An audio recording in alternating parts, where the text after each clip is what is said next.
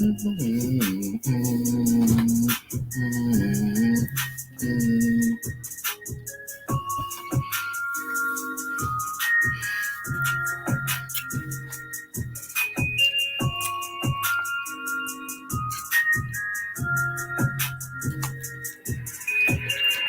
yo, YouTube, hey yo, IG, what's slapping, Drew? What's bracking, Drew? Where everybody at? Where everybody at? The demons is out. Don't act like y'all asleep. Don't act like y'all asleep. All right, all right. I know this was scheduled for 8 o'clock, but listen, it's Mercury retrograde and all that. Y'all can't expect an air sign to be on time during retrograde, especially with the motherfucker in air. Air signs, we ain't got no time management on the regular. So don't expect us to have that shit now. All right, y'all.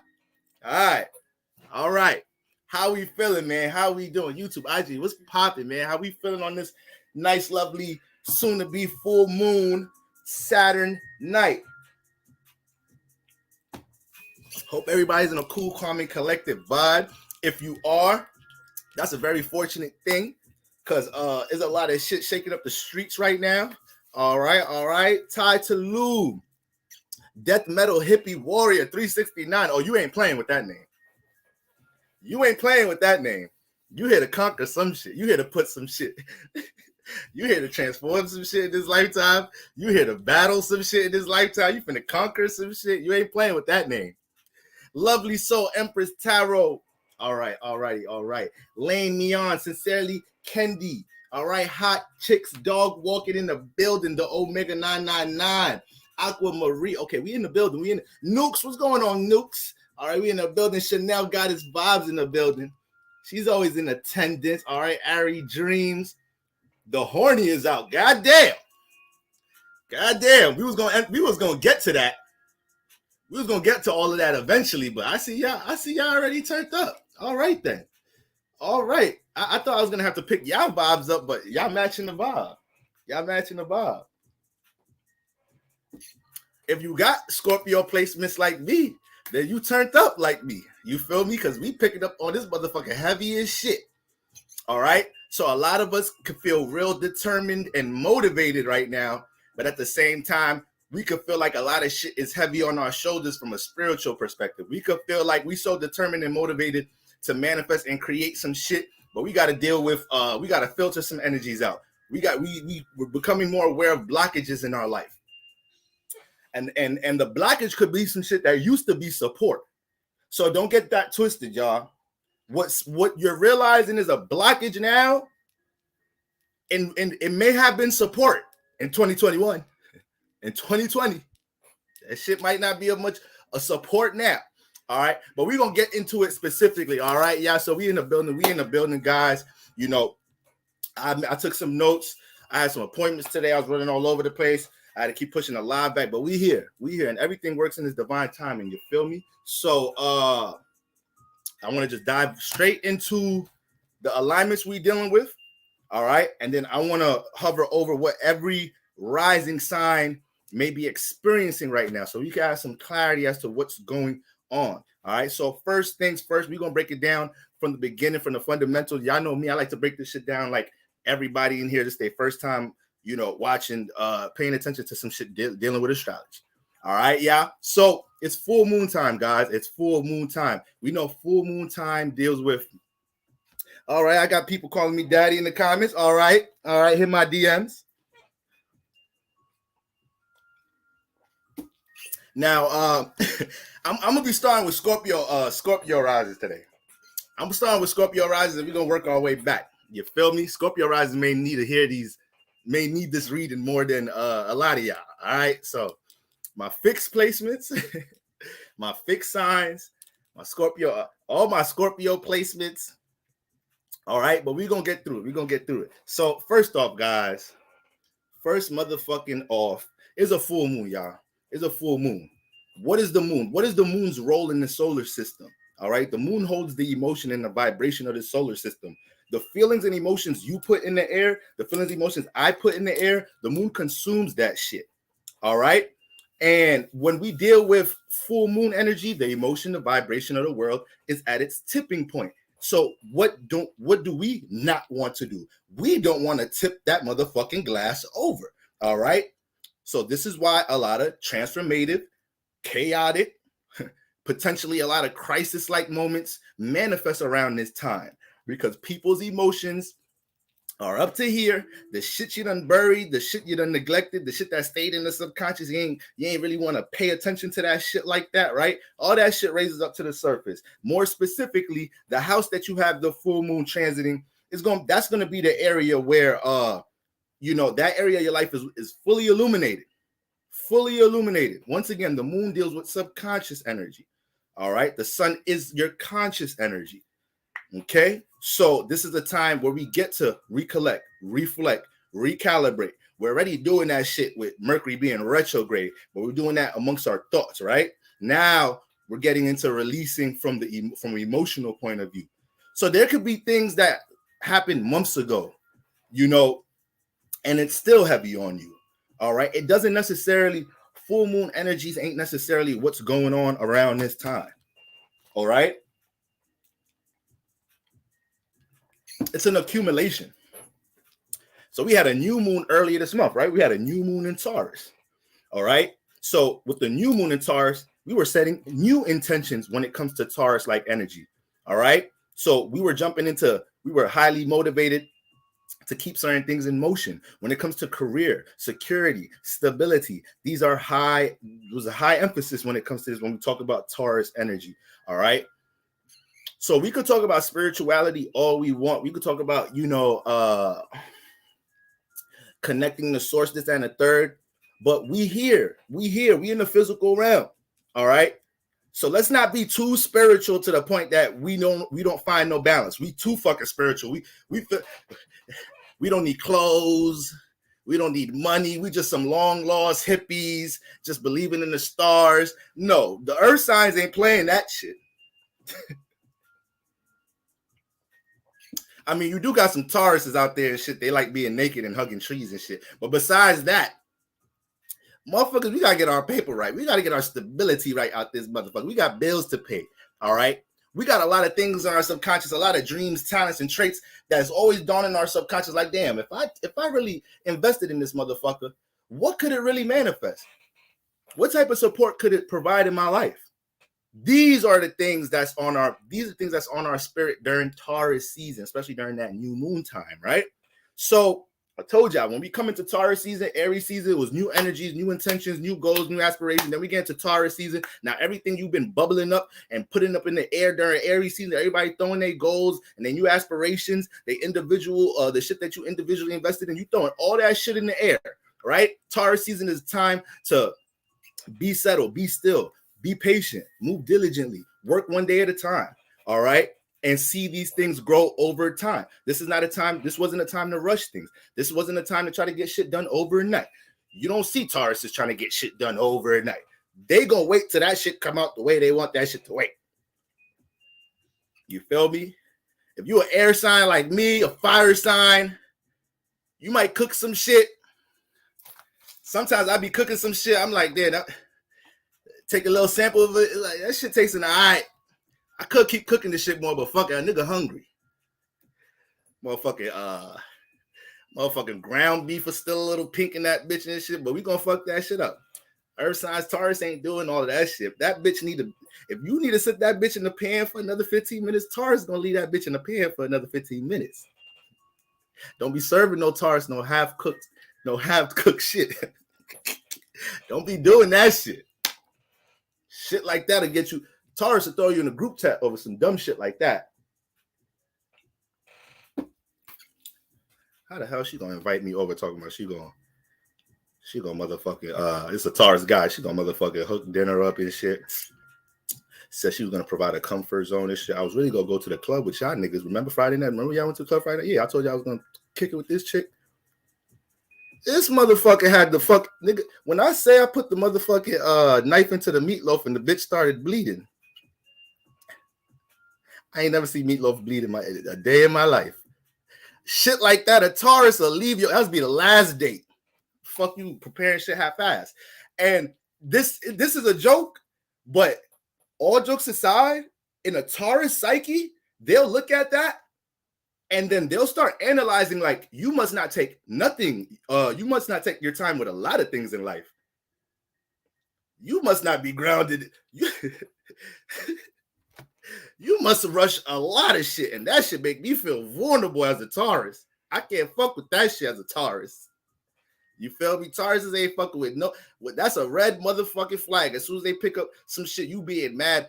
You rushing shit all the time. You don't know how to just be settled at times. You don't know how to be in a state of understanding to understand your next move. You jump before you think. That make a Taurus vulnerable. That shit make a Taurus feel anxious and shit. Make a Taurus feel anxious like a motherfucker. So let alone the meatloaf bleeding. That's your ass. That's it. That's the last date. Taurus, I don't think they could tolerate that shit. Can't tolerate that shit. So I never see meatloaf bleeding. That's crazy. What zodiac sign made that? What zodiac sign made the bleeding meatloaf for the Taurus? Motherfucking Gemini. Everybody hates Gemini right now.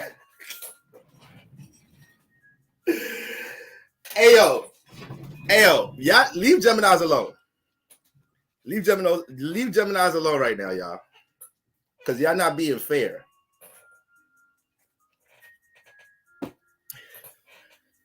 Y'all know they think a million miles a minute. So you know Mercury being retrograde transit in their sign was gonna motherfucking help. But we gonna get to that shit. So anyways, so it's full moon time, and so we had the new moon in Taurus, right? So this is when we were planting new seeds and new goals and shit, right? For stability, career. You know, some of y'all made a lot of progress this Taurus season with something that if you stayed consistent with something from the beginning of the Taurus season to the end, it ain't no way in hell your ass ain't make progress. Even if you realize you was working on something wrong, your ability to be consistent and persistent, that opened up the opportunity for you to understand how to work more efficiently. All right. So that's progress. That's motherfucking progress. All right. You got to make mistakes to progress. So don't underestimate your progress this month. If you realize you've been working, you've been working backwards, the fact that you were locked in or you were concentrating on what the fuck you was trying to do, that helped you to understand you was working backwards. And you feel me? Now you could shift your focus. Now you could go in Gemini season and you could take the awareness you gain in Taurus season on what you're building. And now you go in Gemini season with a whole bunch of new perspectives to add on to, because that's a thinker season. You feel me? A whole new relationship season. You feel me? So that's very important to understand where the new moon energy is playing out all the way till now. So now it's full moon time, guys. It's full moon times, and what are we doing? We're releasing. We're detaching. We're seeing how much things we've accumulated since the new moon time that we don't need. We don't need to take it with us into motherfucking Gemini season. You feel me? We're not taking this shit. I said Gemini's out of pocket right now. You say you ain't trying to take this shit into Gemini season. You feel me? It's a person, place, or thing. Listen. I see all type of subliminal relationship posts these past couple of days. Y'all throwing bullets at y'all motherfucking partners right now. Y'all is throwing bullets and subs like a motherfucker on social media right now. Everybody's story right now is throwing some type of subliminal message at a motherfucker they dealing with right now, or somebody they can't stand. You feel me? So let's try to at least keep it to post, because full moon be making us do all type of dumb shit. Full moons be having us drive to people cribs. Be having us drive to people cribs. Call people at 4 a.m. I gotta relax. That y'all see what the fuck going on with. Y'all see what's going on with YSL. Y'all see what's going on with some certain celebrities. It's a celebrity. It's somebody, not to make light of it. The reality, it seemed like somebody dying again, locked up every other day. Are y'all realizing this is within eclipse season though? Have y'all been able to see the shift before eclipse season with us coming into it now? All right. Eclipse season gonna bring a lot of things to the light. Okay. It could bring the extreme of a lot of things. So a lot of y'all right now, with it being full moon time, a lot of y'all right now, y'all not tolerating a lot of shit that you probably been invested in right now. You probably literally spiritually feel tired of dealing with certain things. This could be a bad habit. This could be a person. This could be a negative way of thinking. You could probably be fucking tired at yourself for thinking negatively about something you want to pursue. You could be tired right now of looking in the mirror, right? Like, why the fuck is you so scary? We got mad fucking goals and you be putting them shits in the back burner. You be overthinking. Some of y'all tired of overthinking. You feel me? So we got to rid the demons right now. Y'all see my thumbnail, right? Y'all see the thumbnail on YouTube. Why y'all think I put that thumbnail up there? Shout out to all my Euphoria fans. Why y'all think I put the picture up there of Fez fighting with Rue? Because Rue's motherfucking attachment with drugs had us all feeling crazy. We was acting like we was Rue friends watching that motherfucking show. Her attachment was fucking everything up. Fucking up the relationship with her sister. Fucking up the relationship with her mom. Fucking the relationship with her friends. Fucking up her whole fucking vessel. Fucking up her relationship with Ali, a nigga that don't have to be in her corner, but he's in her corner because he understands. And that specific scene when Fez was like, I'm sorry, Rue, I'm not gonna finish. You fucked up. You got to deal with these withdrawals. I'm not gonna kill you. I'm not gonna get I'm sorry. I already got enough blood on my motherfucking hands. I ain't going down because I supported you killing yourself, Rue. So a lot of us are at that point with different situations in our life. A lot of us right now are realizing, you see how you're looking in the mirror right now, seeing how much you're doing to stay attached to something. And you know shit is about to motherfucking transform if you keep going down this path. If you keep not acknowledging a certain desire that you're overindulging, if you're not realizing something that, you know, you're trying to force overnight and you need to learn how to be more understanding and more patient dealing with a relationship, career goal, anything, your mental motherfucking health. All right, I told you at the beginning of the season, your mental. As soon as Gemini got in Mercury, I emphasize how much your mental health is important out this motherfucker right now. And when I was younger, you know, a lot of shit when you younger, before you get into your real adult years, before you get into Saturn return time, we be brushing shit off. I used to be like, how the fuck niggas? How the fuck can niggas really be depressed? Like, this is me. This is the way I think. Arrogant as hell, ignorant as shit. How do niggas stay depressed? Like, that shit is a mindset. Like, if you're depressed, you allow yourself to be fucking depressed. This, that, and that. So, in a way, that's true. But when you dealing with certain energies, sometimes as a human, it's hard to pull yourself out of that funk. That's just the facts. It's hard to pull yourself out of that funk when you're dealing with certain circumstances in your life that are heavy. All right. So that's why we need these periods, y'all. That's why we need these motherfucking periods to release. I'm going through my motherfucking Saturn return right now. Motherfucking depression is some real shit. Fuck that bitch ass nigga. But that nigga fake, he fake exists. That depression spirit fake exists. You got to shake that bitch off as soon as you get it, though. That's how you beat it. Once you sink into that bitch like 2-3 days, that depression spirit gonna be on your ass. You can't sink into that bitch for 2-3 days. Maybe a night. You can be depressed for a night. Once you go past the 2-3 day mark, good luck. Go see somebody. Go get a reading. Talk to the lady. Justin LeBoy be talking to something. I don't know. You feel me? Life shit ain't easy. Facts. So y'all gotta know how to acknowledge that energy and be like, hold on. I'm not finna accept that energy. I'm sorry. And we have to remember that we have the ability to do that. We have the ability to accept feeling a certain way. You know, as cliche as it may sound, this is the reality. You know, you have the ability to concentrate on certain thoughts or try your best to let them float, let them get a fly away, because thoughts are constantly coming in and coming out. You can't stop yourself from thinking certain thoughts, but you can try your best not to concentrate on the thought, right? So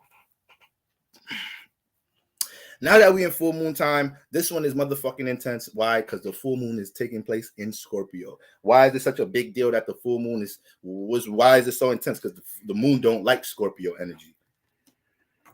The moon don't like Scorpio energy. This is a very vulnerable place for the moon. The moon's role is to deal with emotional stability, our emotional well-being, our mental health, our understanding, reacting to our emotions, right? Caring, nurture. And when it gets into Scorpio, like I've been saying for a few, Scorpio is everything behind the veil.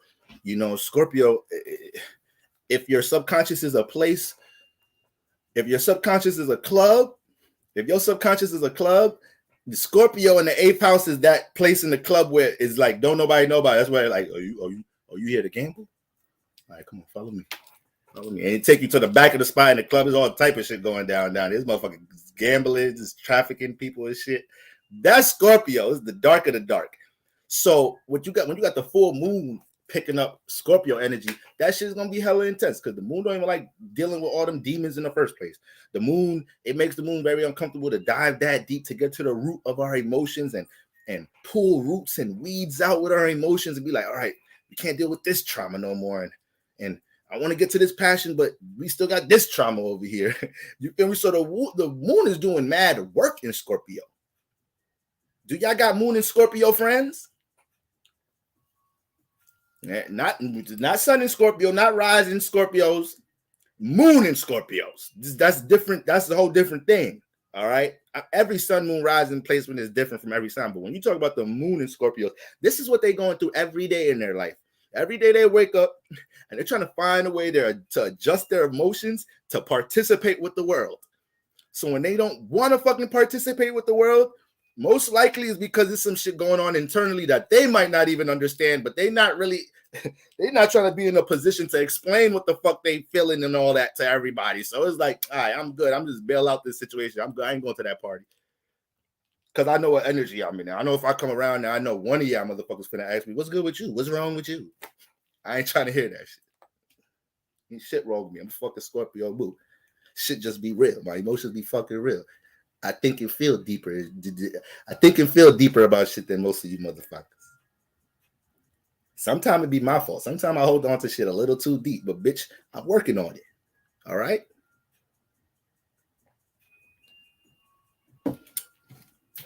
I'm a Libra Scorpio cusp, and I got stellium in Scorpio with a Mars in that motherfucker. So I have a lot of that energy. So I know what the fuck a grudge is.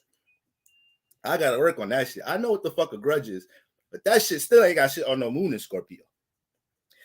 But there's a power to everything. There's a for every it's a light and dark side to everything, and I'm gonna always make sure to remind y'all that. So when you talk about holding a grudge, what Scorpio moons are here to understand, also Scorpio suns and risings, but predominantly Scorpio moons, you here to understand how to hold on to the positive shit to bring transformation into your life.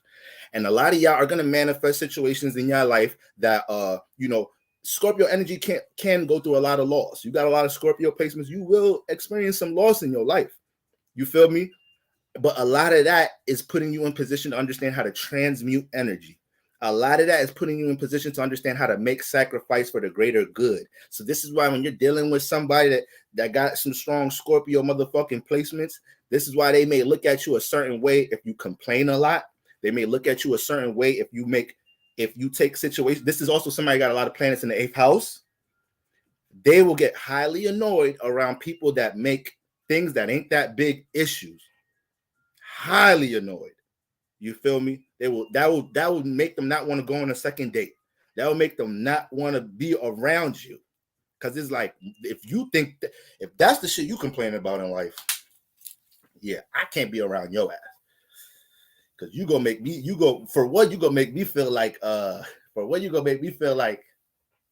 I'm a fucking I'm a super demon. Because I know the shit I deal with realer than that. But and I don't complain about it.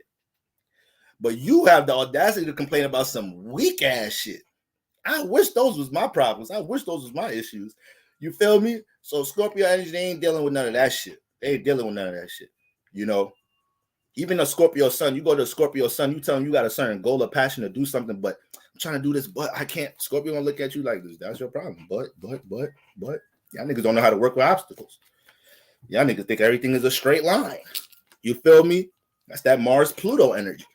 Mars-Pluto ain't backing down from no obstacles. Mars and Pluto is trying to run through shit, but the archetype of Scorpio alone, it has to shed a lot of skin at times. It has to go through a lot of transformations at times. A lot of Scorpio and people with heavy Scorpio energy, they're going to be highly passionate and motivated by default, but it could be very self-detrimental if they hold on to a lot of that energy and don't know how to release, don't know how to direct it, don't know how to have a strong emotional intention. That shit is always going to overwhelm you.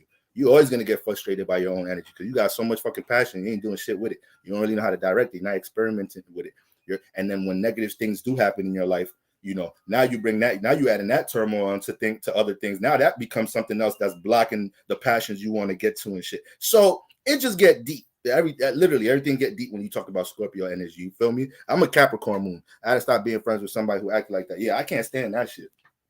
I can't stand that shit. I unfollow people for shit like that. I unfollow people for shit like that. Motherfuckers be bitching about nothing. About nothing. You feel me? And I treat everybody as if they went through the most traumatic shit in the world. Because you never know what the fuck people go through. You feel me? You never really know what somebody's been through, you know. But it don't take long to see. It don't take long to see how much people really really understand what's real problems, real issues in life. It don't take long to see about how people talk about life, period. But anyways, the full moon transit Scorpio, that's what makes this bitch so goddamn intense, because it's vulnerable. We're being forced to dive deep. We're being forced to deal with shadow work.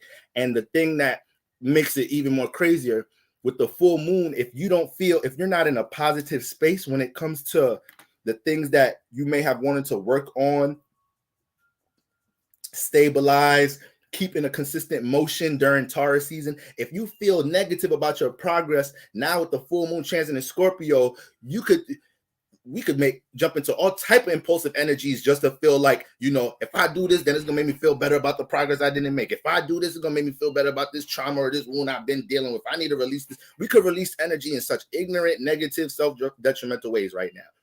You know, some of y'all need to release in reasonable ways. Some like around a full moon. Y'all remember you see the Tina Turner movie?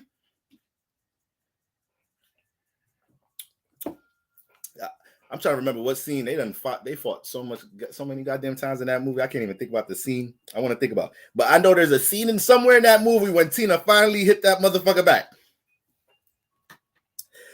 Once she finally hit Ike back, that was a full moon weekend. It's like, oh, fuck this. Fuck this. I gotta retaliate. This motherfucker taking advantage of me. Rolling. This nigga been rolling punches on my ass. Fuck that. Today, this nigga finna eat some of this motherfucking cake. It's a full moon. I don't give a fuck who's looking, who's watching. My emotions is up here. I can't take it no more. I can't hold it no more. So I'm put in this position to react this way. I don't give a fuck if my name, Tina Turner, is going to be all over the newspaper. Ike Turner, this, that, and that. I don't give a fuck. So, but then a couple of weeks later, you go give a fuck. Now, in Tina Turner case, that was a positive outburst. Like, hypothetically speaking, let's say that's full moon time. For Tina Turner, that's a positive ass out. It was impulsive, whatnot.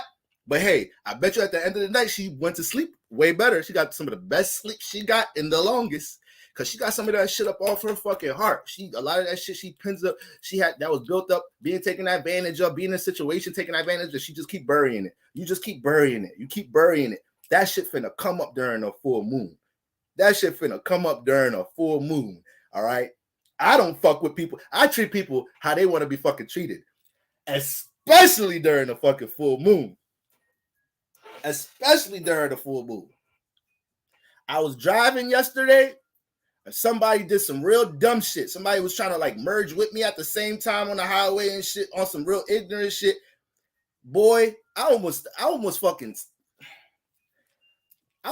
stopped the whip right in front of the shit in the highway. Like right before you come on the fucking highway. I was beat. And then I kept driving next to the nigga for mad long, just trying to get his attention to cuss the nigga. And then I had to realize, like, yo, bro, you doing a little too much right now before your ass get into a situation, this, that, and the third. It's full moon time. So sometimes we good for projecting. Little situations turn into big situations right now. So we just got to be conscious of how you project your energy, how you deal with people projecting on you. What y'all got to understand is because you hear and you understand this, with great power comes great responsibility. You can't understand all of this and then deal with other people in your life that may be emotionally or mentally unstable and then look at them like they should know better. No, you know better. So you should be the wiser one in dealing with your parents, with your children, with your partner, because you understand what times we're in. So you either need to understand how to console, you know, or you need to understand how to fall the fuck back. It's really one or the other right now. It's really one or the other. Okay? Word, because she got a line, and broke away from him and got to be her own star, right? And that's what we're trying to do right now. We got to turn into Tina during that part of the movie. When she hit Ike back with some shit, anime. You feel me? That shit fuck Ike up. This motherfucker. You know, ain't that how Ike was in the movie? That he ain't know what came. He looking. This motherfucker Jimmy. That shit turned Ike up.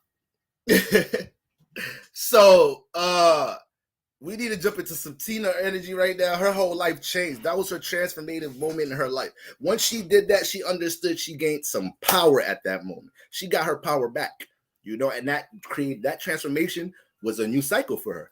So we got to understand what things we got to embrace, what things we got to let go, what things we got to, when I say embrace transformations, we need to embrace to start these new cycles. All right. And, you know, with Scorpio dealing with Mars and Pluto energy, you know, this is what our goals, our intentions. So when you have the full moon transiting that shit, these are the things that's heavy on us, our goals, our intentions. You know, besides the wounds, traumas, things that we may have buried, things that we're motivated to accomplish are the things that we're real charged up about. So that's why we got to be cautious of how we act when it comes to anything that we're motivated on manifesting, obtaining. We could do a little too much. Somebody say something about something you're passionate about, you could take it a little personal right now. Maybe it was just a joke, like little shit like that. Right? She did whip his ass. I should pull that shit up so we can watch that shit together.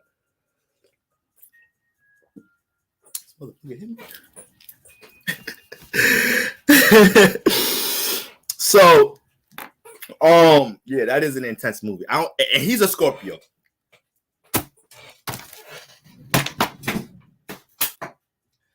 I turn this. Wait, let me make sure. I think I'm bugging. Nah, that nigga a Scorpio, and she's a Sag.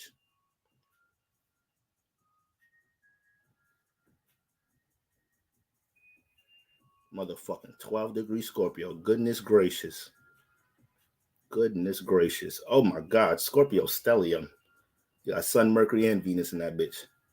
I can tell you right now, he got Sun, Venus, and Mercury. He got Sun, Mercury, and Venus in Scorpio.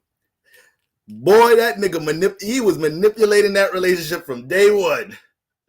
He saw Tina ass like, oh yeah, she's gonna be a star. I gotta get my hands in the cookie pot now. I got to get my hands in the cookie pot right now. Fuck that. I know she finna blow up. I'm finna be on that boat with her. Hell yeah, his manipulating ass. Scorpio style. You gotta watch out for a Scorpio style. You gotta make sure they evolved. They'll drag you into some shit. You won't know. You won't see that shit coming. By into she recovered.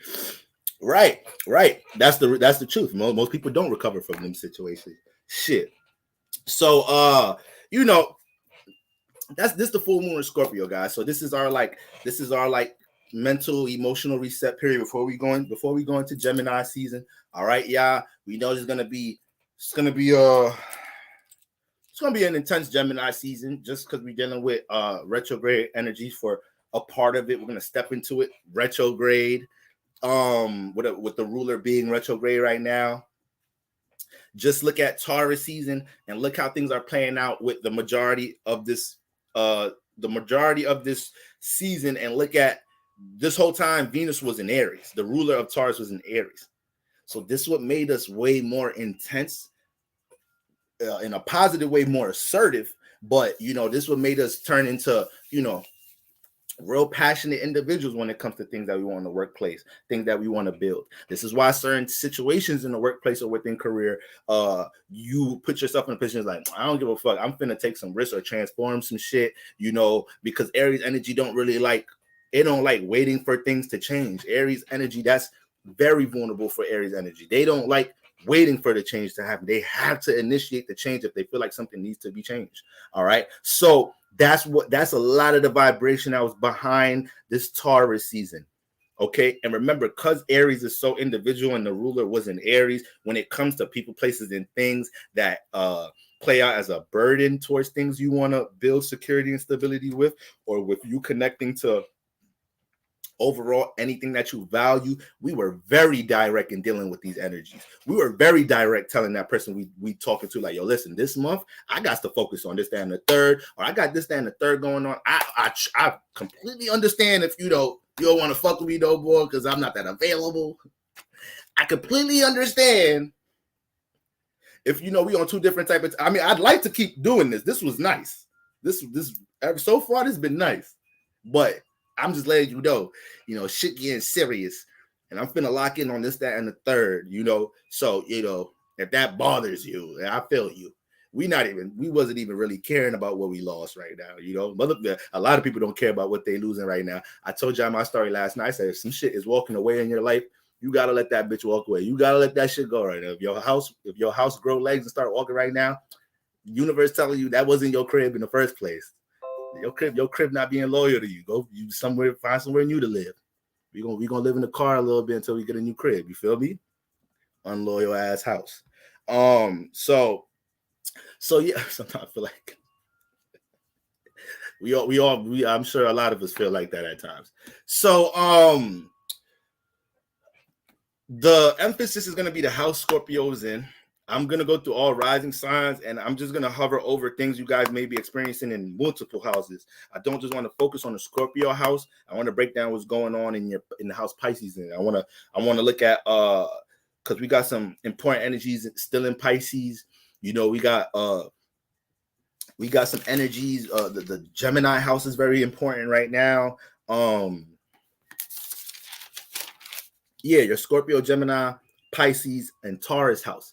These most important houses, you need to understand what's going on in these areas right now.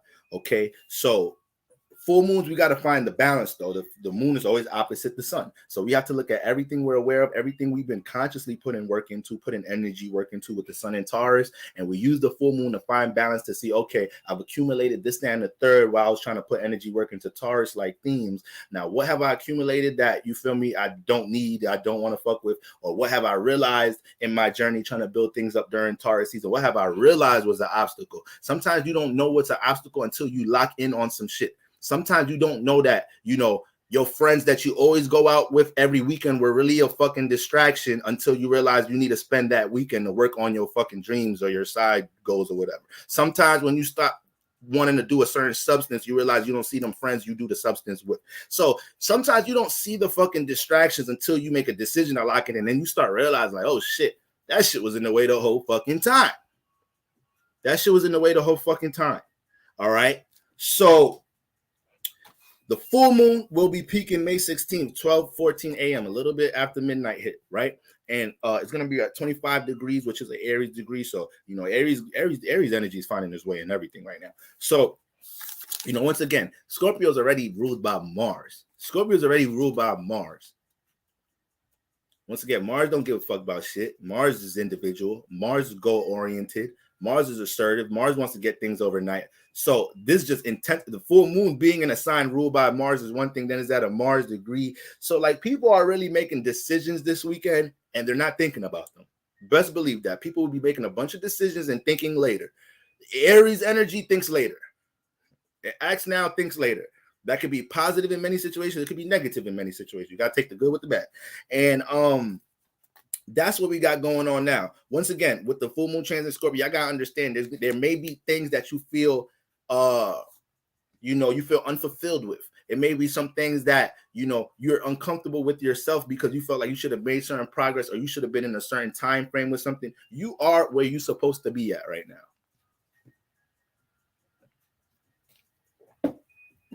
And you got to be careful that Mars energy by the moon, even if you're not a Scorpio moon or an Aries moon, if you just got like the moon harmonizing with if you just got, Mars or Pluto harmonizing with your moon, you can relate to impulsive energies, holding energy very intensely or whatnot. Some people got like the moon, harmonizing with Mars or some shit, or harmonizing with Pluto, and people be thinking like they always like want to fight or they always like focus or concentrate on something. It's like, nah, it's just Mars. That's what Mars and Pluto do to the moon and make, you highly aware of things that affect the emotions because it brings such an individual state to the emotions. All right. So if you're a real individual with the way you deal with the emotions, you're going to be real conscious of the things that affect your emotions. You know, if you got your moon in the air sign or something, a lot of things, you may incorporate a lot of things, connect your emotions to a lot of things, connect your emotions to a lot of people. You feel me? You comfortable kind of relating some shit, you know, to other people that probably another sign feel vulnerable relating. You feel me? Moon in the air be like, I don't give a fuck about that shit. Like, life happens. Ain't gonna put too much emotion, thought, or feeling into it for real. You know. Now you got the moon hitting Mars and shit. Maybe sextile Mars, trine Mars, conjunct Mars and shit. Sextile Pluto, conjunct Pluto. You know, you gotta understand you that Martian energy is strong. So you gotta be careful when you hold shit from a negative point of view and understanding how to use the gift of channeling your emotional intent on something. That is something that Scorpios can make. They make a bunch of transformations and crazy shifts in their life when they realize that they're not going to allow themselves to hold on to negative energy. They're going to take the things that they want to manifest and they're going to super concentrate and zone in on that shit. You might get a lot of asshole out of that Scorpio though. They might be a little asshole-ish with people when they in that bag, you know, because it just when Mars is that locked in, anything could be annoying. It's like, damn, I'm building this, I'm working on this. The most simplest shit could be annoying. You know how your parents be calling your name? You be like, what? You don't hear nothing after that shit? Motherfucking Scorpio right now. That should have had the Scorpio tear the house up right now. Like, god damn, y'all know I'm upstairs trying to do this down the third. Motherfucker, you could have just tell me what you wanted upstairs. God damn. That should have a Scorpio tear the crib up right now. If your child is a Scorpio, if you got children, and your children got some Scorpio placements, don't do that to them this weekend. If you call their name, if you can, let them know what you need upstairs. Let them know so they could do that shit all at once. Y'all be wanting motherfuckers to go down the stairs, listen to what you guys say, go up, back upstairs, get what they got to get. Come on, that's mad work. You're doing too much, Ma. You're doing too much. You said you wanted to lose some weight recently and shit, but you got me running up the stairs and shit. Why the fuck you couldn't go up the stairs and get the shit? Damn. Start talking to your mom like Smokey on Friday and shit.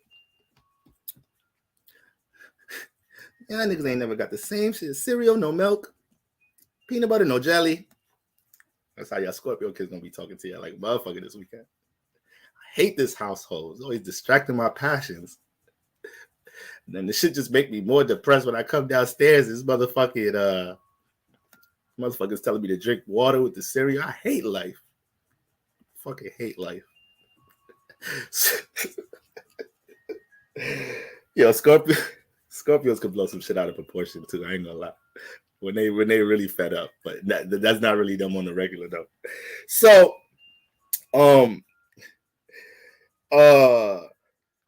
so let's talk about some aspects. Let's jump into the rising signs, but let's talk about the important aspects going on right here. Let me pull up these energies real quick for y'all.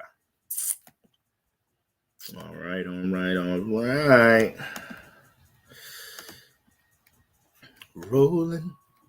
Rolling. That's not how you're singing that, anime. No. I taught you how to sing it in the back. You got to sing it better than that, anime. I'm gonna put you back into it now.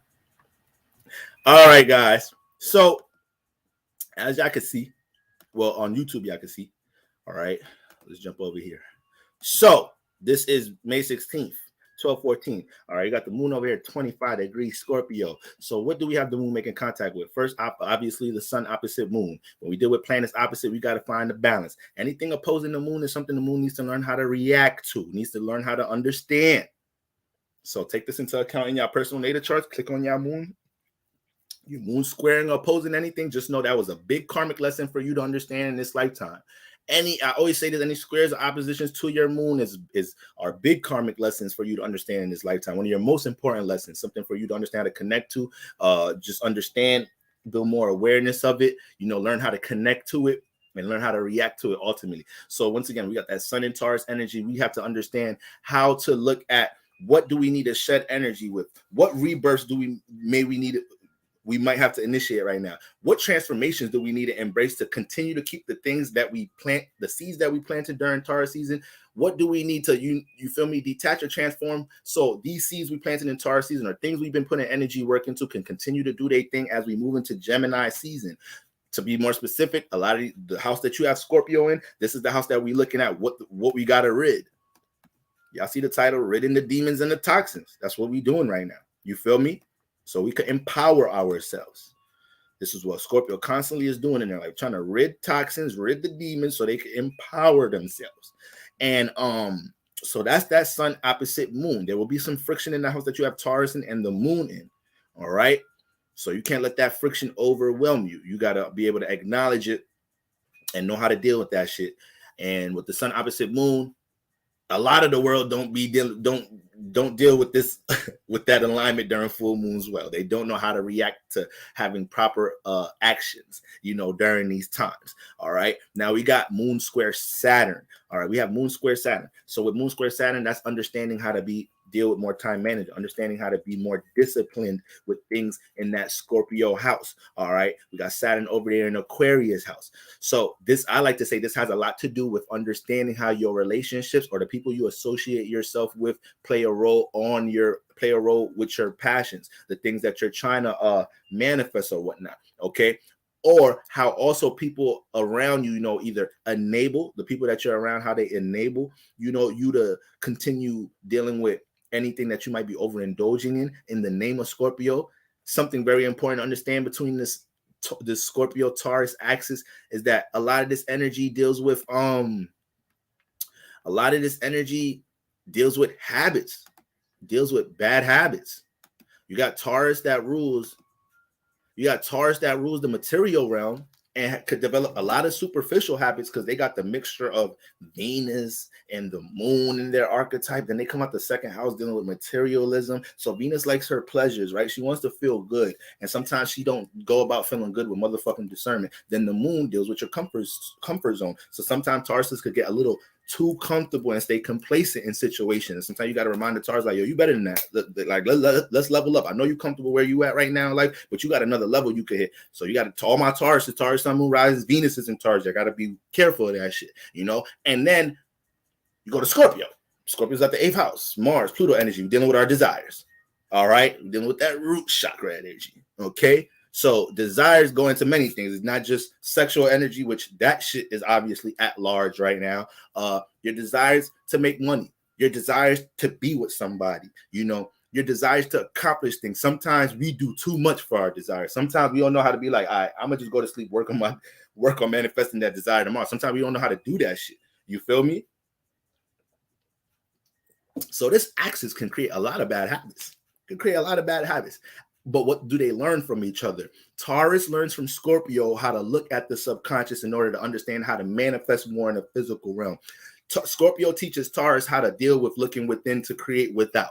All right. Scorpio learns from Taurus not to stay so deep rooted and behind the scenes so much and get out and plant something in the soil. Get out and be seen for your stability. Get out and be seen for your passions or your creativity. This is what they're learning from each other.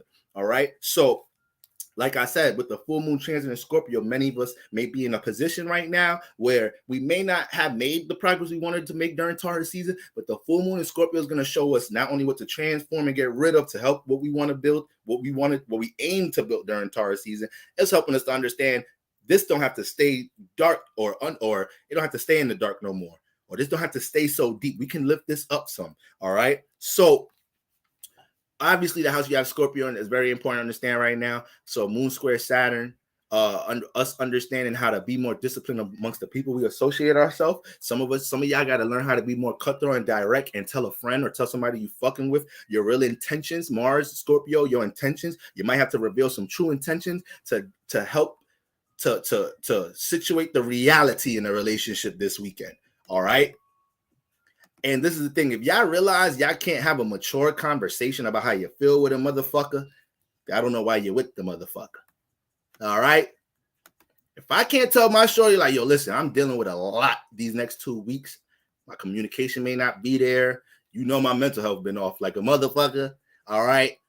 I'm gonna need a little bit of space and time. I don't even know if we could link up this weekend, but don't worry. After these 2 weeks, things should settle down. You know, maybe need a little bit of time to myself. Just to, if I can't come to my shorty, my girlfriend, and say that shit without feel like I'm stepping on toes and shit, why I'm fucking with her? Why I'm fucking with her? Her non-understanding ass, with her selfish ass, I want my attention, I want your time when I want it, head ass, don't care about your mental health, head ass. I just want to get taken out, head ass. I just want your time. I just want to Netflix and chill, head ass, when I know you could be productive and working on yourself, head ass. Motherfuckers be selfish. All right? So vice versa, ladies, vice versa. Maybe you jumped into a situation with a nigga too quick. Everything's straight, but shit just happened a little too fast. You feel me? And now you in a space like, okay, it's full moon time. You feeling heavy. You realize you liking this guy too fast. And you're like, it's not like I don't want to like him, but shit, I'm just feeling real vulnerable because this is happening too fast. He's passing all the tests on the first test. He passing shit on the first test. It's like, all right, this motherfucker a little too perfect. Let me slow this down. This full moon time. Let me be aware of how I could become overly attached very quick. You know, I'll just try my best to keep it balanced. Have a mature conversation like, look, this weekend, I need to talk to my Regis, my ancestors. I'm going to be meditating a little bit this weekend. Maybe we link up on Monday, Tuesday, Sunday. At least this weekend, I need to get a little bit settled. You like, you sure you want me to come over? Like, everything straight? That's how you know you're dealing with a real nigga. You feel me? Like, you good, sure? You like, everything straight? Need a cash out? That's real nigga time. If homie ain't on that time, I don't know what you doing, ladies. I don't know what y'all doing. You feel me? So you gotta understand who's on positive timing with you right now. And if you can't have that straight, direct communication and this is what it is. I don't want to terminate this, but maybe it needs some space. I don't want to terminate this, but I realize the reality of the relationship is this, that, and the third. If you can't have that right now, I don't know. That's a sign of something that needs to go this season. But don't think moon square Saturn won't put us in positions where universe is like, all right, you got to cut that off. Let me see you do it. Let me see you do it. Yes, universe is putting a lot of us in that position right now. All right, so that's moon. That's motherfucking moon square Saturn. Then we got sun moon opposition Taurus. Excuse me, moon opposite Taurus.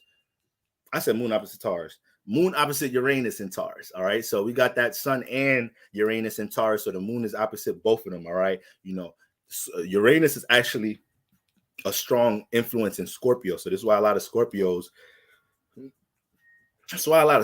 will do shit. It's not just, this is why they could be extra secretive. Because it's like, it's not even about them trying to keep shit to themselves, but Uranus is individual and don't feel the need to let people know what it's doing. You know, so it almost makes it feel more vulnerable. Like Aquarius deal with this too.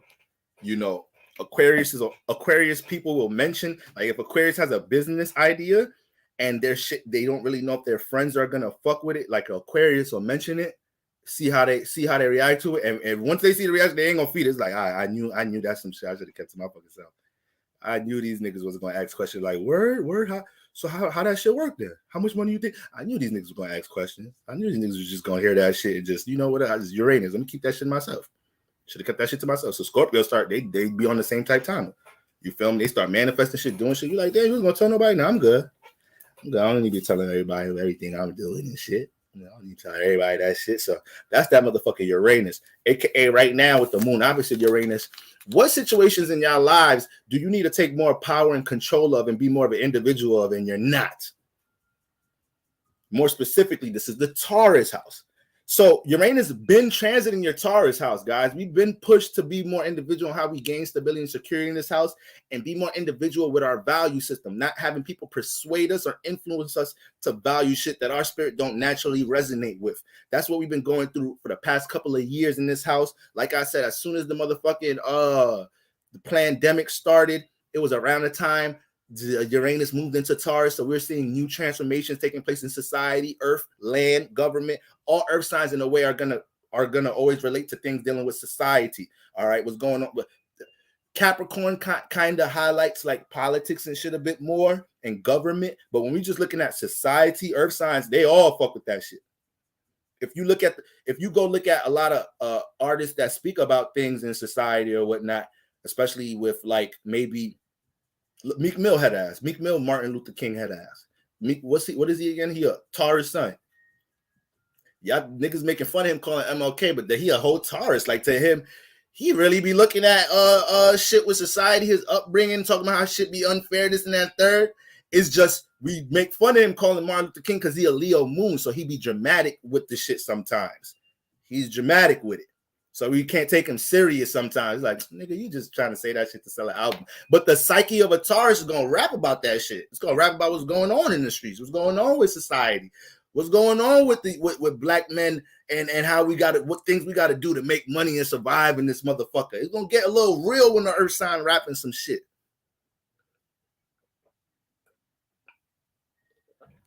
It's going to be something about society in that motherfucker. It could also get very arrogant and belligerent, though, too, especially a Taurus. So they could jump into extremes. They could jump in extremes. Track number 1 on the album, talk about motherfucking society. Track number 2 is, I fuck your bitch, I got 10,000 chains. Fuck is you going to do to me, nigga? I'll buy you. I'll buy you and your bitch, nigga. Fuck is you. That earth signs will take it there. More is Taurus out of all of them, too. The Taurus is the way Taurus is stun on people is very disrespectful, very highly disrespectful. Taurus, I like the way Taurus disrespect people. Like when Taurus disrespect people, I be looking at that shit like, damn, that shit was smooth as shit. You see how he just slapped that motherfucker with that stack of money? Damn, and he left the money with the motherfucker. How you knock a nigga out with money and leave the money for the mother? Like, so Taurus will just do some savvy, smooth shit and disrespect you. You feel me? You feel me? Take your girl in front of everybody. Like, there's a cookout. You feel me? I got beef. Taurus pull up to you. Like, look at your girl. Like, yo, it's 10K in my hand right there. You want this? Because I know that nigga can't give you this. It's 10K. What's up? If you want this, come fuck with me. Come over here. Your girl start looking at you like, you already know we were dealing with some issues. You already know we was dealing with some issues. Don't look at me like that. All right? So Taurus is, y'all, shout out to all my Taurus sun moons. Y'all disrespectful motherfuckers. Disrespectful. 6'9", yes. 6'9" all the way. All the way. Sometimes that nigga don't got nothing else to talk about but just boast about his shit. And then look at how the Taurus clashes with him, Meek Mill and 6ix9ine. Look how they clash. Taurus just stubborn, just ignorant ass arguments, ignorant ass debates. Holy smokes, the motherfuckers in the industry be ignorant. But that also explains why 6ix9ine be giving like that though. He just be giving motherfuckers $1 million every week. He giving Mexican families 20, 30, 40K every week. Taurus will get that bread up. They'll circulate it. That's what I give them props for. The most evilest Taurus gonna do some good with their riches. So yeah. I don't know how we got there, but Uranus. So yeah, guys, y'all gotta understand the house you got Uranus in. We've been pushed to go get ours in that house. Y'all gotta understand, Uranus always pushing you to go get some motherfucking power, to go get yours, to go be an authority. All right. So you gotta look at the house you got Taurus in and look at all the things that's been pushing you around in that house. Because something's pushing you in that house. Something's bullying you in that house. The house you got Taurus in and the house you naturally have Uranus in. People be fucking with you in that house. People push you in that house. People bully you in that house. People underestimate or try to devalue your the things that you individually invested in, and that's the shit you got to fight for in that house you got Uranus in, So that's what's going on there with the Uranus, John. Uranus opposite the moon. But this is also another energy that can have people turned up. Once again, Uranus makes things real chaotic and erratic. So with the moon opposite, we may not react to things that you stand on from an individual perspective, you feel strong on from an individual perspective. We not taking that shit lightly right now. We's not taking that shit lightly. Somebody make a joke, oh, your little business. or your little side business, or your little song you want to put out. Anybody calling something you passionate about little right now, like you, that should make you want to slap somebody right now. So that's that Uranus energy. But we do have to react to how we need to fight for our power, how we need to gain our power in the house that Taurus in, and the fact that the sun hovered over Uranus, the fact that the sun hovered over Uranus during this season. Matter of fact, if we look, Uranus is 50. Okay, so the fact that the sun hovered over Uranus this season, a lot of y'all realize this season how to get y'all motherfucking power. Whether you're acting on it or not, you realize things you need to transform and detach from. Whether you jumped on it, acted on it or not, there's no way, because the sun helps you to see. Anything the sun is next to, we're seeing it. It ain't no subconscious shit. It ain't no I missed it. It ain't no you not spiritually aware. When the sun is transiting next to another planet, we see that shit in some type of shape or form. So with the sun transiting Uranus, it may be some situations where a lot of people, they would y'all just realize y'all been getting taken advantage of at work. Yeah, I just realized that. You just realized you've been taken advantage of in a relationship in some type of shape or form. You just realized you've been taking advantage in that motherfucking group project for your grad studies or whatnot. It got you doing all the motherfucking work. All right, aka the house Taurus is in.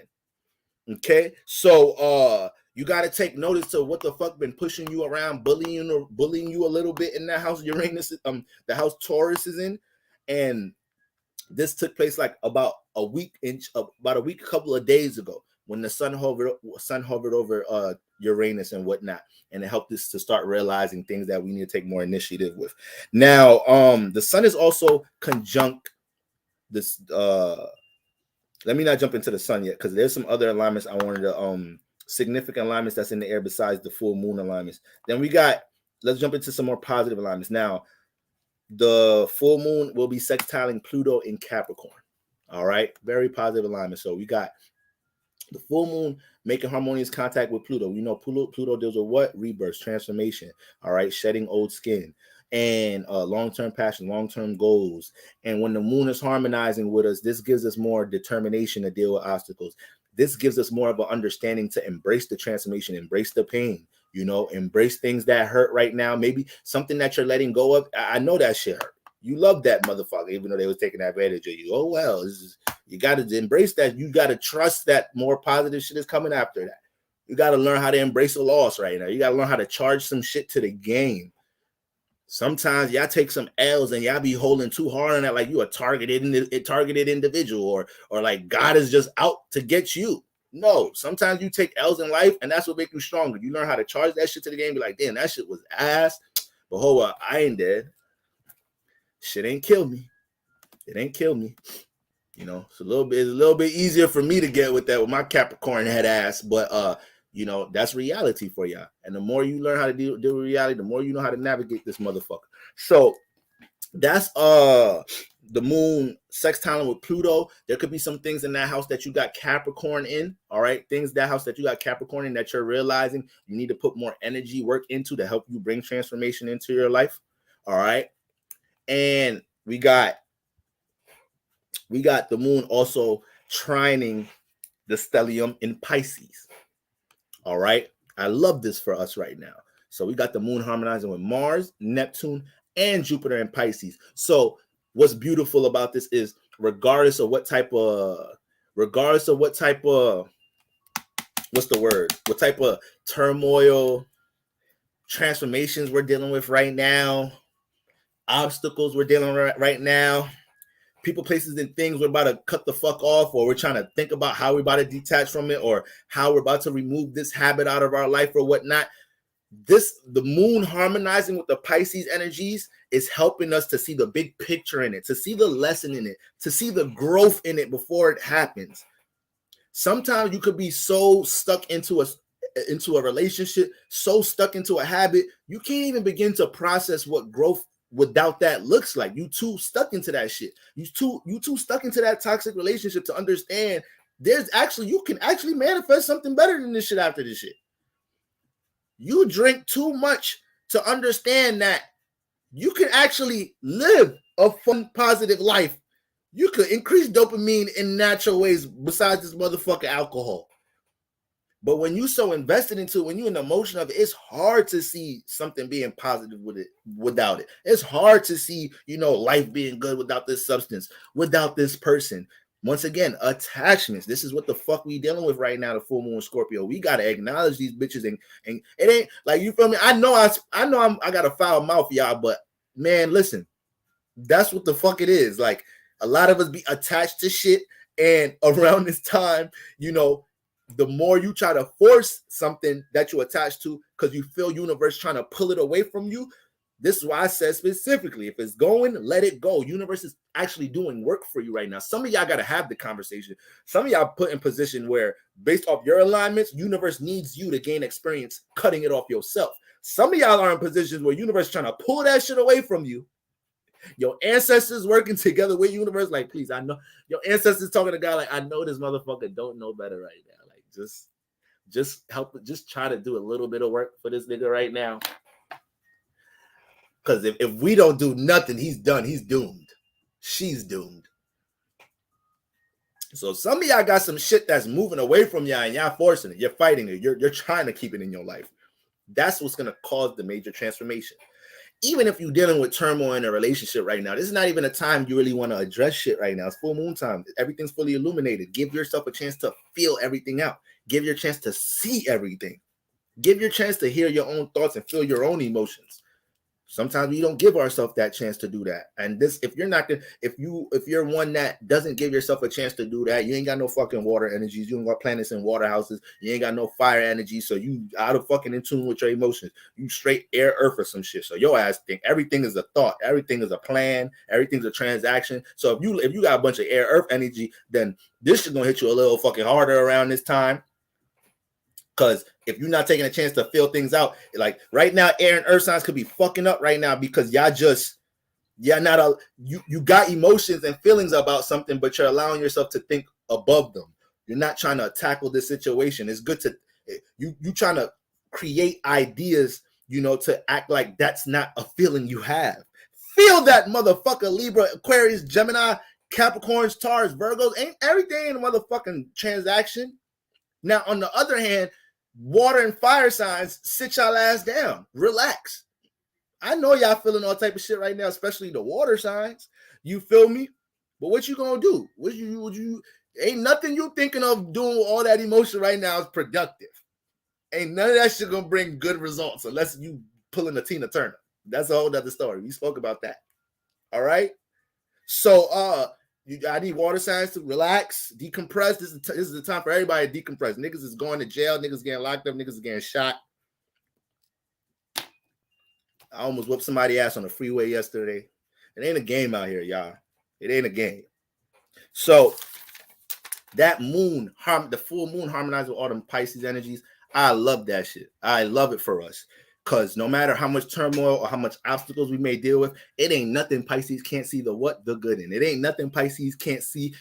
That Pisces, they could be stuck in that toxic relationship. They could be stuck in that habit or whatnot. But a part of them, because they're just the way their subconscious is set up, they know deep down that there's, they could start acknowledging that life could be better without this substance or without this person, this, that, and the third, because Jupiter helps them to look at things from a broader perspective. But the problem is a lot of Pisces are so disconnected from reality that sometimes they don't give a fuck to make the shift in reality. They rather stay connected to the shit that keeps them in the 12th house, that keeps them in the dream realm, so to them they want to keep drinking or keep dealing with this individual because, hey, it may be toxic, but I ain't gonna lie, when things is good, I'll be in the 12th house with them.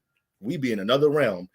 I don't know if I could find that bliss with somebody else, But then that little teeny bit of a Pisces spirit start, that Jupiter be kicking in like, motherfucker, I know this shit feel good, but you wiser than that, Pisces. You letting that water get fucked up. You letting water and Neptune take you to another place.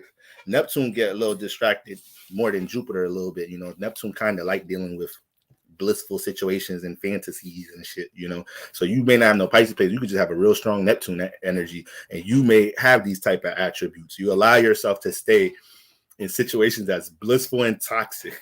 You feel me? So we all just got to be careful with that. The full moon trining Mars, having access to Mars could make us feel like we can change shit overnight right now. So even though it's a harmonious alignment, you gotta be careful with that. All right.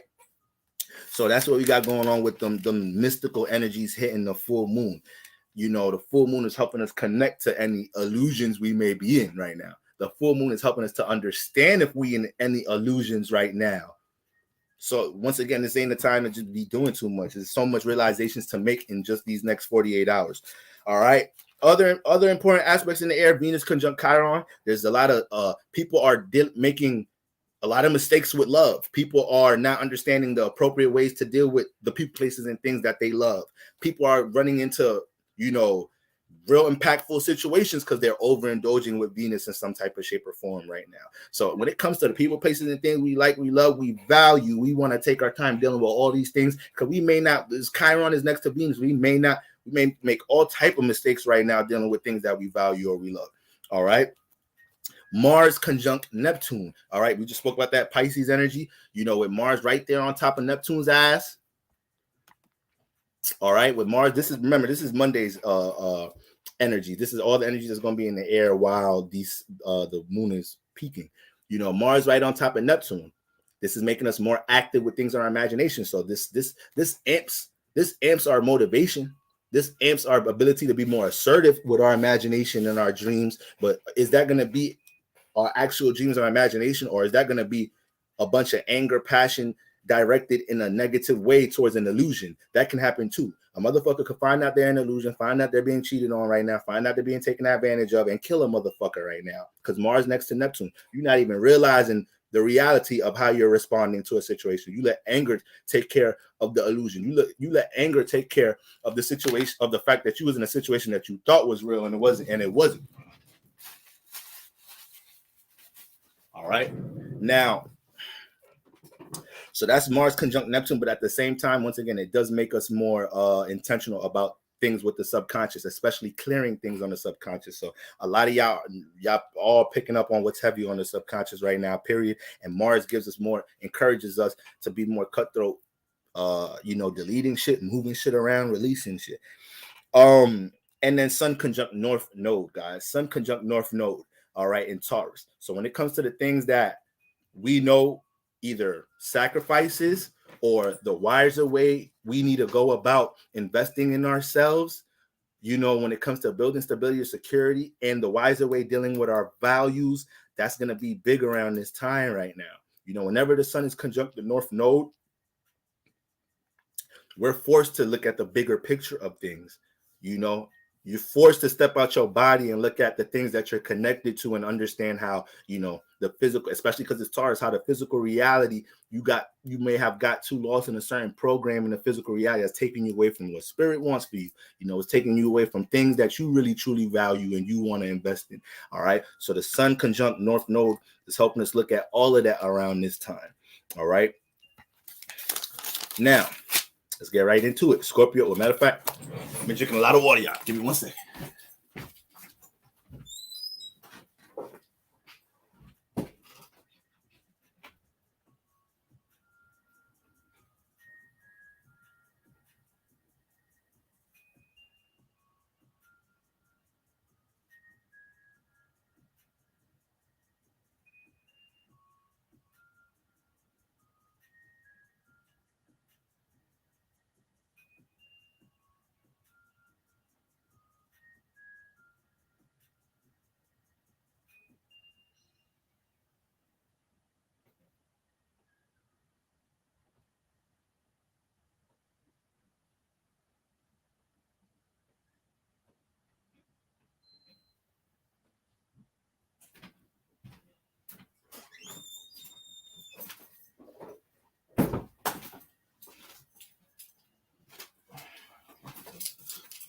All right. I'm gonna make sure I write down the times as I go through the sign so I can timestamp right after this. That's why I don't understand why people be so careless to play with people. Karma gonna get your ass sooner or later. I don't play with people. You said on Instagram to let bygones be bygones.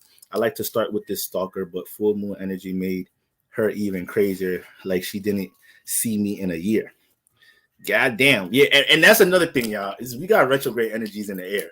So yeah, we're all turned up about certain things during the full moon, we not thinking straight about how we reacting to these things neither. We got Mercury's retrograde, so the things we even communicating to motherfuckers with the way we feel, it might be real hard to even align your thoughts or your form of communication with how you feel right now.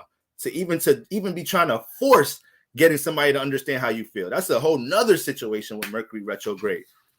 So it's like you should take your time to be able to articulate, so you could process your thoughts, so you could understand how to articulate how you feel to a person, or just simply understand how you're going to deal with a situation, because Mercury is distorted. The way we're thinking about things is distorted, and we're developing too many solutions for shit. So sometimes Geminis, once again, they can have a beautiful idea to something about something, but because they had 10 other beautiful ideas or 7 other beautiful things in their head, it's like, damn, that actually takes away from them executing one of them ideas. So it's, once again, gift and a curse.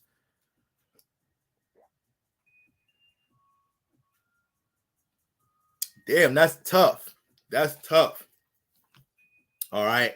So ain't gonna take too long. We took an hour to warm up. Okay. All right. We're going to start with Scorpio Rising. I'm going to move backwards. All right. Like I said, I'm going to just point out some things in the house, and we're going to just understand what that moon is doing in the Scorpio house. So Scorpio Rising, shout out to all my Scorpio Risings in the building. All right. I know Aries Rising, y'all a little tight right now. I thought I was going to start with y'all. Everything can't go y'all way all the time. Just because y'all first, y'all not going to manifest first place all the time. All right, Aries, get that shit through your head. Sign your opposite sign. What is he talking about? Scorpio Rising. I love y'all. I love y'all, Aries. Scorpio Rising, first house. All right. Ridding your personal demons and embracing personal transformation. All Scorpio Sun, Moon Risings, y'all have to understand you're going through deep transformation right now. You're going through some deep transformation right now. All right. Some of y'all were initiating the transformation before this point. So this just feels like more energy towards what you're trying to do, more energy encouraging what you're trying to do. Some of y'all, it may be like for a lot of Scorpio Sun, Moon Rising, a lot of this energy could be like a spark, like a wake up. The energy's been opposite. If you're Scorpio Rising, right, you got these energies transiting your first house. You got the full moon transiting your first house, but Taurus is in your 7th house. All right. So for a lot of Scorpio Risings, with Taurus in the 7th house, the emphasis this Taurus season was your relationship, Scorpio Rising, right? It was your relationships. And a lot of y'all realized the reason some things don't be coming into fruition in the first house is because your 7th house and your the way you connect with people in the 7th house, you got Taurus in the 7th house. So there may be times you run into some resources in the 7th house. You feel like you need to connect with that or cooperate with somebody else, do something on a joint project with somebody, but you realize that's actually taken away from some things that you should stay in an individual bag with, in your first house. So because the sun was transiting your 7th house, all these energies transiting your 7th house during the season, now that you have more of a bigger awareness, right, when it comes to relationships and the people that you deal with, especially your partner, your actual partner, all right, you're understanding, you have way more of an awareness of how these things affect your personal aspirations right now. And there was a lot of times with the sun transiting your 7th house, Scorpio Rising, that you realized it don't make sense for you to keep things in your first house secret. It don't make sense to keep certain things in your first house behind the scenes, that you should embrace connecting. It may have been a certain environment you were in, that you were around certain people that had certain talents or traits. It may be a situation where you realize, some of your friends or some relationships you have. Remember, the 7th house is not just intimate romantic relationships. These relationships are all sorts, just as one-on-one relationships. There may have been a lot of situations, Scorpio Risings, you've seen how other people were conducting themselves with their passions or whatnot. And because the sun emphasizes relationships and is in the 7th house, so you're paying attention to other people during Taurus season, a lot of that was a mirror for your first house. A lot of that motivated your first house to get busy by default, especially a lot of y'all went through a lot of transformations in your relationship period with the sun hovering over Uranus. And I already know y'all broke up with motherfuckers that got broken up with this season. So y'all got to learn to embrace that shit. If that shit happen, that shit happened for a very good reason. That shit happened for a very fucking good reason. You may not feel like that now. Or maybe you understand that, but your emotions haven't caught up to it. Your heart hasn't caught up. Your mind knew that this shit. Your mind knew as a Scorpio rising, this shit should have been terminated. But your emotions may still be in a certain place at this time. So y'all gotta understand that was for the better. That was for the better. Eventually you'll see that. And this is open up. This is the full moon transit in your first house.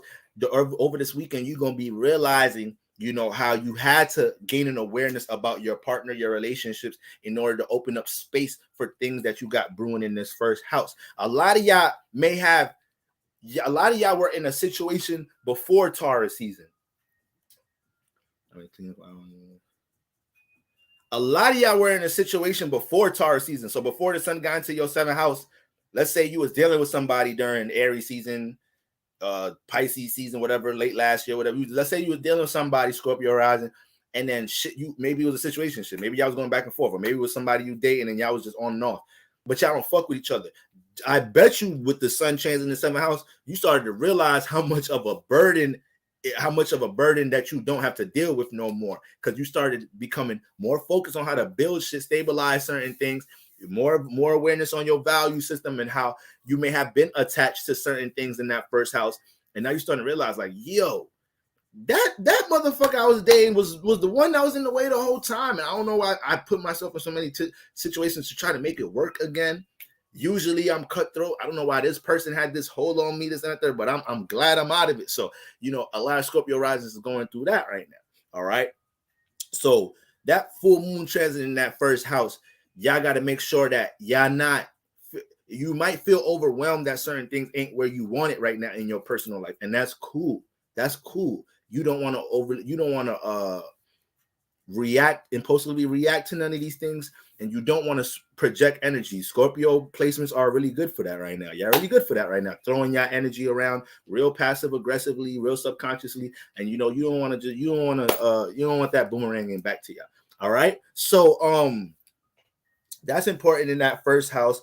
There's obviously full moon transit in the first house is a time to clean the first house up, see what people, places, and things in the first house in your personal life that don't complement your personal aspirations, this, that, and the third. You got Mars and Pluto as your chart ruler. So you constantly having to learn how to put yourself in a situation to cause transformation, because if you don't cause it, this shit coming from somewhere else sooner or later. So you get into a state as a Scorpio rising where you're learning to always evolve, to never just be to not stay complacent. And that Taurus seventh house may develop situations where you stay complacent with individuals and get comfortable, right? So that's key, that you understanding what's going on in them shifts there. Mars and Neptune, most likely you guys can take this as equal whole signs. I know some of y'all interpret energies through the houses through a whole sign perspective.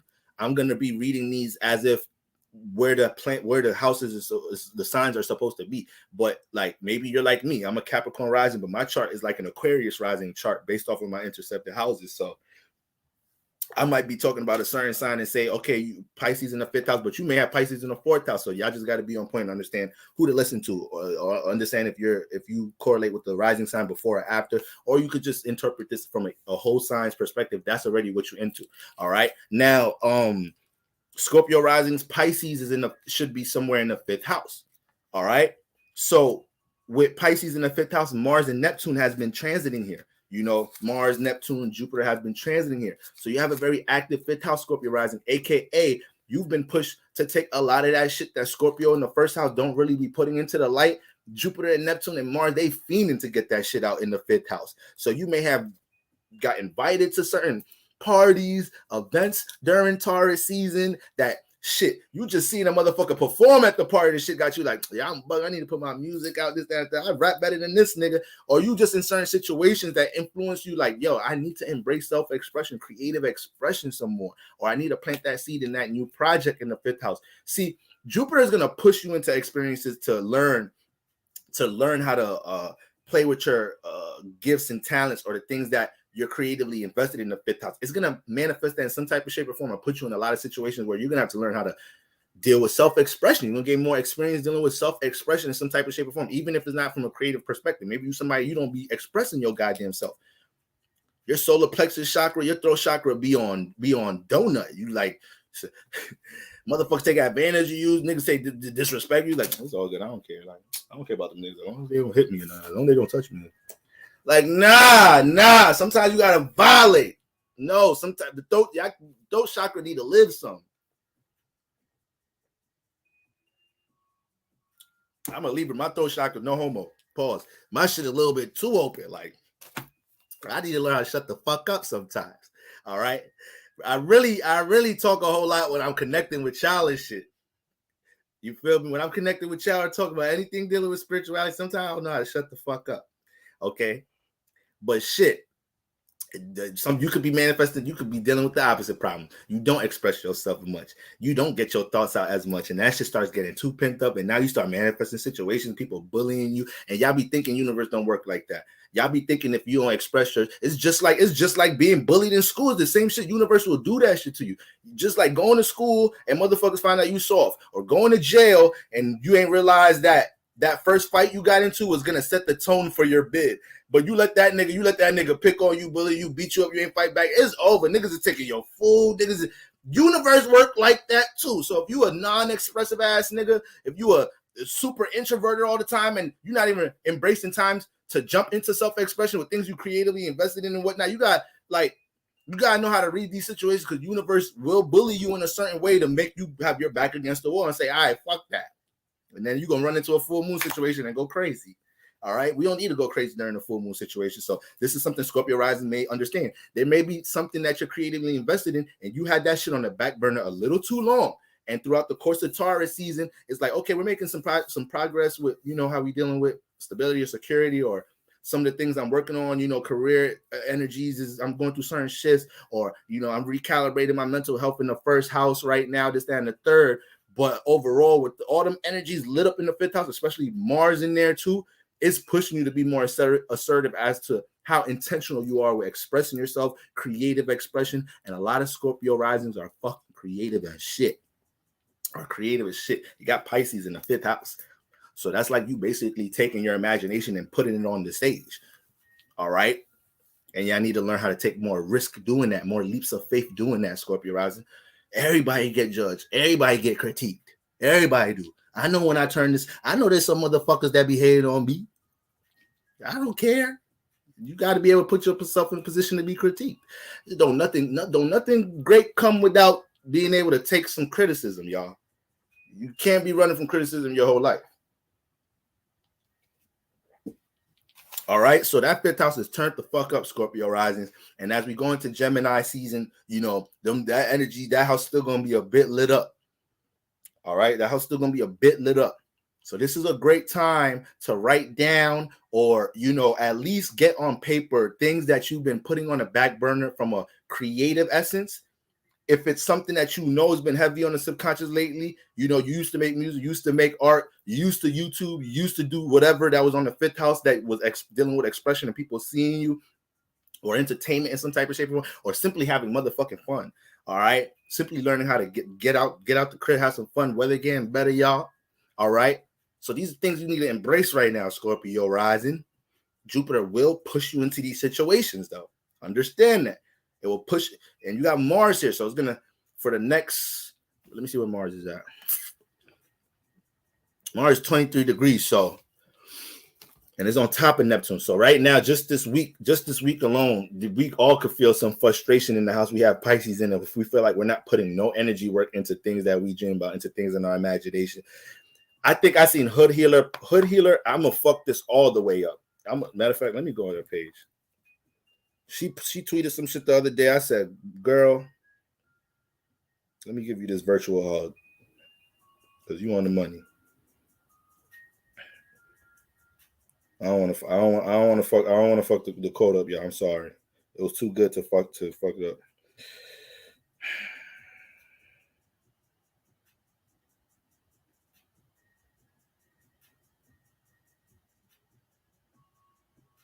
Damn, don't tell me. Does she post all her tweets on Instagram? You start joking. Okay, basically, she said some shit about,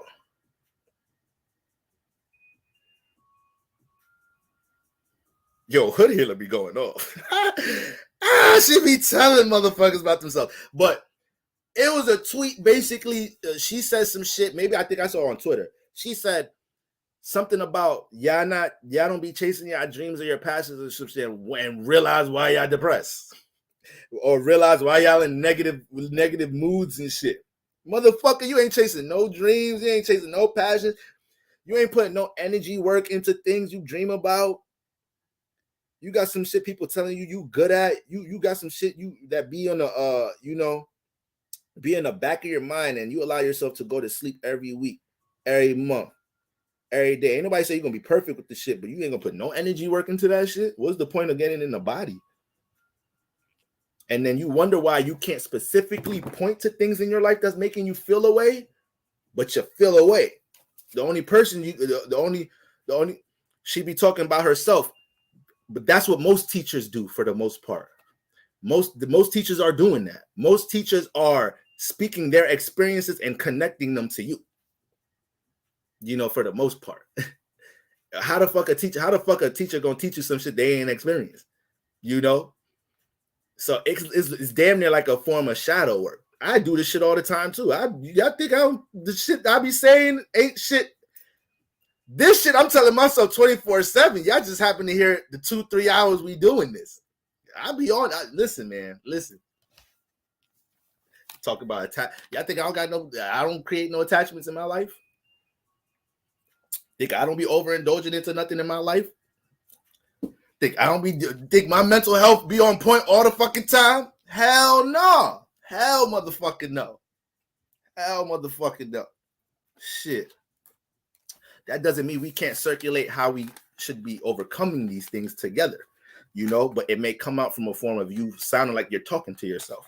Of course she is. She definitely is talking to herself, you know?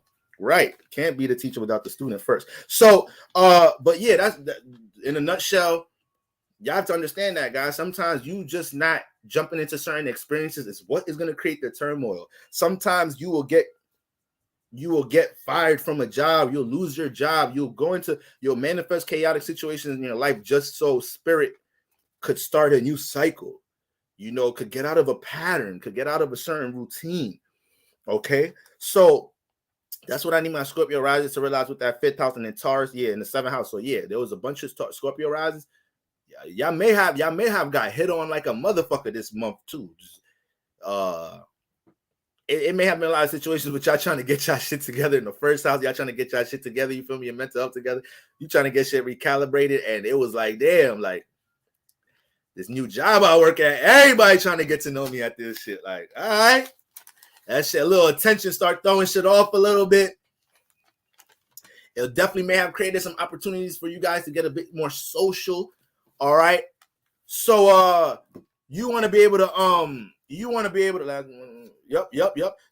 able to embrace new fruitful relationships that y'all may have developed if intuition is telling you it resonates with a lot of things you're trying to do in the 1st house period. All right. Embrace these. Every time the sun shines in your 7th house, it may be some people you stop fucking with, and it may be a bunch of new fruitful relationships you develop here.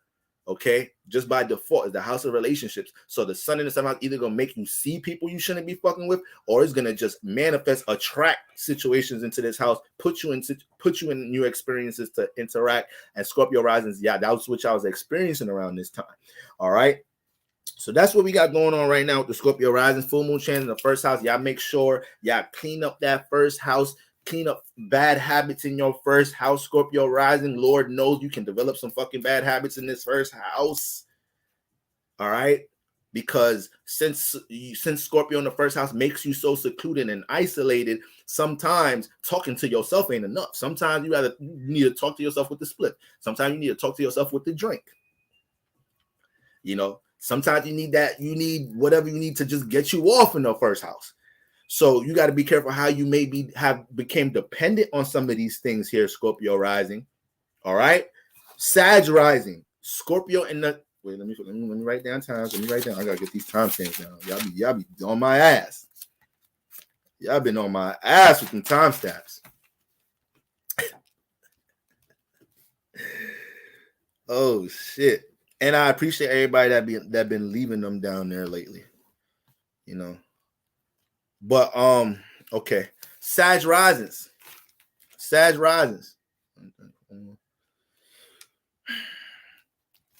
So we got Scorpio in the second house for my Sag risings, all right? We got the full moon transit in the second house. The full moon the moon loves the second house Sag risings, okay? The full moon loves the second house. It's home here. Okay, so it gets in there and it gets serious about the value system. It gets serious about what's going on in your life as far as, you know, your sense of stability and security and what you value. So with the full moon transit in the second house, with the full moon transit, excuse me, I think I got that wrong. I know I rewrote these bitches. Excuse me. I'm going backwards. Sorry, Sag Rising. I'm sorry, Sag Rising. Y'all last. I'm going backwards. Libra Rising. I'm sorry. I know that pissed Sag Risings off just now. Libra Rising. All my Libra Risings in the building.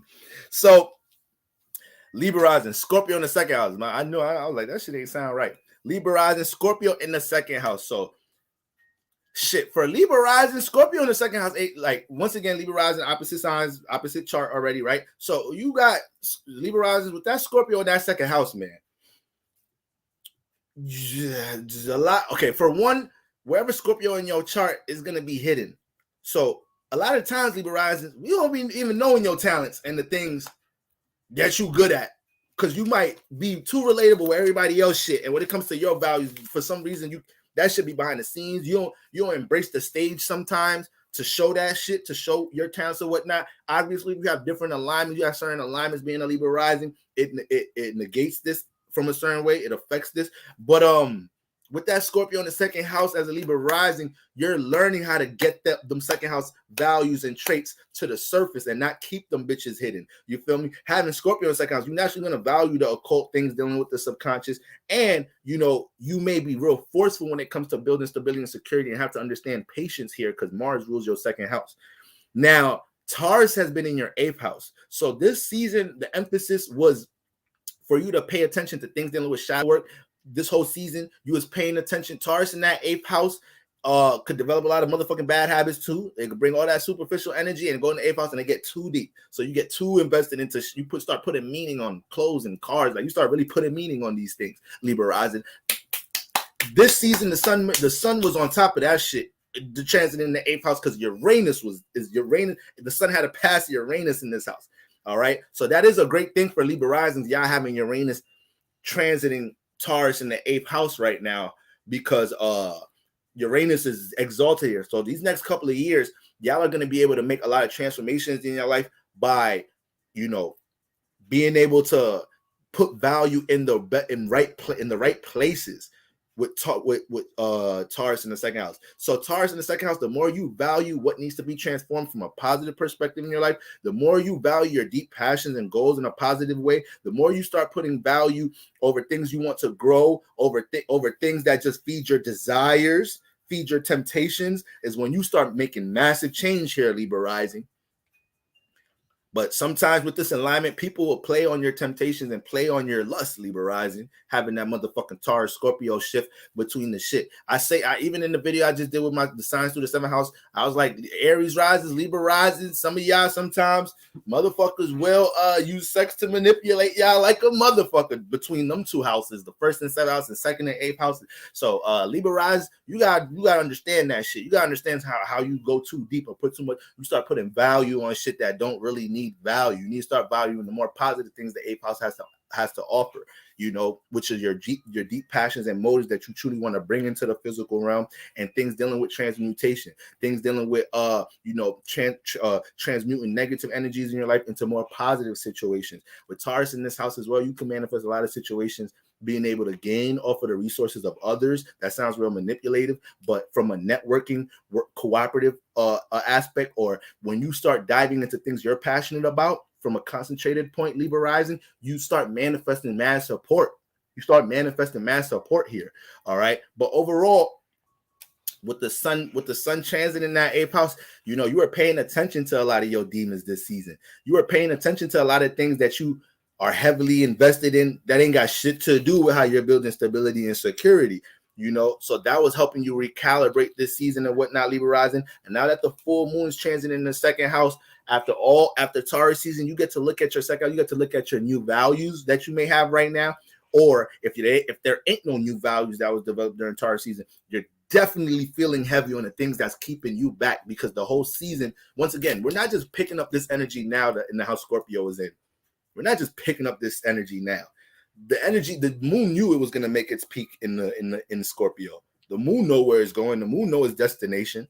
So we subconsciously pick up that these energies was going to take place in the house we got Scorpio in. So right now, Libra Risings, is either you're acknowledging these new values that you developed over Taurus season and having more clarity as to what transformations you need to make, or what people, places, and things you've been valuing that you need to cut off to continue to support what you're building. Or you're in a state right now with the full moon transit in the second house that you may feel overwhelmed because there may feel like a lack of security or stability, or it may feel like the things that you've been valuing ain't giving no positive results in your life. And that's what's making you realize you're valuing the wrong things right now, Libra Rising. All right. And trust me, as a Libra, it's easy to value the wrong people. It's easy. You know, they try to throw all these perks on air signs, the relationship signs, and they know how to deal with people and communication.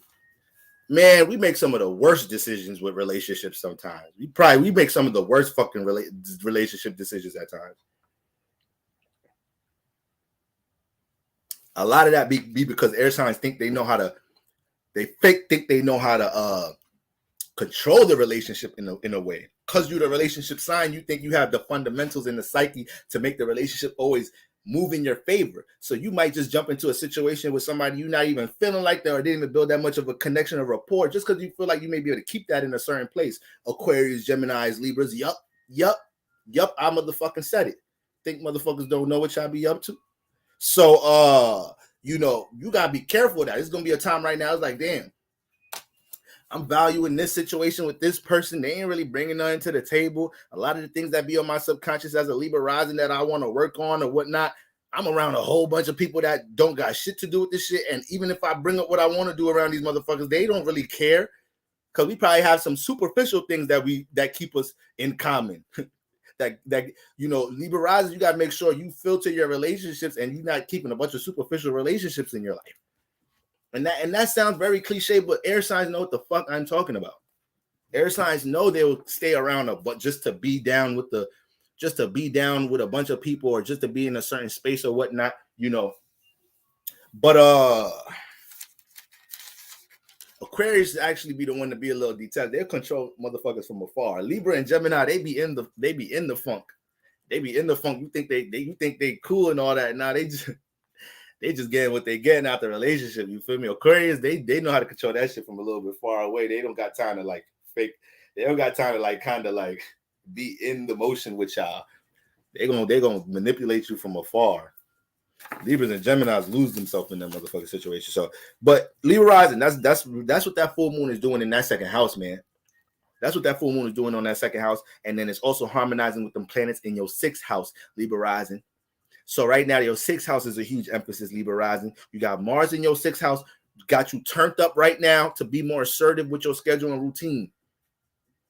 And Pisces in the sixth house, we know Pisces in the sixth house is going to bring a bunch of creative ways to deal with the sixth house. We know it's going to influence you to work on your creativity in the sixth house. We know you kind of feel out of whack when you don't have creativity or something that creatively stimulates you within your routine, right? Whether you're getting paid for it or not. But Sagittarius Rising gonna be last. But when we look at the Pisces in the sixth house and all them planets in Pisces transiting in the sixth house right now, you're gaining. It's almost like you're going through a spiritual evolution of understanding the significance of your sixth house, and it's almost to a point. A lot of Libra risings with Mars, Jupiter, and Neptune in the sixth house, you're realizing like ain't shit really gonna get from point A to B if I don't tighten this house up. This house be way too up in the air. Pisces you got to find a way to bring order to your sixth house with Pisces in there. All right. So like I said, when it's time to work, when you're actually when you at the workplace, Libra rising, you know, when you're at Libra risings do some creative shit at the workplace. They do all type of creative shit at the workplace. You feel me? or they do all, or they're really good for when they are locked into things in the sixth house as a Libra rising. If you're working on something with them, they know how to keep your spirits high. They know how to keep your spirits up. So let's say you're an artist, you're a Libra rising, you're an artist. Let's say you were part of a group though. It's amigos or some shit, right? It's like 3 of y'all, and y'all gotta, let's say y'all got a certain quota that y'all gotta make. Like y'all gotta make this album by the end of the month or something. Let's say y'all going through it, y'all stressing though. Like it's like, oh shit, damn, we gotta get all this shit done this quick, this, that, third. Damn, I don't know if this shit gonna come up. Libra rising, just that Pisces in the sixth house. Every time y'all in the booth in the studio, niggas panicking, you could depend on a Libra rising. Like, yo, bro, we do this. Like, we does this. Like, we gonna make this. It's just making music. It's just we just working on our creativity. That's all. These niggas gonna like the music or not. So you could depend on the Libra rising to lift some spirits up in that sixth house. But you gotta understand, Libra risings, y'all may do that. Y'all may float a little bit too much in y'all head doing that in the sixth house and not cover the ground steps. So you have great positive outlook and potential as to what could grow here. You got to cover the ground steps. You actually got to establish that routine and schedule. So a lot of y'all going through an evolution, understanding the significance of this house. Libra rising. Okay. And Mars in this house, like I said, it's probably been some frustrating moments if you haven't been working on things in this house. What's going on, Cherry Red? It may be some frustrating things happening during the course of Taurus season because Mars was in this house, and Mars, like I said, whatever house Mars is transiting or you got Mars in, we always could deal with pent up energy in the house if we're not directing Mars in the right place. If Mars is not active doing something, all right. This is like if you got some of y'all got kids. Any of y'all got Aries kids? Any of y'all got Aries kids?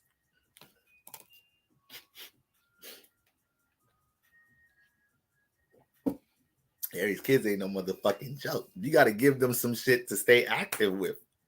If you an Aries, you probably heard stories about your ass when you was a kid. Like, oh, I couldn't keep you in one place.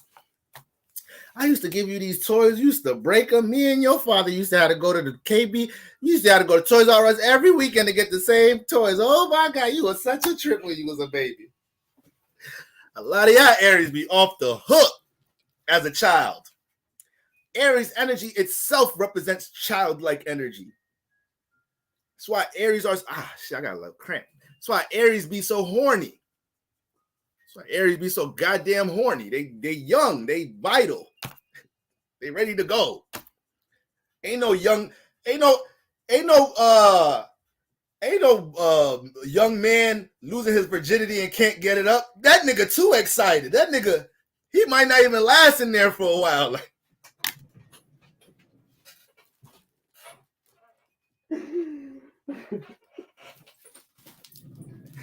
he might not even last. That first round of your life, of your whole life, the first round you ever had, that shit, for a lot of niggas, that shit went like this. You was too excited. You was in your Aries energy, too amped.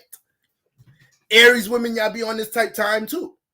Aries women, y'all be a little too amped. It's like, can we get into the foreplay? You don't like foreplay? You don't like kissing? Just want me to ram it in there? Everything is a ram with you, huh? Everything's a ram. So Aries energy itself has very high vitality. It's very high vitality by default. So Mars in that sixth house, if Libra Rising, if you wasn't getting busy in that sixth house, you probably hella fucking frustrated right now because you feel like, damn, I had so much willpower and I seen myself getting busy in the sixth house. Mars was subconsciously telling me to get more assertive with my schedule and routine, and I fucking haven't. And now I'm just fucking frustrated for no reason in this house. Yeah, that's what happened because you ain't give Mars needs something to be active with. You got to get that nigga a Rubik's Cube. You got to get that nigga something. You got to get that nigga something. You feel me? That first round come and go, I promise you. So, be too excited. But so that's what's going on in that sixth house. And then Gemini's transiting your ninth. So we got them retrograde energies transiting up in that ninth house. So y'all got to be real careful of how y'all jump into new experiences right now. Who you jump into new experiences with. Have some caution. And a lot of people may rewind in this house right now, Libra Risings. So when it comes to your ninth house, maybe some of y'all are in any environment that you're unfamiliar with within this area. It's not even so much people with Mercury retrograde ninth house. A lot of past experiences are going to be heavy on the mind. There's going to be a lot of things for y'all to learn from right now from past experiences. Not so much what's happening now, but there's going to be a new understanding about certain things you've been experiencing here. Since Gemini is in your ninth house, there's going to be a lot of past experiences y'all going to be thinking about with people and what's to learn from these relationships. All right. If there was a certain person you was connecting with and you was dealing with and you ain't take the lesson from it the way you were supposed to, they will manifest themselves back into your life right now. All right. They will surely manifest yourself back into your life. And one thing about retrograde energy, you got to understand which conversations is just closure conversations, because motherfuckers will try to get back on your good side when this was just a closure conversation. That's it.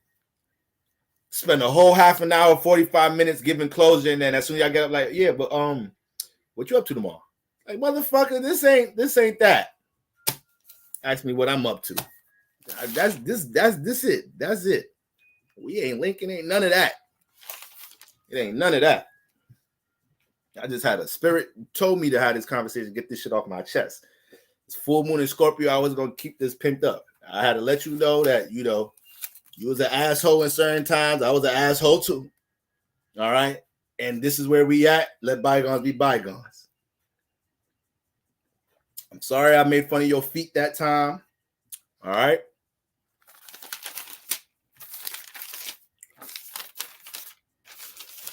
Sorry I made them jokes about your weave in front of your friends at your birthday party that time. My fault. I'm sorry. It was retrograde that time. You know I joke a lot. Let bygones be bygones. All right. So it's a lot of that going on right there for it's a lot of that going on with the Libra Rising and that Mercury retrograde up in that ninth house. It will also bring, once again, a lot of lessons with relationships you ain't learned. It's going to be a time to really reflect and recalibrate amongst that shit so you can understand how to prevent certain things with people, with certain individuals. So that's my Libra Risings right now. Virgo Rising. Let me get the timestamp.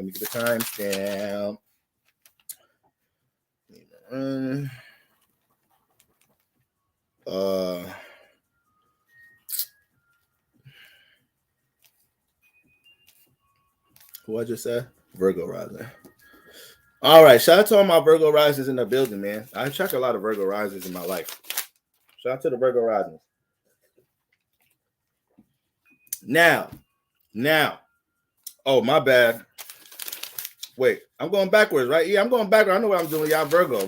Leo gonna come after Virgo. All right. So we went Scorpio, Libra, now Virgo Risings. Okay. Now Leo's, yeah, we're going. Yep. All right. Virgo Rising. Scorpio's in your third house. Now, off rip, Virgo Rising. This was by astrological definition. This was a harmonious time for you with the sun in the earth sign. All right. There was supposed to be new progress or new awareness and potential new opportunities that may have developed in the first house for you, Virgo Risings. Okay. So first off, we got Taurus in the ninth house, Virgo Risings. We got Taurus in the ninth house. So,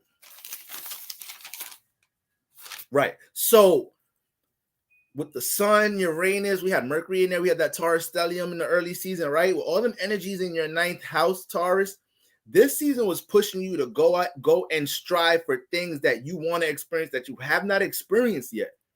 There may have been a lot of things that you want to experience that you may feel like you don't have the resources for, or you wasn't in a certain environment to do it, or you and this season was breaking all barriers to any excuse you had to certain things you wanted to adventure on, certain things you wanted to experience, certain creative projects you wanted to start. This is a firehouse, so any firehouse is going to have things dealing with creative expression, even if it's the ninth house. It just might deal with a little bit more of a philosophical, spiritual form of expression too, but nonetheless is expressing things dealing with your experience. A lot of people with heavy ninth house energies or heavy Sagittarius energies, is just why they're good storytellers, because the psyche is always reflecting upon experiences and they know how to adjust that bitch up so that shit can sound good, but the fire element to it makes them want to express and circulate the experience. This is why Sagittarius best motherfucker storytellers. so much charisma and give you an experience. It's like, damn, that shit was entertaining, but that was a good lesson at the end too. I didn't know there's gonna be a lesson at the end. That was a good story. It started off with you going to jail, and then you got hooked on crack for a little bit, and you got off of it, then you was in that toxic relationship, then you got evicted. I didn't know it was gonna end the way it did. That was a good lesson. All right, Sag, you feel me? So Sag will take you. Sag know how to color that shit up. They know how to make a story. They know, like I said before, Sagittarius energy, they know how to make a story a little bit more than it really was, but the way they tell it is not a lie. It's like they know how to gas the right things that is not a lie. They know how to gas things that you ain't really gonna find out about. So you, Sagittarius person, go down the block, go get a chopped cheese, come back to the crib like you won't believe what just happened. You won't just. So first I got left. First I got out there. As soon as I got out there, niggas was shooting. You ain't hear them shoot. You ain't hear. No, I ain't hear them shoot. Like first of all, niggas was shooting. So that happened. Then after that, it's like, nigga, you just left the house for 15 minutes to get a sandwich. You telling me all this shit just happened? Then you fuck around, see your friend the next day, like, yo, them niggas was shooting by your block the other day. He was like, oh shit, damn, I thought that nigga was lying. That nigga was telling the truth, you know? The sides be gassing shit. So Sagittarius Rising, you got that Taurus energy in the 9th house. So there was a lot of energies pushing you to experience new things. There was a lot of energies that may have influenced you to want to expand from your familiar horizon, your familiar surroundings. You may have started thinking like, yo, I be in my area a little too much. I need to go hit spots this spring and this summer.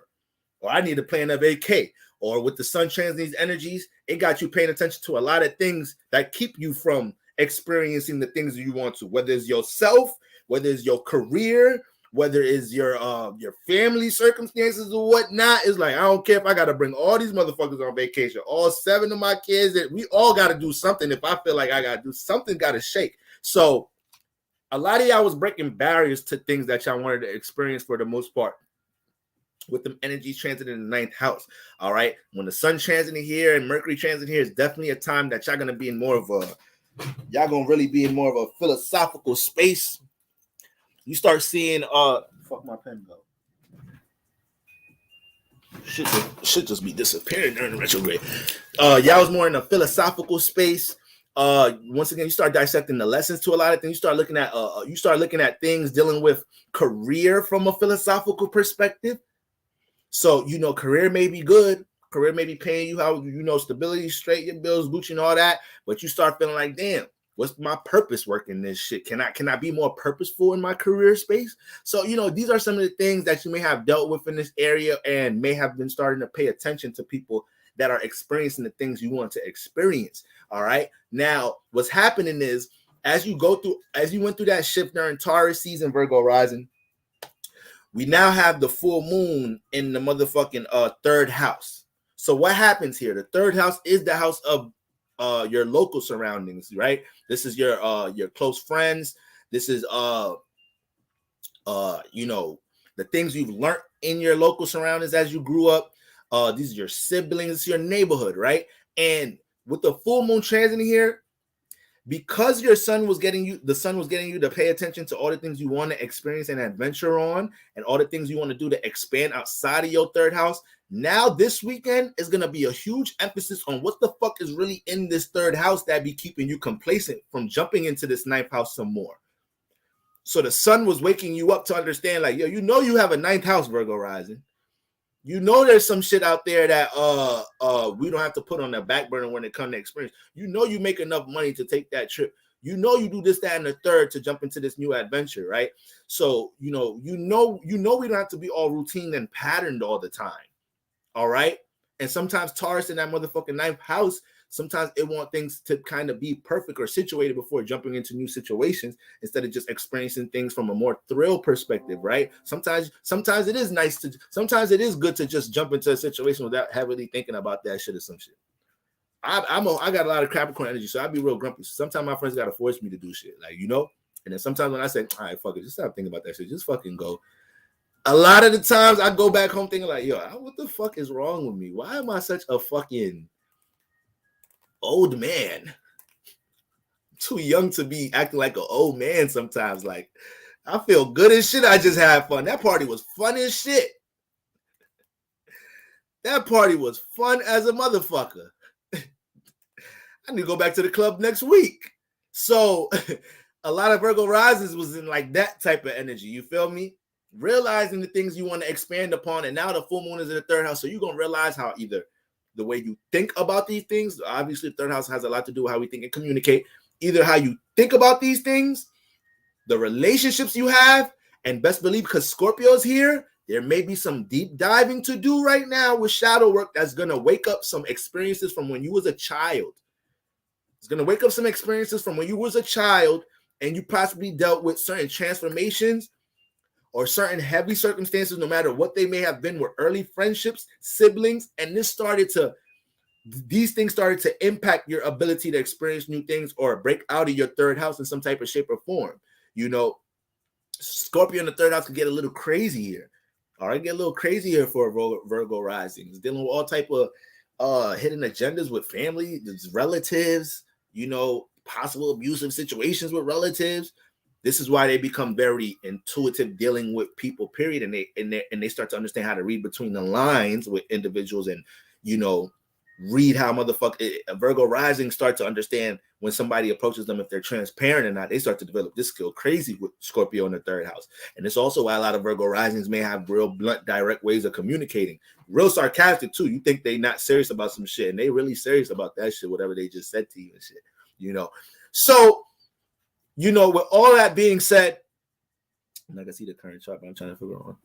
Yeah, or to do the transits, see, for the transits, you have to see, this is the home page. Well, this is not the home page right here. So what you want to do is boom, and you see where the transits is at. These are the transits. So you go ahead and look at your transit, and you can insert your chart right here. You know, natal chart, and then boom. You can put whatever you got to put.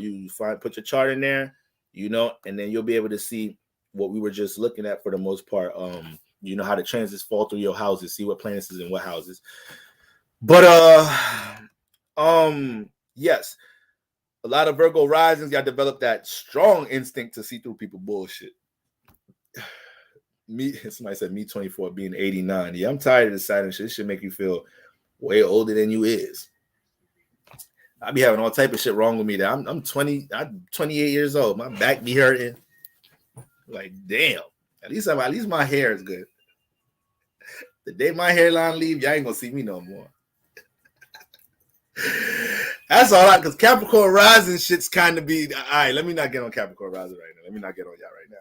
Anyways, so Virgo, that full moon, yes, there's maybe a lot of things you picking up on that third house right now. You're realizing whether it's from things you were conditioned by in your adolescent stages with Scorpio in there that keep you content with staying in your third house.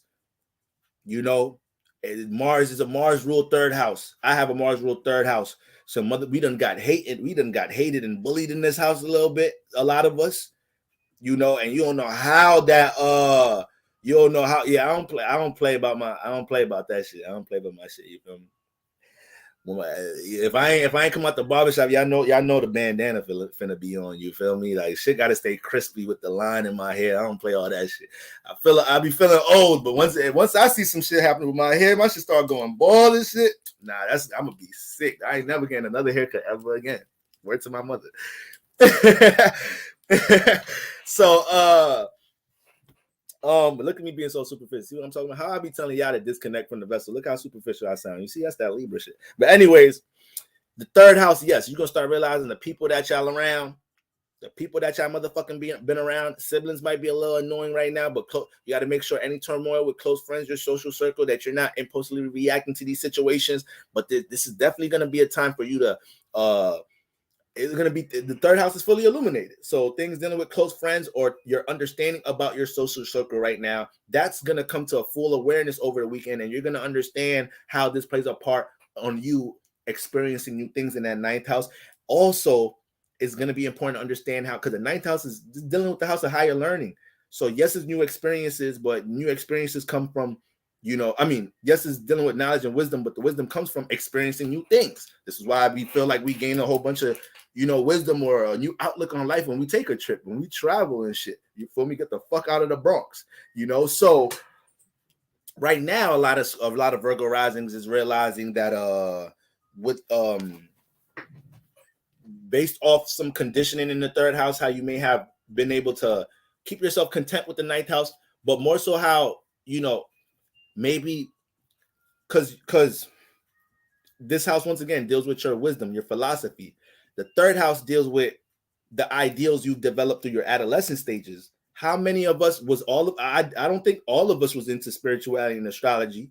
Some of us came up in some Christian ass backgrounds. Some of us came up in some religious ass backgrounds. Some of us had a holy third house, and not holy in a spiritual way, holy in a religious way. Some of us had all different type of third houses. So a lot of us had to break programs through the third house. Some of us had to develop our own ways of thinking about things, and the third house these are the influences we start with in our surroundings for the most part in this lifetime.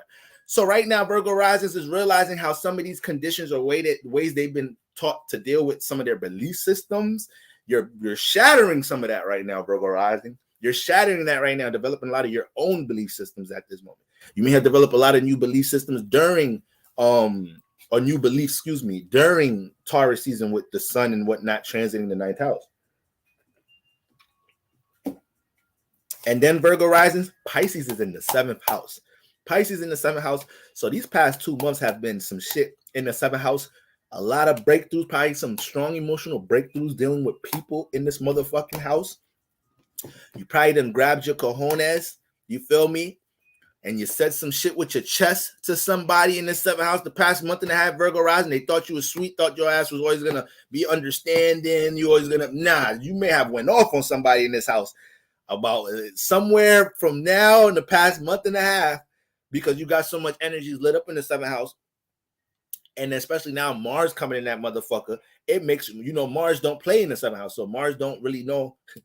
Mars ain't a people person. So when Mars gets in the seventh house, let's say you've been in a situation where you've been real nice or you've been letting things rock with certain individuals. Remember, these individuals of all sorts, especially your intimate partner, but you may have been way more assertive with individuals in this house lately. And, Jupiter and Neptune has been pushing out to gain understanding about past experiences in this house, to help open up new opportunities in this house. A lot of y'all while Jupiter and Neptune is transiting this house, you have to understand, Virgo Rising, this year, you're going to have to understand, well, Jupiter is in Aries, Jupiter is in Aries, but it is going to slide. Remember, it's going to slide back into It's going to slide back into Pisces this year. So it's not going to be in Aries for a full year straight. It's going to go back into Aries next year. So when we look at that seventh house dealing with them Jupiter, Neptune energies this year, Virgo, you're manifesting karma quick in the seventh house if you're not learning from your past relationships. So if you feel like you're attracting the same people that, like, you've been in a negative relationship and then you feel like you're attracting people with the same negative qualities, there's certain things you ain't fixing about yourself or how you picking mates and how you put yourself in a position or what you value about yourself. I was listening to some shit earlier and this guy was talking about relationships or whatnot. I don't even know who it was. It was some random shit on YouTube. And he was like, people got to understand they are a representation of the people that they represent, that they date, the people that they attract in their life. He's like, women can't be talking about the guys they attract because, do you attract builders or do you attract boys? A woman with a certain moral is going to attract a builder. A certain man is only going to attract a woman from a superficial perspective or someone that he could really help build something with as well. A woman that's going to bring a certain understanding. She's going to bring a certain evolved subconscious to help the man deal with what he got to deal with. So we really got to look at what you got a problem with who you attracting in your life. That shit is you. This shit is us. It's us. We can't blame nobody but that. We are just a magnet. All right. We are all big balls of energies. Your natal chart is a big ball of energy. And depending on what type of energies you got, all accumulated together is the things that we attract. All right. And throughout life, we can raise energies higher, or we could be in our lower energy, but understand you're going to attract what the fuck you is. So when I see people post about the other gender, that just shows me, all right, you're projecting. There's some things that you're frustrated about in your relationship life as to why you're attracting certain energies, but you can't help but put it on social media and be like everybody else and just join the party and throw your shit all on social media and shit. You feel me? You got to be able to pick up. I mean, that's all I see. Like this social media generation is crazy. And sometimes we subconsciously put a lot of shit of what we experiencing on this bitch, thinking motherfuckers could read where that message came from. We know that's a bitter message. We know that's a subliminal to somebody. You know, we know you fed up with your relationship life because this, that, and the third. We know you saying bitches ain't shit because you can't get with the women you want to really get with. Like, so real niggas see all this shit. All right, so we got to do the work. And when it gets into that, all the way back to Virgo Risings, Pisces in that 7th house, this was a time when you realized you attracted that negative motherfucker because you was in a negative state. And you realize when you start valuing yourself in a certain energy, when you start surrounding yourself with people that compliment you, that connect with you as much as possible, uplift you, are able to relate with you, you start realizing how you manifest more harmonious circles, Virgo Rising. Instead of you putting yourself in a position, you always trying to fix somebody. You always trying to fix somebody in your 7th house. Virgo Rising, you can attract somebody you don't got to fix. That's too much work. Y'all not Bob the Builder. Y'all swear y'all is, but you're not. You do not have to, everybody don't have to be a project. Some people can come evolved. All right. So the more you work on that with yourself, Virgo Rising, you're always going to realize how that reflects in that 7th house with Pisces there. You feel me? Now, and then we got Gemini transiting that 11th. So, you know, Virgo, excuse me. That's Leo Rising. Gemini transiting the 10th house. Gemini transiting the 10th house. All right. So with Gemini transiting in the 10th house, that's where we got Mercury retrograde flowing at right now. All right, it's for a lot of my Virgo rising. So when it comes to your social status, how you broadcast yourself, you know, you may be reflecting on a lot of past projects or past career decisions you made in the past couple of years and seeing how to capitalize off. You maybe made some mistakes or maybe things didn't work out your way. You're starting to recalibrate, and so you could capitalize off those mistakes in your 10th house. You know, with Gemini in the 10th house as a Virgo rising, you got to understand part of your life path. This experience is to be more communicative about how you could bring structure, or being more communicative about things dealing with stability, or just your personal gifts and traits. Gemini in the 10th house pushes you to have to be more interactive when it comes into your career, when it comes into your passions, when it comes into things that you want to establish in the 10th house. There's no way that you duck in dealing with other individuals. And I know a lot of y'all Virgo rising, I know a lot of y'all be introverted as a mug. Y'all life of the party around close ones or whatnot. Life of the party around y'all circle. Some people don't even know how much of a life of the party a Virgo rising could be because of that first cool, calm, and collective demeanor you pick up on them from the gate. They may not give you so much energy from the gate, Virgo rising. You know, Virgo energy don't budge for everything. So, but then you. Once they get in the zone, get a couple of drinks in their system, and they start giving a fuck about how they see, it's like, oh man, this is Virgo rising. They is lit. So that's very important to understand there with that Gemini in the 10th house. Try not to with the Mercury retrograde, try not to overwhelm yourself as far as the things that happened in the past that you tried to do with career. This is a whole new day and time. I'm pretty sure there's a lot of new awareness you developed with Taurus, with the energies transiting Taurus. Okay, there's a lot of new awareness on how you could build stability and security and where the distractions was coming from. And you may have got a new pep in your step, putting more, once again, 7th house. It may have even came from a partner, somebody you're dealing with, inspiring you, motivating you, speaking some life into you to try to get some things that they know you're talented with, to try to get you to put some more energy work into that. All right. So I believe Virgo rising, this is really this was a real fruitful time. Okay. And the 3rd house is the emphasis with the full moon. Don't dealing with people right now, Virgo risings, fall back. You are the ones right now that can also, you got the full moon transiting a relationship house. So, you know, you got to be careful dealing with how people may project on you, how you may project on others. All right. This is the time right now. If you feel a way about somebody you're dealing with, or you feel a way about a friend or somebody you be around or somebody that's in your surroundings, it could be very hard for you to act like it ain't an issue right now and just blurt out some and just let it out, tell them about their ass. And that could just cause a whole nother situation if it don't need to go that way. So you gotta be careful of that right now, Virgo risings in the third house, especially your goddamn siblings. Leo rising. All right. Leo risings, Leo risings. All right. We're gonna make this longer than 3 hours, y'all. We're gonna make this longer than 3 hours. All right. Now, Leo risings. We got okay. For the first one, let's start with the Taurus. Let's start with the Taurus influence. Taurus has been transiting.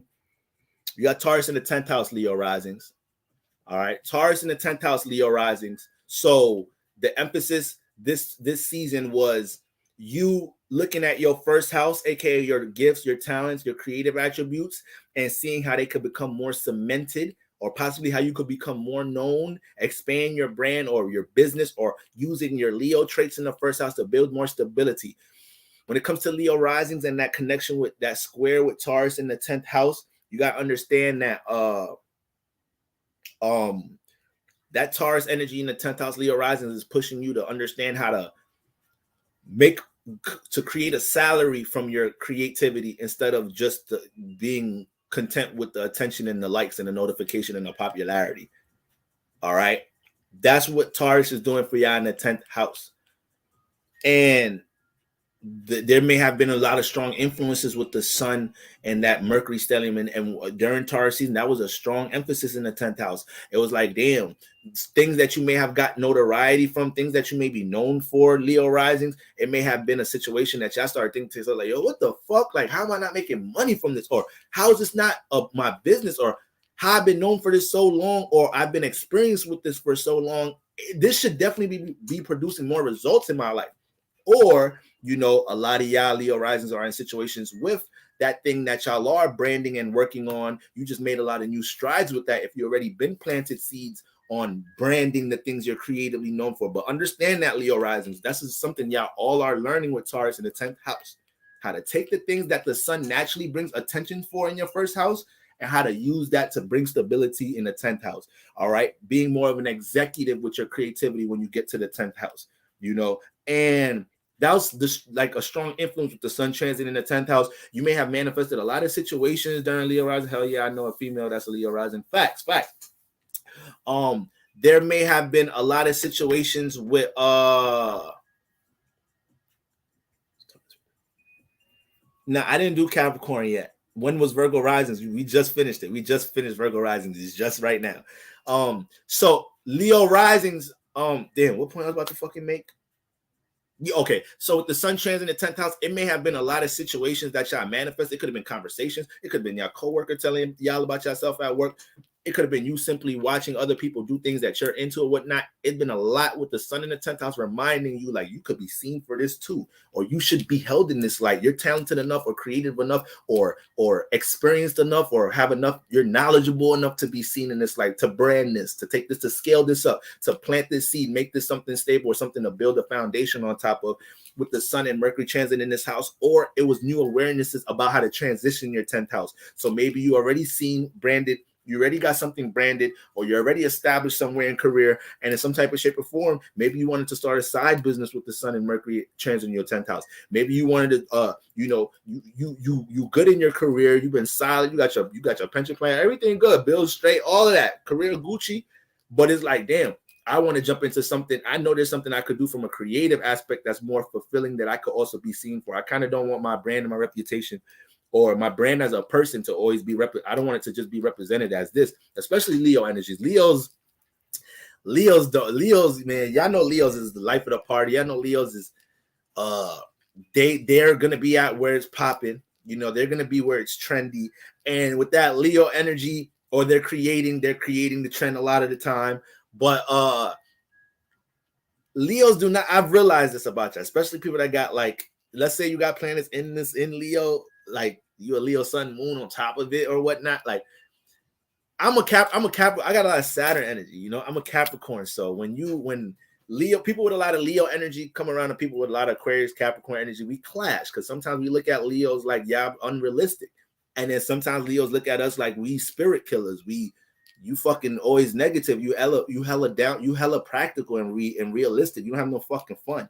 So, so I realized some Leos will put a lot of responsibilities on the back burner. Like Leos make fun of responsibility. Like I truly learned that. One of my best friends is a double Leo, and he made me realize, like, yo, damn, like you gotta make fun, like you gotta make having fun a response, like you gotta make that priority in your life.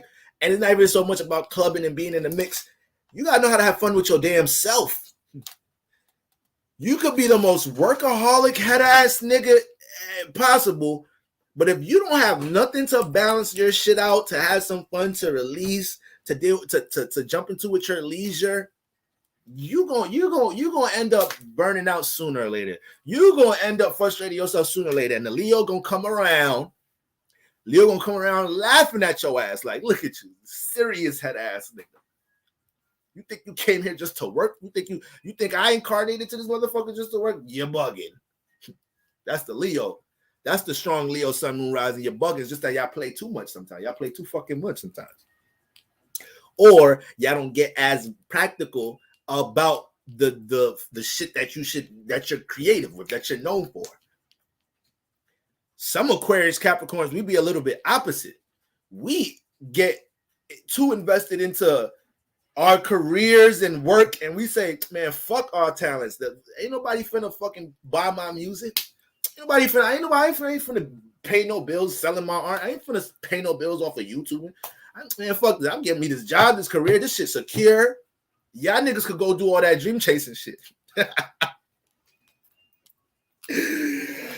Motherfuckers with heavy ass Saturn placements be looking at Leo's like, you could do all that dream chasing shit, bro. You could do all that singing, dancing shit you want. You go all them showcases. You could post your music as much as you want. Let me know when you start making money for that shit. Because until then, I need to know my check coming every Friday. You feel me? So this is what the Saturn and the Sun energy learn from each other. This is what you all limited faith. If you can't make your dance up lives, right. Y'all see how fucking goofy I am. You feel me? So motherfuckers that experience pain gonna be some of the goofiest motherfuckers. You feel me? I be having to joke my pain away. Fuck that. What Kevin Hart named this shit? Laugh at my pain? Nah. Life hard. We finna play. But I realize it's more being around like people with strongly, like I said, my brother, he a double Leo Sun and Moon, and the funny thing about it, he a Capricorn Rising like me.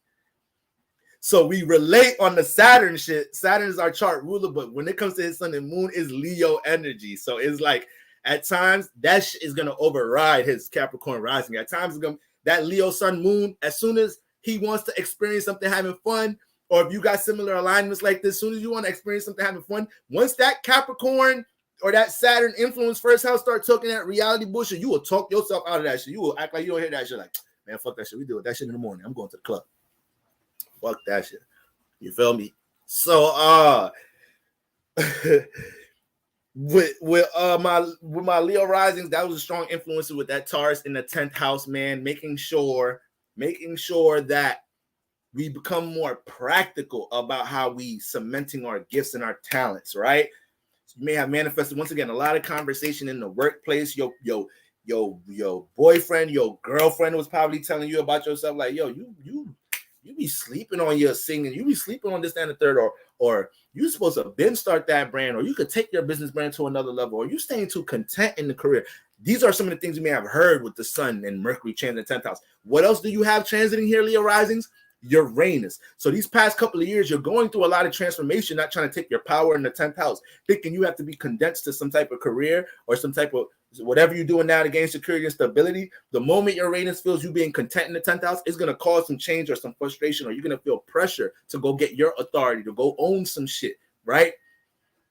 So that's what's going on with Taurus. That's what you experienced. You was accumulating. That's what Taurus was trying to teach you. And now the full moon is in your 4th house. All right, Leo rising, the full moon is in the 4th house. And now Scorpio with the 4th house. I know you guys go through a lot of transformation, turmoil, deal with hidden agendas, secrets, and all of that intense shit in the home. Some of y'all don't got the best relationships with your parents. Some of y'all got transformative ass situations with y'all siblings. Y'all motherfuckers be best friends for 2 years. Be wanting to kill each other for another 3 years. Be neutral for another 5. Want to kill each other again another 2 years. They best man at their marriage. Like, y'all got the what type of man? When Scorpio touch certain houses, shit get intense. Hold on, y'all. I've been drinking a lot of water.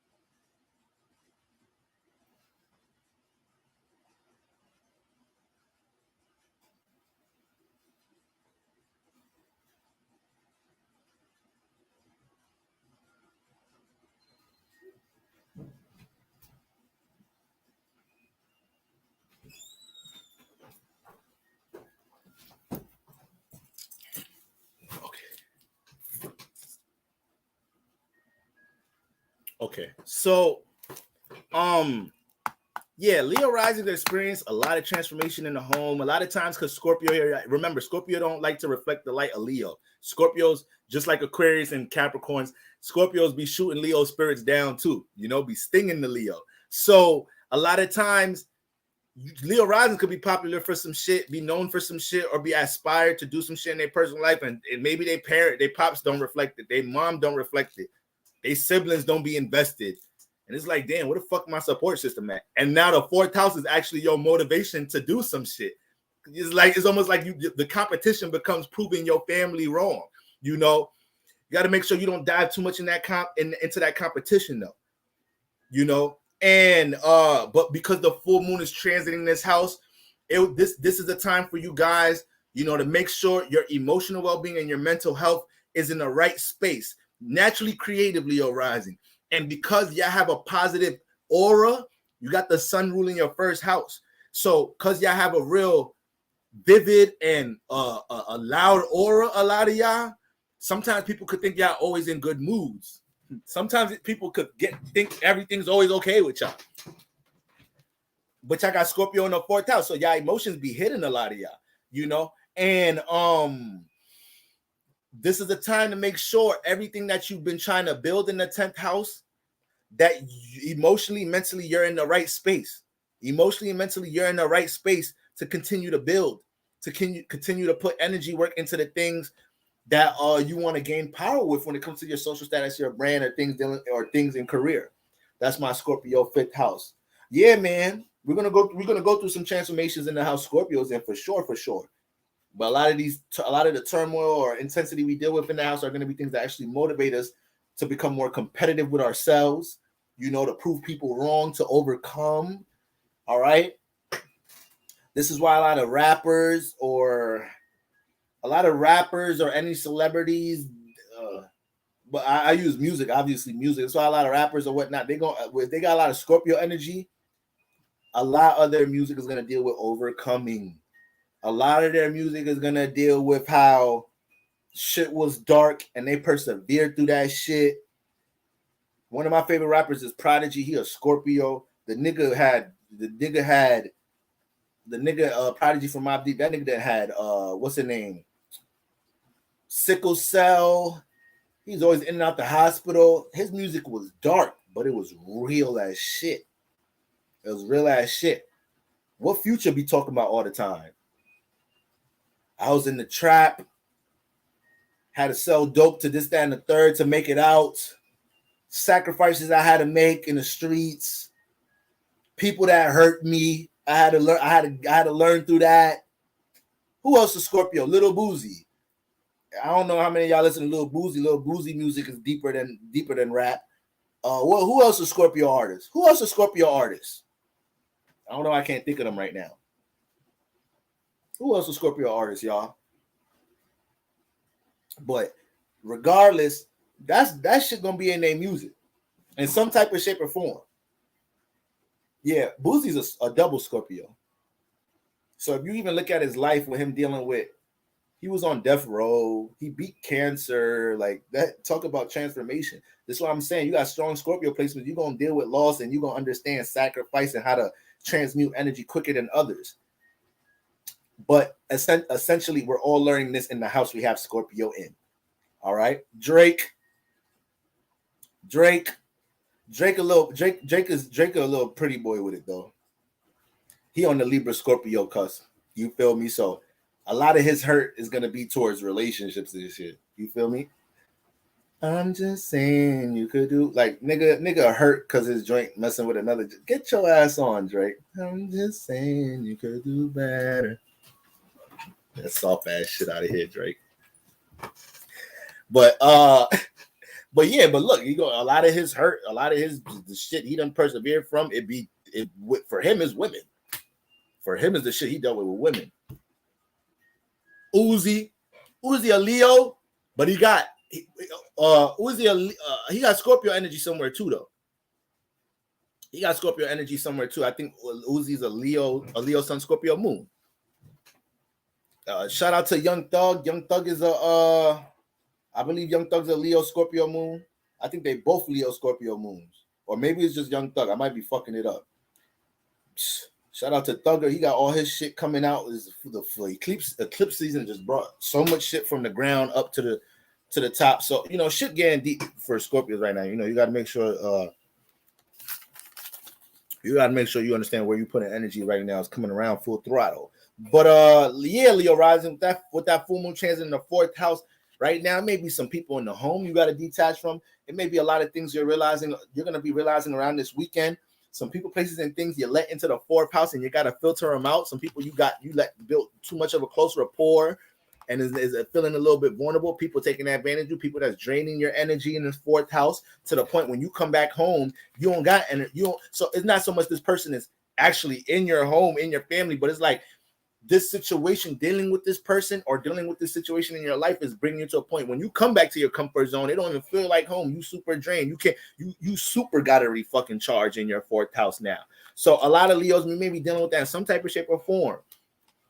But overall, this is a transit for you to recalibrate the home, even if it's in a physical way. You guys definitely want to cleanse up the home and whatnot, do all of that. But this is definitely a time for you to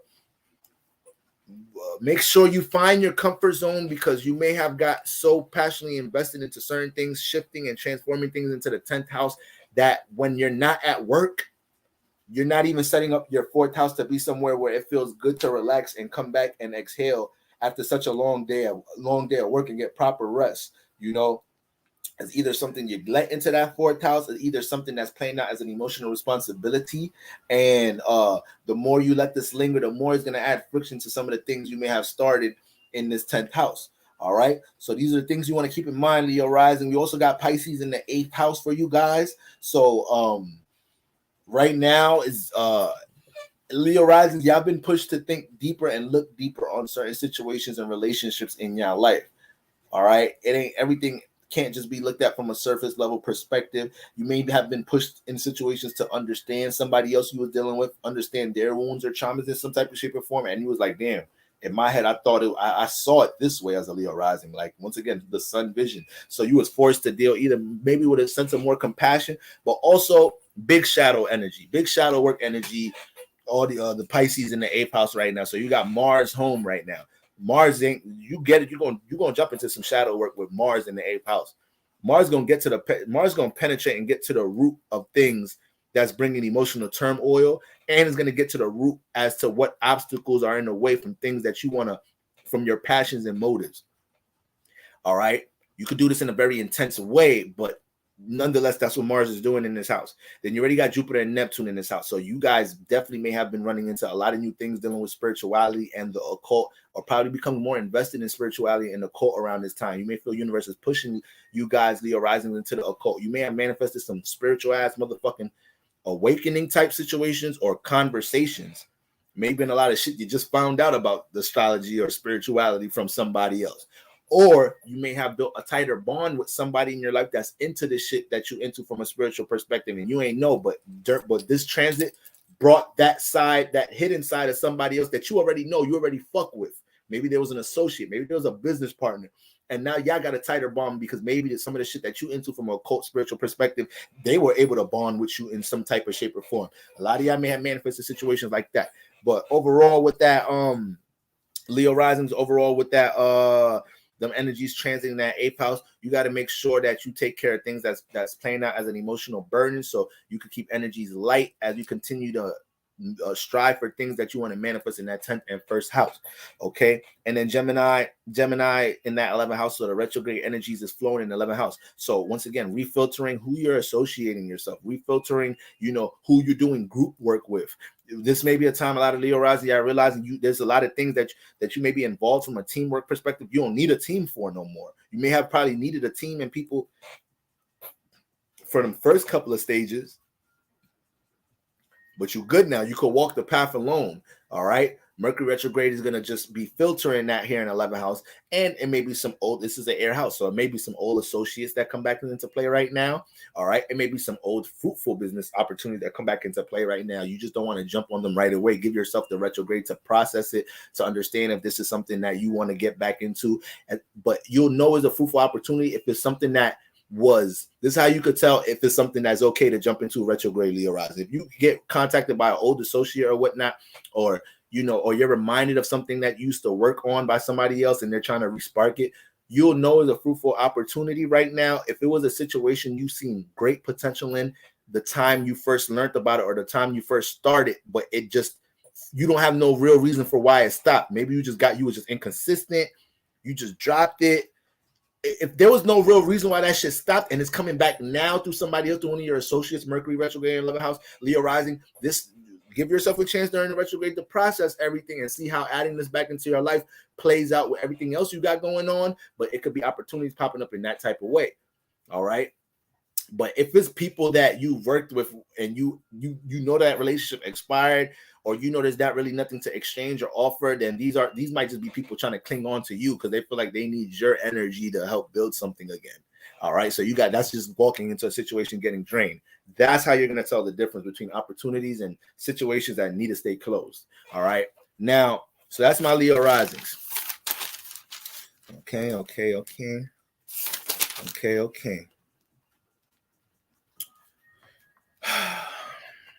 Who we got next? My Cancer Risings. All right, let's speed this up a little teeny bit. Well, I am putting a timestamp, so even if this should go over 3 hours, it's timestamps. You could come back later. I'm sorry, I can't help. I talk too much. I can't help it.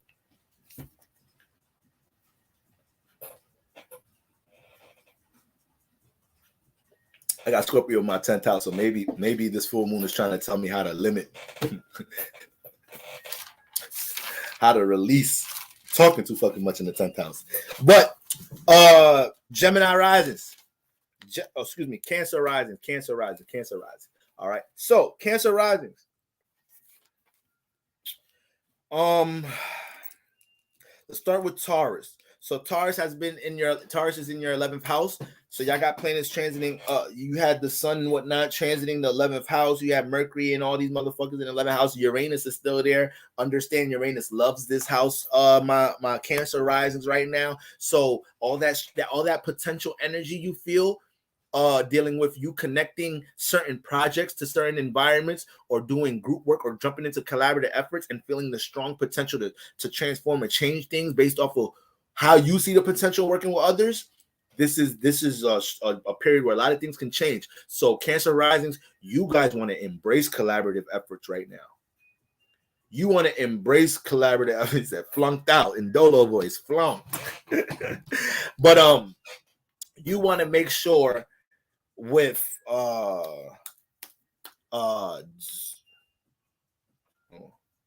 you want to make sure with during this course of Taurus season, you feel me? Because we at the end of Taurus season now. We only got 5 more degrees left, but or 6-7 more degrees left. Excuse me. But when we look at the sun transiting that 11th house for my Cancer Risings, this puts y'all in the state to understand that you may have been reluctant from bringing some things and connecting it out into the 11th house. Once again, you're one of the most private signs. You probably One of the most private signs placements in the zodiac. Let's say placements. All right, Cancer energy is very private. Fourth house energy. So this is the time right now. You know, all them energies, Taurus resonating in that 11th house or whatnot. It may be a lot of things you like. Damn.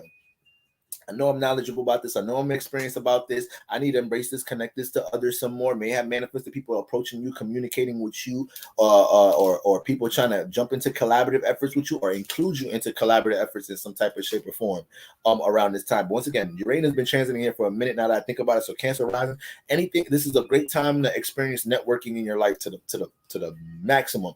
This is a great time for y'all to throw a lot of shit that y'all individually invested in that may be a little. It's like. It's something you're into, but people that you kind of the friends that you have and relationships that you have, they not really into it like that though. This is a time to really find soul tribe with Uranus in that 11th house. Uranus transit in 11th house gonna get you to associate or build a community or build relationships with people who are into that same unique shit that you may be into, or that same crazy shit you may be into, or that same individual shit you may be into, or that same spiritual shit you may be into. All right. So you want to embrace that right now, Cancer risings. Okay. I got Cancer rising homeboys. You ain't finna tell no lie. Facts. And so you got that going on. But right now, so with all the influences with the sun and whatnot transiting the 11th house, once again, you may have met some people around this time. You may have strangers approach you around this time. It may have been a strong urge to touch environments you've never been with. I mean, you've never been in before, do new things. You know, the 11th house is a house that deals with the abstract. It deals with energies that we don't know, people, places, and things that we don't know, social media, technology. So it just may have been a real strong influence. May have been just a real strong influence around this time for you guys to get more active in the outside world. You may have made a lot of, even if you haven't got active Cancer risings, with the sun and all these energies transiting 11th house during Taurus season, it may be been a lot of new realizations y'all made about social media and communication, or different communication methods y'all can use to help build in y'all life. All right, amongst different resources and people you could connect to help build in your life. So we got that going on. And then when we jump into the Scorpio energy, Scorpio's in your 5th house. All right, Cancer risings, you got Scorpio in that 5th house. So man, a lot of Cancer risings, once again, you know, got that private energy, got that cool, calm, collective energy. They walk up in the club, they're not really doing too much. You feel me? They walk up in the party, they got to fill it out. You know, the Cancer rising, they walk in the party club, they fill it out a little bit. They ain't gonna jump right into dancing to the shit. They gotta just make sure, all right, who's in this shit? Ain't no ops in here. Okay. Let me go get a drink first. Let me go see what this punch hitting for first. All right, just back against the wall. You feel me? Then once the Cancer start feeling like, okay, the vibe is all right. Okay, I don't got to create the vibe. I could align with this. I could align with this wave. Then boom, it's lit. Now the thing is, with Scorpio in the 5th house, this is a conflicting space for Cancer risings, because the 5th house deals with creative and self-expression. But when you put Scorpio here, now you got an individual that may manifest a lot of situations when it comes to creative and self-expression that people may make them feel bad for expressing themselves. They may deal with environments where their expression is restricted. People hate on their expression in some type of shape or form.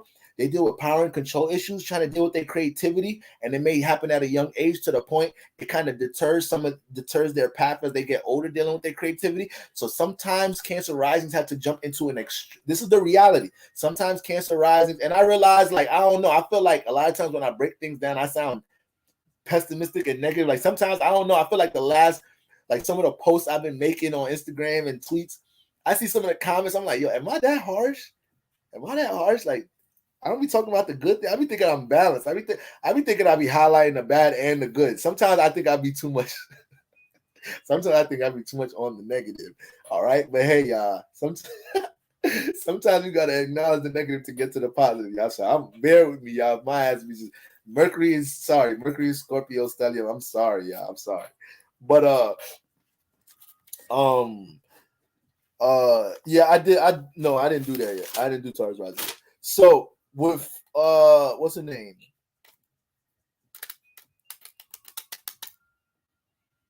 Yeah, so with Scorpio in that motherfucking 5th house, sometimes Cancer risings got to jump into extreme Mars, Pluto.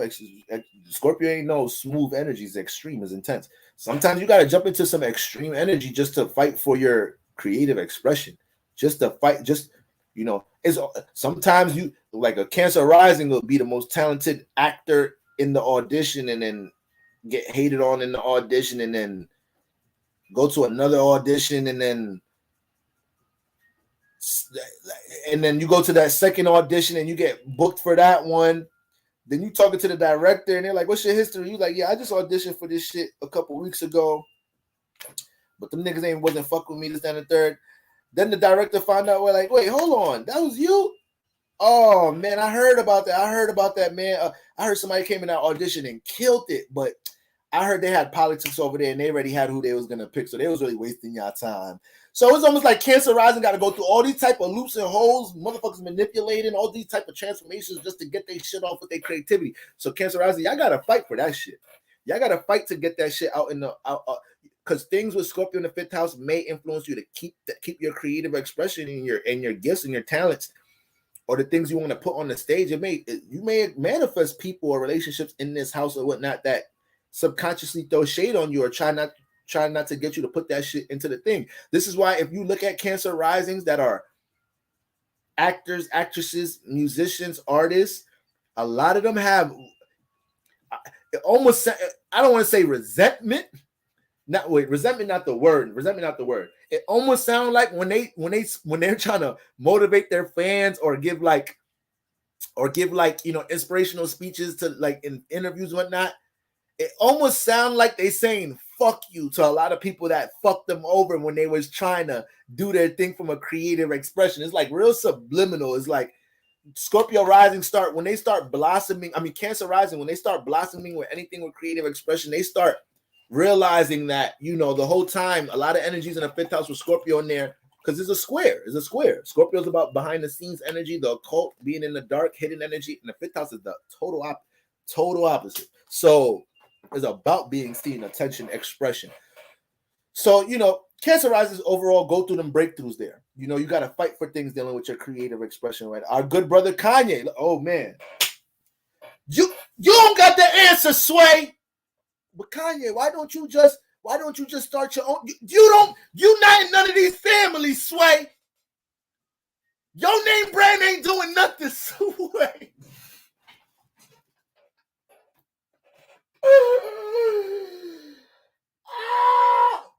But Kanye, I had my own brand. I was selling my own shirt. Don't nobody care about your brand, Sway. Real shit. Perfect fucking example. Kanye West. Just you could tell in that interview make you when he start you gotta listen to him though. You gotta listen to him. Like when he's really talking about like I was trying to do this with Yeezy and I had to go to these manufacturer companies and y'all not understanding these that's why black people we don't got shit because we don't own none of these manufacturing companies. And this nigga Sway. What's Sway's zodiac sign? He giving me like Earth vibes, like a nigga think he know it all. He giving me some type of sign that think they know it all. Because you were supposed to shut the fuck up and let Kanye go right there. He was really giving some game. That shit making me mad thinking about it. That's black on black crime. I'm glad Kanye barked on that nigga.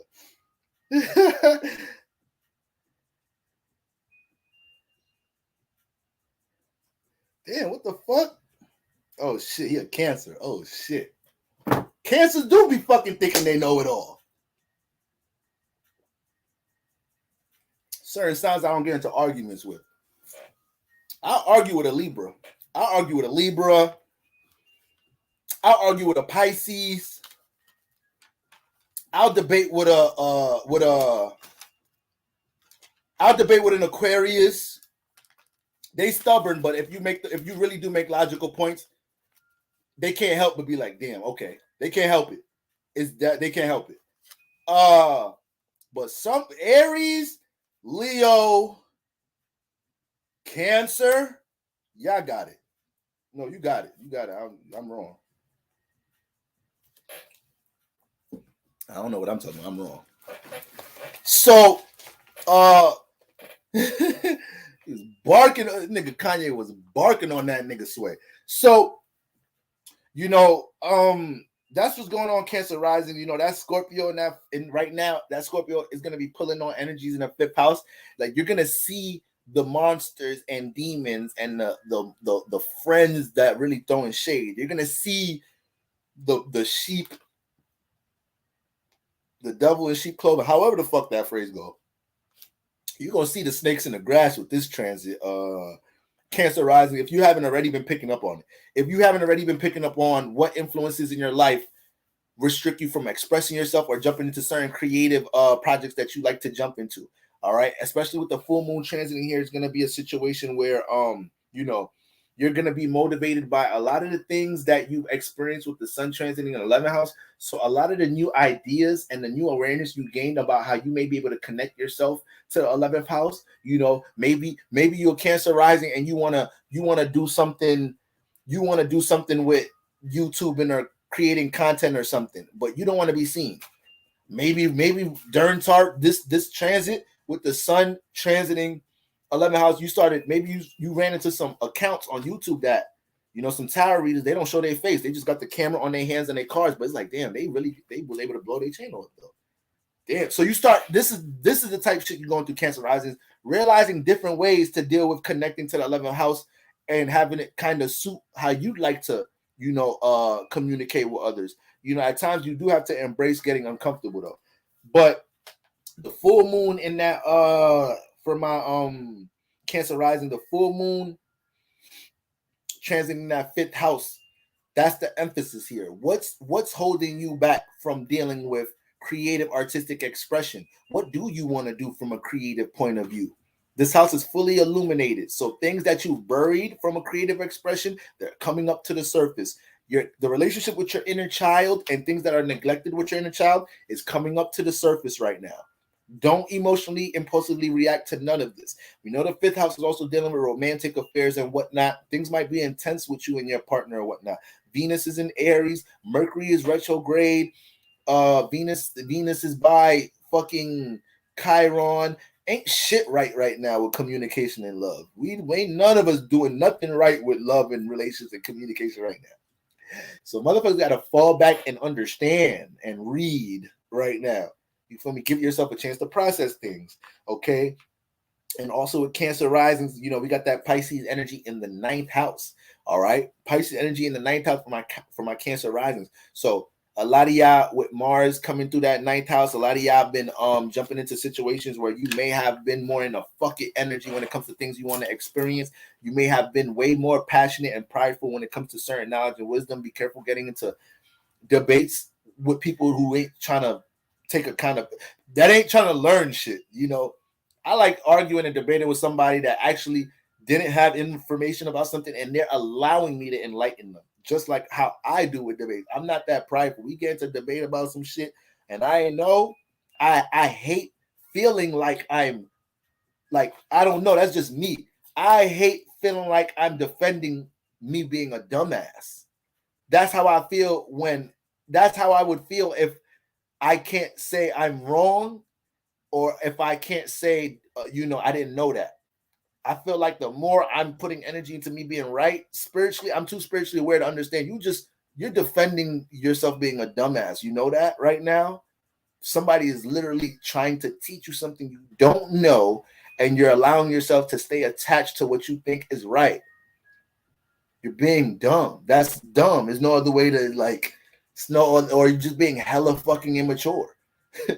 And there's no growth with none of that shit. So a lot of Cancer rising may have manifested a lot of situations where y'all was going back and forth, trying to probably, or something that that you want to experience, you're real passionate about it, and you burned some bridges because you feel like some people is holding you back from experiencing new things or whatnot. Especially you got Neptune and Jupiter harmonizing around that area for the most part.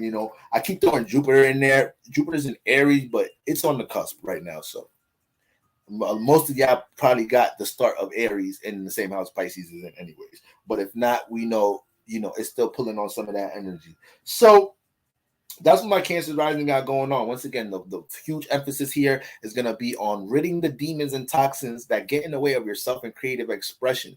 And right now, because that energy could feel so heavy, a lot of y'all will choose right now to jump into self-expression in an intense, impulsive way, So you got to be careful of that right now. You got to be careful of that. You got to be careful of how things that you realize is neglected with your inner child, or you putting energy work into creative matters in your life, how the lack of or the overwhelming feeling of not putting energy into that, you don't push that out onto somebody else.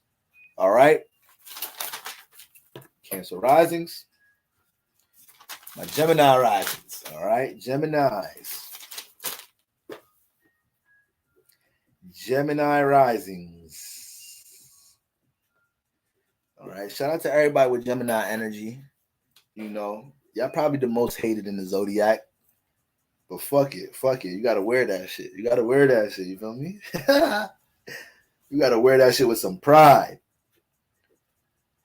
There's a reason they hate on y'all. There's a reason they hate on y'all, Gemini placements. People wish they could be as savvy as y'all. People hate that you trick them. That's what people be mad at. They hate they got tricked by a Gemini before. That's what they be mad at. You should have been on point. You should have been on point.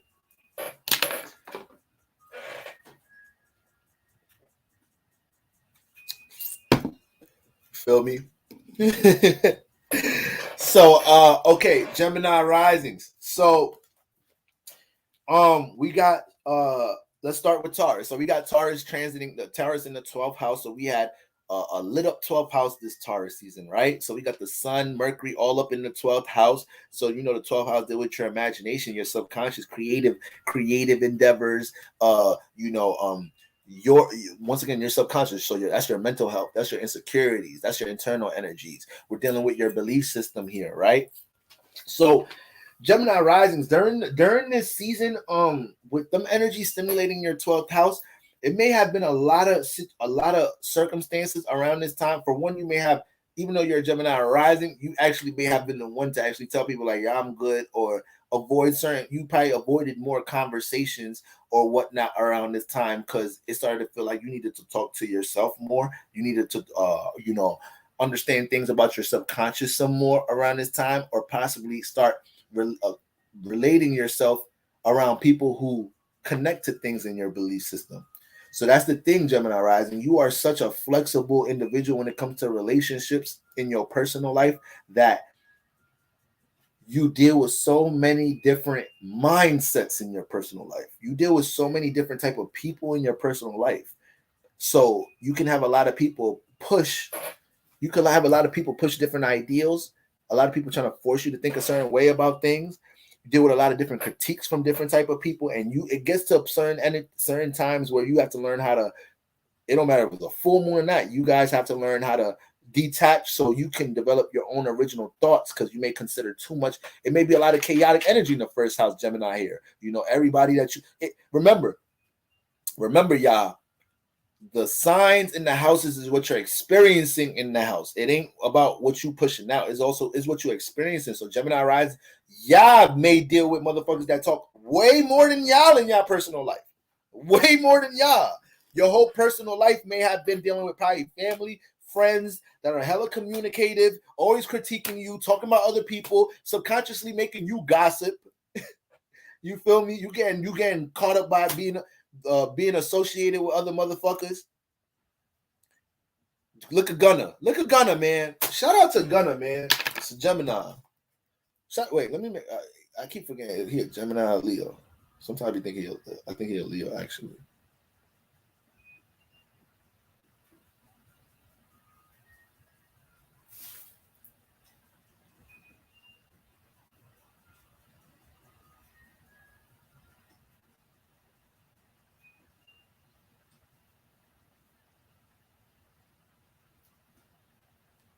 Okay, yeah, I knew I wasn't tripping. He a Gemini. Look at Gunna, man. Look at Gunna, man.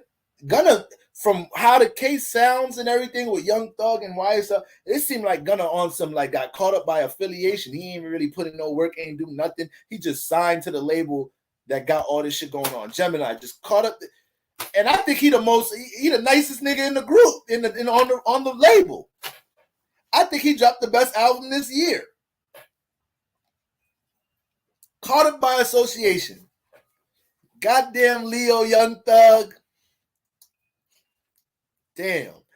That situation is crazy. But anyways, but this is what I'm saying though, Gemini risings. This is what happens, Gemini rising. Sometimes y'all get caught, y'all be guilty by association in y'all personal life So much to the point, y'all got to learn when to detach and have discernment as to who is your personal circle. Who are the ones that you could rely on or you can exchange thoughts and ideas with when there's important decisions to be made in your first house, you know? That's big for Gunna album is hard as fuck. OD. I swear to God, hip hop is so fucking ass nowadays that even the artists that are nice, I don't even be looking forward to these. I haven't listened to Drake last album. I didn't even get through Future whole shit because I even like the beginning of it. And Future is one of my all-time favorite artists, and I was just kind of disappointed. I still ain't finished it yet. I've seen mad people say Kendrick Lamar. I've seen a lot of people saying Kendrick Lamar's shit is ass, is really mid. I expected it to be mid. Like, it's not about how talented the artist is. It's something about today's generation of music. Niggas ain't giving us heat no more. I don't know what it is. If you like me, if you anywhere, if you feel me in my generation, if you Neptune and Uranus in Capricorn generation, if you Saturn in Aquarius, Saturn in Capricorn generation, you know what you experienced part of the golden era. You experienced part of the golden era. You feel me? If you done already lived the Saturn return already, you didn't experience the golden era. These kids nowadays don't know shit about music. They just listen to this drill shit all day. Music nowadays is ass. I'd be disappointed. I can't even look forward to Kendrick Lamar dropping some shit. That shit gonna be mid. God damn. And I'm sorry, I'm a hard critique on music. So the message could be cool. You could be talking about black empowerment. You could be talking about all that shit. You could be talking about spirituality for all I give a fuck. That shit need to sound good. This shit need to sound good. All right. I ain't trying to listen to. I could YouTube Malcolm X speeches if I want to. I could YouTube that shit. I could YouTube Marcus Garvey speeches if I want to. Nigga, I want to listen to the good music. Your ass better learn how to balance that shit sonically with the message. I don't care. People be trying to give shit praise just because, you talking about this, that. No, that shit got to sound good, my nigga. I don't care. That shit the beat got to sound good. The production got to be good. The hook and choruses got to hit. Shit just be sounding all crazy and wacky nowadays. But anyways, motherfucking Gemini Risings, shit.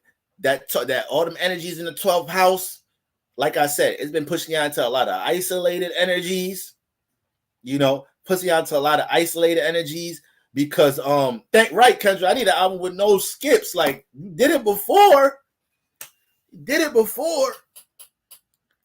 Niggas be having 21 songs in an album, two of them good. Not even bangers, they just good. It's like, damn, you got 15 songs in this shit. Can I at least get 2 heaters? Just give me 2 heaters. I won't complain. It's sad I can't get 2 heaters nowadays. Shout out to Gunna, though. He getting better every project. But, so yeah, a lot of y'all was dealing with subconscious influences right now, Gemini Rising. You more so processing your mental health. You more so looking at past experiences. Y'all probably been in a lot of with the Taurus 12th house. A lot of times Taurus is trying to make things come into reality in the 12th house. For Aries Risings with that Earth 12th house, you're trying to make sure the things that's in your subconscious, your imagination, you're finding ways to bring it to reality. But sometimes that can be frustrating a lot of the time. And you can hold pressure over yourself because you feel like you need to be more assertive with how you're working on things in your imagination and bringing to reality. And then when things ain't going in a certain time frame, that shit can start feeling frustrating here with Earth in the 12th house. So overall, this energy was helping you to become more practical about how you may be able to work on things with your imagination. It also is helping you to be more serious. Earth adds like a serious energy to thing, but being more serious, more assertive, more practical with how you utilize the things you believe in. All right. It was making you pour into things that you believe in. So it could be a relationship you really believe in. It could be a creative endeavor you really believe in, a form of spirituality you really believe in or whatnot. And you was being pushed to really value that or cut off negative values in the 12th house that don't support anything that don't support your belief, your belief system you're trying to build, don't support creative endeavors you're trying to build in this house, don't support how you recalibrate your motherfucking mental health, your emotional well-being, having negative outlooks on how you deal with your insecurities. That's like being on a negative end of a lot of things in the 12th house. All right. 12th house is a mystical place. Is a mystical place. All right. So with autumn energies transiting there, with autumn energies in the 12th house, Sun, Mercury, boom, boom, boom, boom. Now we get to Scorpio, and it's in the 6th house. All right, you get to Scorpio in the 6th house, and just with Scorpio in the 6th house, you're gonna go through a lot of transformation when it comes to how to schedule routine, when it comes to how to put things in order. You may go through a lot of transformation when it comes to your diet regimen. You got Scorpio in the 6th house, Gemini rises. You can't be playing with your diet regimen. You can't be playing here. You cannot be playing here with Scorpio in that house. And it's a sextile. It's a sextile. So you bring a lot of transformation in your life when you're focused and concentrated on regimen and routine. You know, most Gemini risings is very serious about this house. Very serious with Scorpio here. You know, don't like certain food, touching each other, could be picky with what they eat, could be very competitive when it comes to the competitive with themselves, when it comes to you know, dealing with their regimen, when it deals with their diet, when it deals with how they structure things in their life. You know, LeBron James is Scorpio, is a Gemini rising. So with Scorpio in that 6th house, that nigga spend like what? He said he spends like $1 million on his training, $1 million on his body every year or some shit to stay in shape and whatnot. He done went on mad different diets just for.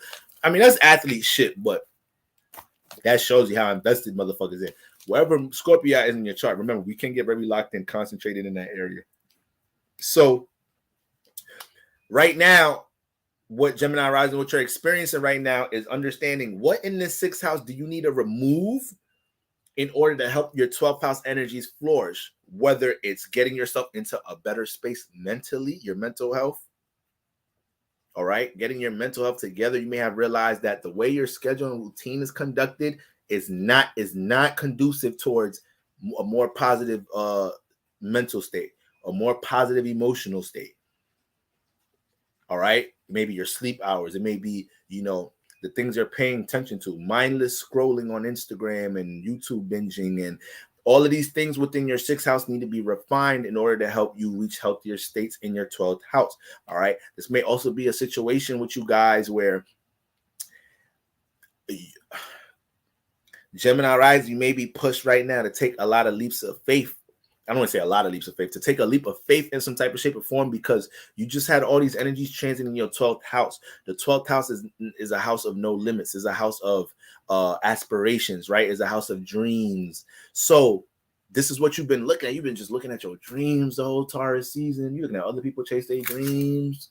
You're thinking about all the time you used to think heavy on this dream, but then you started doing this, so now you're gonna pay attention to that dream. But now all these energies, the sun in your 12th house, now you're thinking about that dream again. Like, damn, I forgot about that dream. Damn, I can't believe I put that dream on the back burner. I used to be so hype about that shit.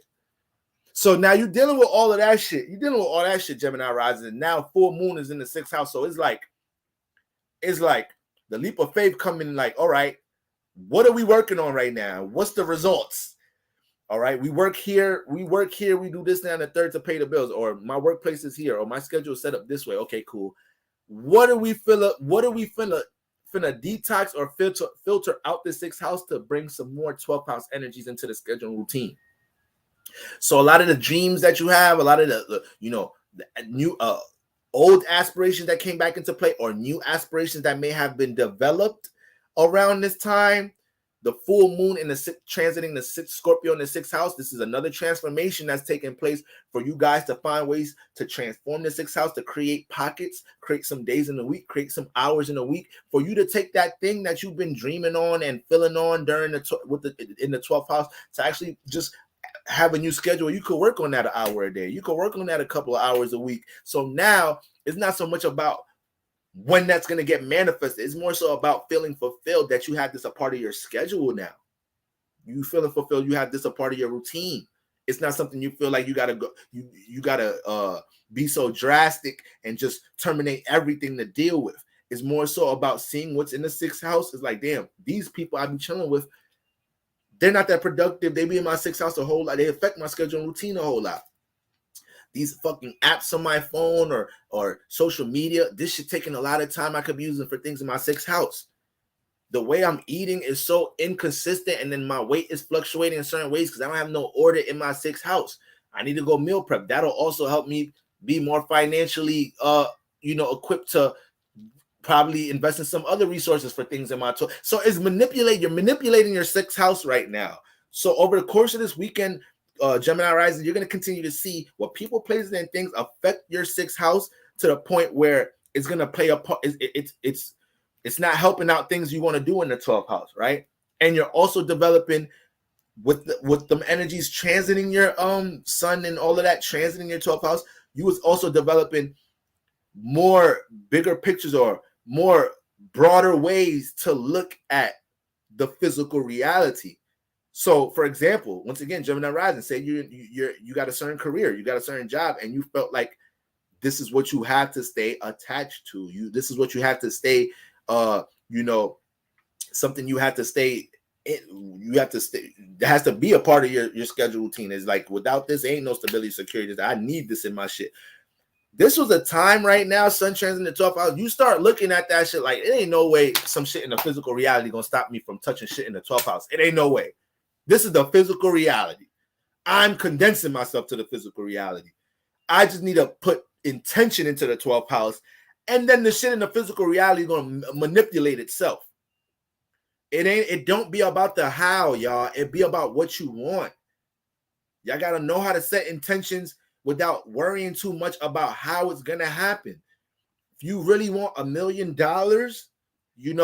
you set that fucking intention and you devote yourself to shifting your life to making that shit. But the day you make the decision that you want $1 million or you want to be financially free, you may not have all the answers day 2, day 3. But you started something. You need to know you started something. This is a ritual. Just putting an intention in the air, that's a ritual. That's ritual work. Now, you could take it deeper. You could get some candles. You could start doing all of that shit. But the intention alone was the ritual. Alone. You meditating on that thought, that vision. You continuing, you waking up every day, continuing, forcing yourself to keep looking at that shit, to keep feeling on it. Eventually, the vessel, your actions, is gonna find a way to start taking action on things that manifest that. I remember I was having such a hard time finding a new desk chair sometime last year. I was going to like Walmart and Target and shit, and it's like I wanted like a game chair, all the desk chairs I wanted, like they were all sold down. They were making me order online. I'm like, yo, what the fuck? I just want to get a new desk chair. Like, that's all I really wanted. And then I didn't want to order it because I'm some lazy nigga. I didn't want to put the shit together. I wanted to be able to buy that shit, have somebody come set that shit up, this, that, and the third. Some of the shits that I wanted online, they wasn't coming with somebody to set that shit up. I'm like, what the fuck? I wanted a chair so bad, I ended up manifesting a situation with my friend giving me a fucking desk chair. Out of nowhere. I'm at their crib chilling. They're like, yo, this, that, and the third. You want this shit? I'm like, but I wanted a fucking desk chair that bad. My back was hurting as fuck, hurting like shit, making videos, this, that, and the third. I just started thinking about this a minute ago. I'm like, damn. I knew I wanted a new desk chair that fucking bad. I was so motivated. I was in my head like, once I get a new desk chair, I'm gonna be making more videos. I'm gonna be turning up. I'm gonna turn up on their ass. But look, that shit ended up coming into fruition just because I really wanted that shit. This has happened many times in all of y'all lives. You just be underestimating these situations, or you didn't realize you manifested it when it happened because it just happened.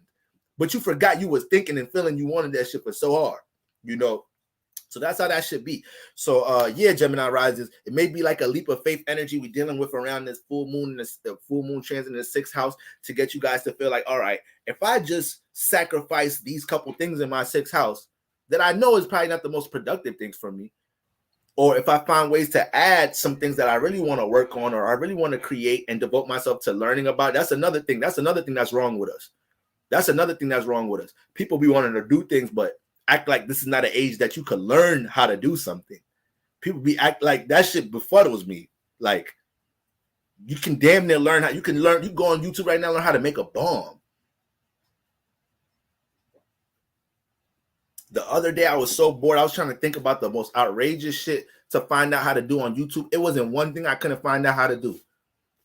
It wasn't one fucking thing you can't find out how to. I was looking for the most outrageous shit. There's niggas there's niggas on YouTube showing you how to do certain drugs. Like, it ain't nothing you can't fucking learn in this age. So when somebody tell me they want to do something, and then it's like you're not investing, You'll pay college all that money. You'll pay college all that money. You'll go and do this, that, and the third.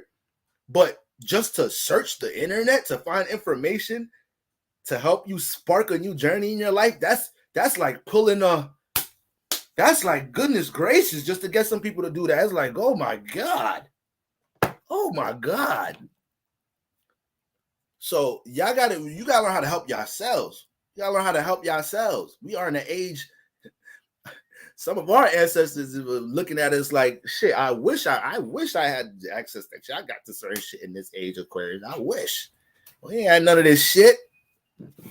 Shit. I would have been, when I got sick with this disease when I was this age, I wish I had YouTube to learn about a certain diet or how to detox the right way. Y'all got all these people teaching you about health, spirituality, you learn everything online. So, you feel me?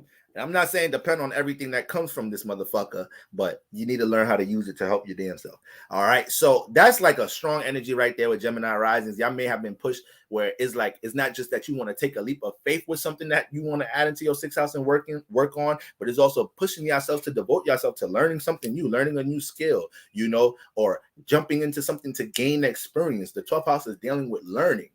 All right. So we got that, and then you got Pisces in the 10th house for my Gemini risings. You feel me? So Pisces in that 10th house.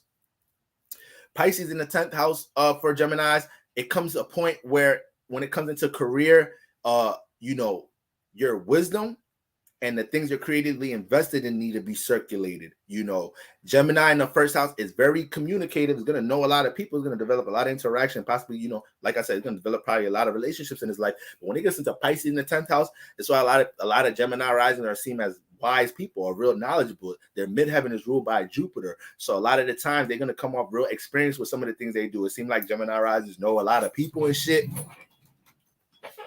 You know, because Jupiter ruling the 10th house is going to push you into a lot of situations, learning things from other people that's in your field, in your industry.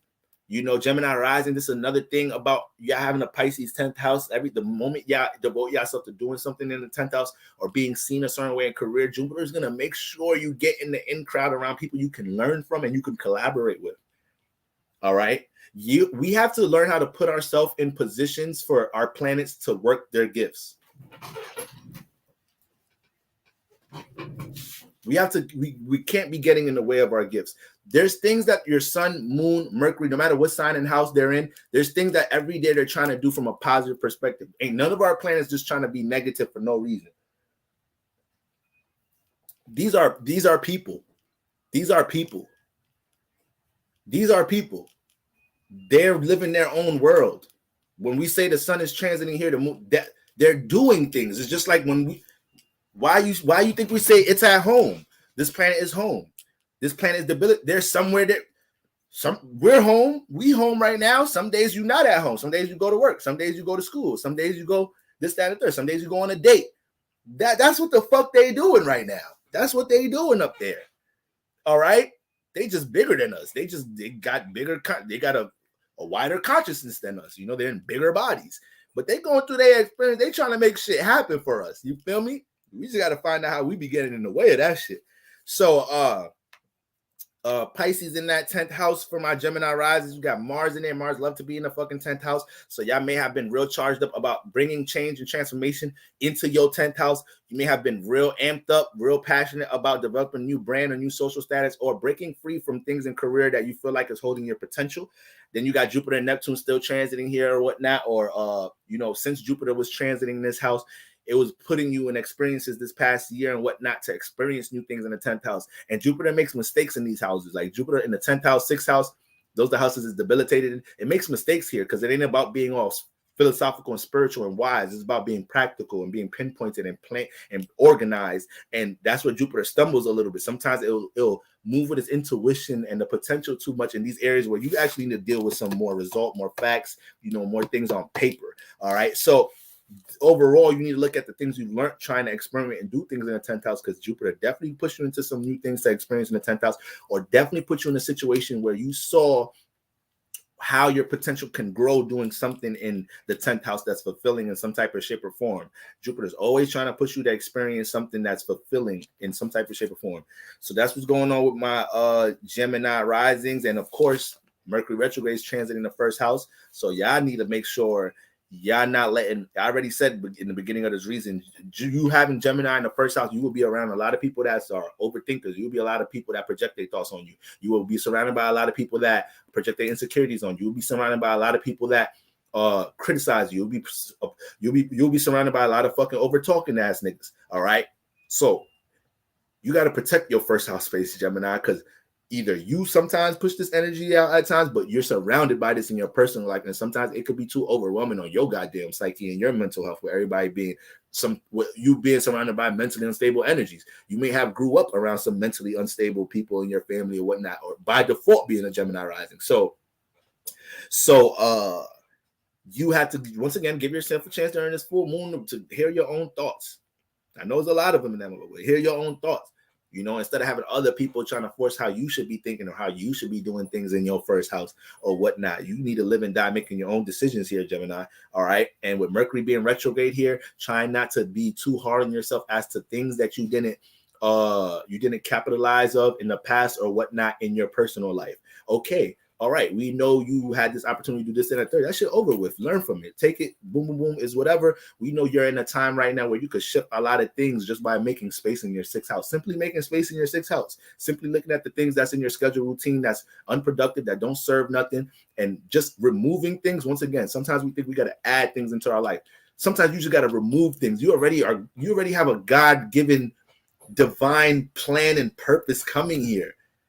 Our whole life, things are thrown on us to distract us, from school to bitch ass programs in this matrix to all type of shit.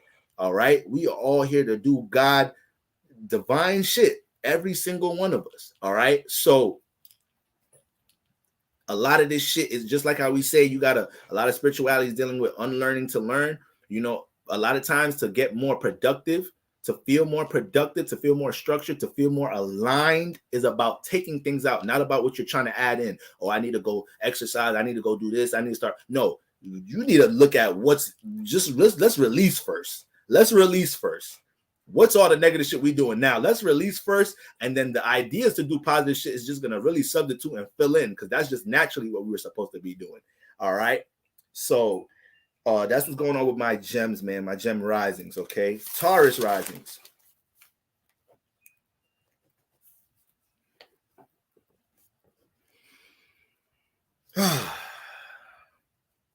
All right.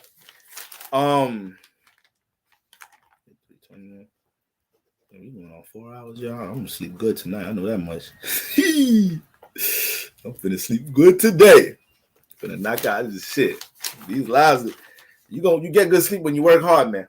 So Taurus risings. Now, it's always a beautiful time when that sun is in that first house, right? Taurus risings. I know y'all can tell me some stories right now. You know, I know y'all can tell me a lot of things that lifted y'all spirits this Taurus season. You feel me? So with the sun transit in your first house, Taurus rising, this was definitely a season for you to, you know, take more of a look at your personal potential, right? Like I said, Taurus rising, there's a lot of times you guys, your archetype is made out of Venus and moon energy. So you guys have the power to manipulate a lot of things in the physical realm, but at times, you know, you could just stay content with the level that you're at instead of trying to level up and scale up, you know, and that's cool. Sometimes, you know, some people, I guess, stress themselves out, frustrate themselves, trying to add expectations onto them, whatever. And sometimes it might be a positive thing with somebody with Taurus energy, be like, I'm content, I'm good, I don't need this, that, and the third. But y'all gotta understand the way universe, spirit, and God work. God ain't content. You know, universe is always pushing us to realize we're God. It's always pushing us to understand we can create and manipulate energies, and we're way more gifted than we even understand that we are. So the minute you think, the minute you jump into any content energy in life, you're always going to be pushed. Something's always going to push you to get out that energy. I seen some influencer, some spiritual chick, I don't know her name, and I seen her say, there's no such thing as like I be fucking quotes up. She was basically saying like it ain't no such thing as like being like fully accomplished in life or like being like just you getting successful and then stop there. Like, no, there's always another plateau. There's always another lesson. You know, you think you think every millionaire, look at Elon Musk. You think that nigga don't got shit? He's still trying to achieve shit. He the richest nigga in the world. It's about purpose. It's about fulfilling spirit. The money ain't spirit. Don't be giving a fuck about no money for real. Spirit can't use no fucking money in the astral realm. It can't use that shit up there. When we transition, that shit, what we've gained, what we learned and experienced from putting ourselves in a position to make money or to provide stability for ourselves or to become financially free or all that, what's gained from the experience accumulating, that's what we take with us. That's what spirit appreciates. Your sacrifice, your diligence, your discipline, your assertiveness. These are traits that built your character. These are traits that build spirit up. These are things that make your spirit bigger. The money alone don't do that. All right? It's what you get from the experience, from the journey. So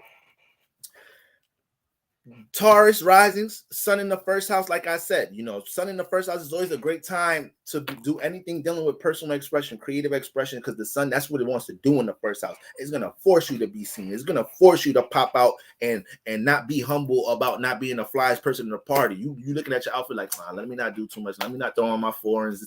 No, sun is in your first house. Wild out, stunt, throw all that shit on, throw your biggest chain on.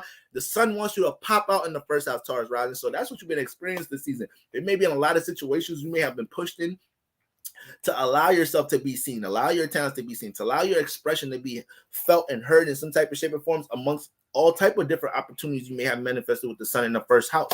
But in some type of shape or form, the sun is going to pull expression out of you. The sun is going to push you into a position where you need to be comfortable being seen, or you become self-inspired to have a part of yourself be seen within the external realm, whether it's a gift, talent, your awareness, how you conduct something, how you conduct yourself personally, some personal beliefs and ideals, etc. You know, the sun's going to get that out.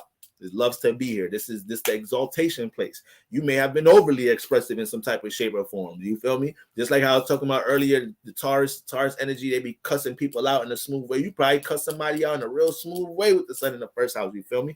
So, you know, with all them energies, Taurus rises, Scorpio's in the 7th house. All right, Scorpio's in the 7th house. So we already know Taurus rising. I already know you. We know how your relationship. Well, Taurus and Scorpio. Let me not say we know. I know Scorpio in the 7th house. You know, you're gonna go through some turmoil in the relationships. You're gonna understand how to deal with building more of a rapport and a true, genuine connection with people in the 7th house, and not just based off of things dealing with lust and temptation. You know, you have to learn how to really know somebody's traumas and wounds in the 7th house. You know, you got to allow somebody to read you and understand you in the 7th house because sometimes Taurus rising, y'all make it too hard for people in the Scorpio in the 7th house. You make it too hard for somebody to try to get to know your ass. Make it too hidden, too mysterious sometimes. It's like, yo, is you trying to date me or not? Like, you treating me like I'm an op, but you ask me what time you're going on this date. Like, which one is it? Feel me?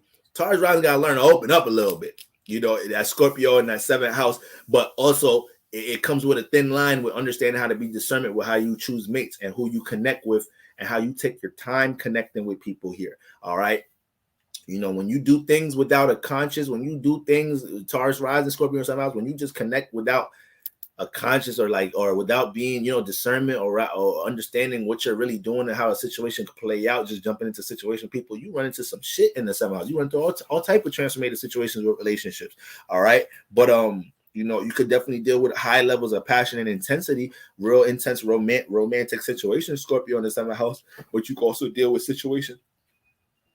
You can also deal with situations where you deal with people that's overly attached, or you've developed real attachy-like energies with Scorpio in the 7th house.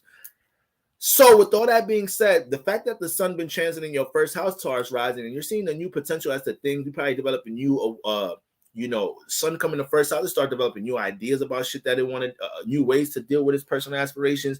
you think about new ways to build things. You more motivated to save your money, stack your bread. Sun transit in the first house, Taurus risings. You feel me? Y'all be kind of good with money management too. But now the full moon in the seventh house is going to be pulling. This house is fully illuminated, so you're about to realize how your relationship, how your part, the people you surround yourself with, or your relationship experiences in the past got in the way of you establishing more stability and security, or you implementing more of your values in the first house. That sun in the first house almost like, you know, around this time you're gonna start realizing like, damn, I could have been started this, that, and the third if I wasn't in that relationship. The sun in the first house is making it known as to everything that was getting in the way of your personal sunshine, your personal sunlight and whatnot, the things that should be getting attention or you should be seen for when it comes to your talents, awareness, the things that you have in that first house. All right. So the emphasis here is really detoxing that seventh house, the relationships, and understanding how the relationship you may be in now, maybe somebody you're dating in now, or listen, you making that decision at 34 is better than never making it before. Your spirit, no matter what the result is and what pans out after that, your spirit always gonna feel better saying, man, at least I tried, at least I experienced it, at least I jumped into the experience. Ain't nothing worse than not experiencing something. Ain't nothing worse than that. You know, shoulda, woulda, coulda, like, you know, that's the worst. So I don't got no fears in life. Like, I really don't.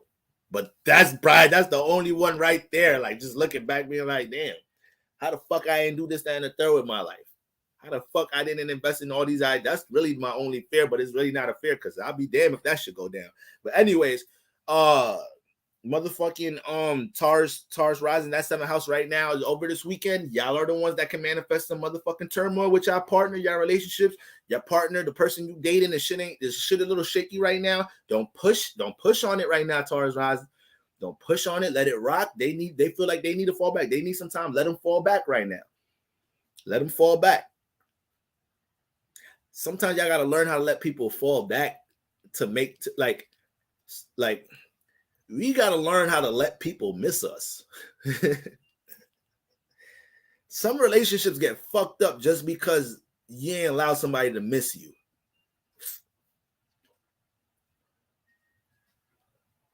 I'm a Libra. That was some of the best advice my older brother gave me when I was mad young. I think I was like mad young. I was like in 6th grade or something. I don't know. I was like in 6th, 7th grade or something.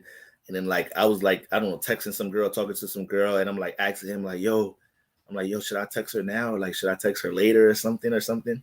You know, he had worked like in an after school program. So then, you know, I was playing basketball and shit. So he was like, yo, come pull up at the after school program, whatever, you know, get to meet some of these girls here, this, that. So I came and whatever.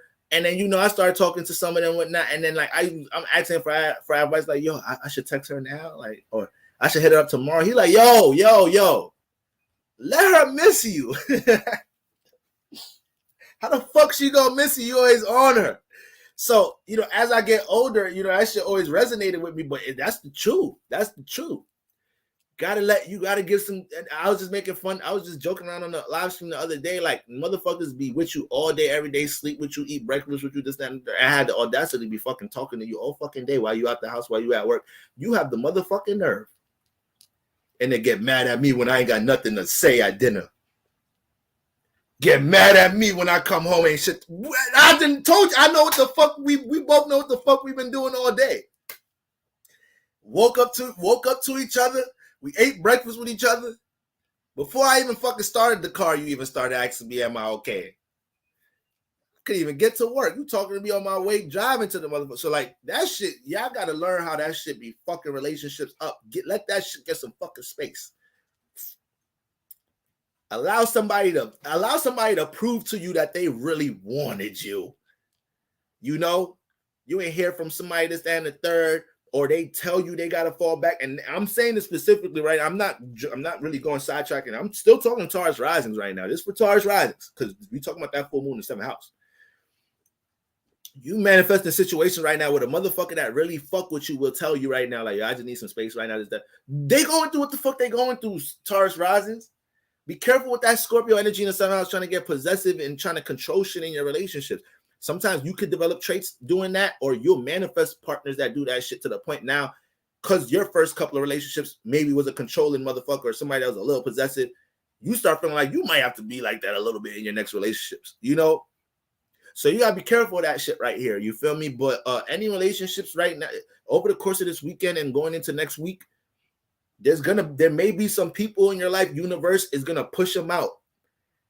And if these people wasn't fighting for the relationship in the first place, fighting for the friendship in the first place, fighting for the business partnership in the first place, what you look like, what that make you look like you going dumb hard for it? What that make you look like? A damn fool. That's what that makes you look like. So if it's gonna leave in the 7th house, Taurus rising, if it's gonna leave, let it leave. Let it leave. There's a bunch of fruitful things to jump into this house later on during the year. Don't get too caught up on what's going on during this full moon in Scorpio, what's being transformed.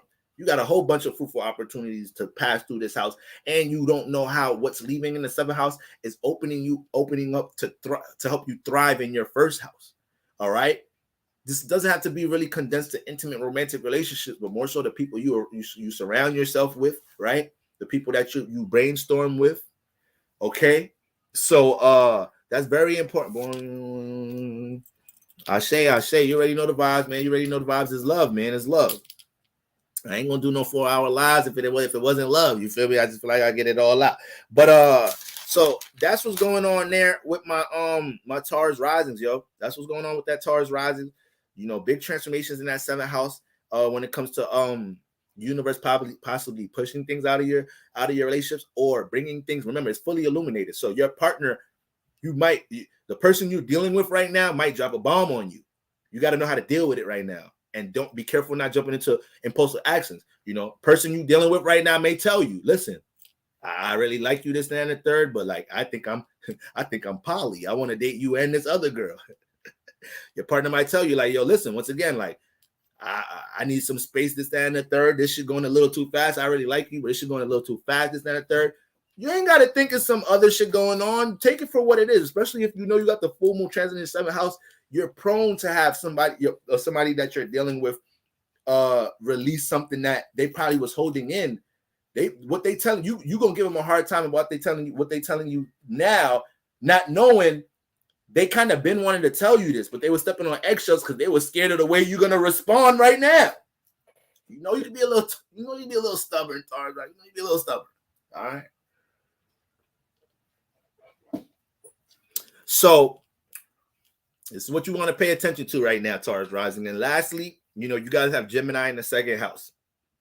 You got Gemini in that 2nd house. But you got Pisces in the 11th, Gemini in the 2nd house. So right now, there's going to be a lot of things that you're going to be reflecting upon when it comes to your value system. It may be some old business projects. It may be you might start reflecting on past people, places, and things that you used to value and bringing more understanding as to why you don't value them motherfuckers right now. Or Mercury retrograde is also is filtering and detoxing the 2nd house, helping you to understand how you've been valuing things. Remember, Mercury's cleaning things up, even though it's retrograde. You know, it's a revision type of thing. So things that you have been valuing in your 2nd house, especially Gemini in the 2nd house, Taurus. So sometimes it may be so subconscious how sometimes you got the wrong people around you, Gemini in the 2nd house. You value in the wrong relationships. It'd be so subconscious, you know, especially Gemini there. Motherfuckers, a duality there. Niggas be in one pocket, be in one energy. You think that's what it is. You're like, okay, they cool. Switch up. Motherfuckers be unreliable a lot of times. You hella reliable, but niggas be unreliable. So, you know, you got to take note as to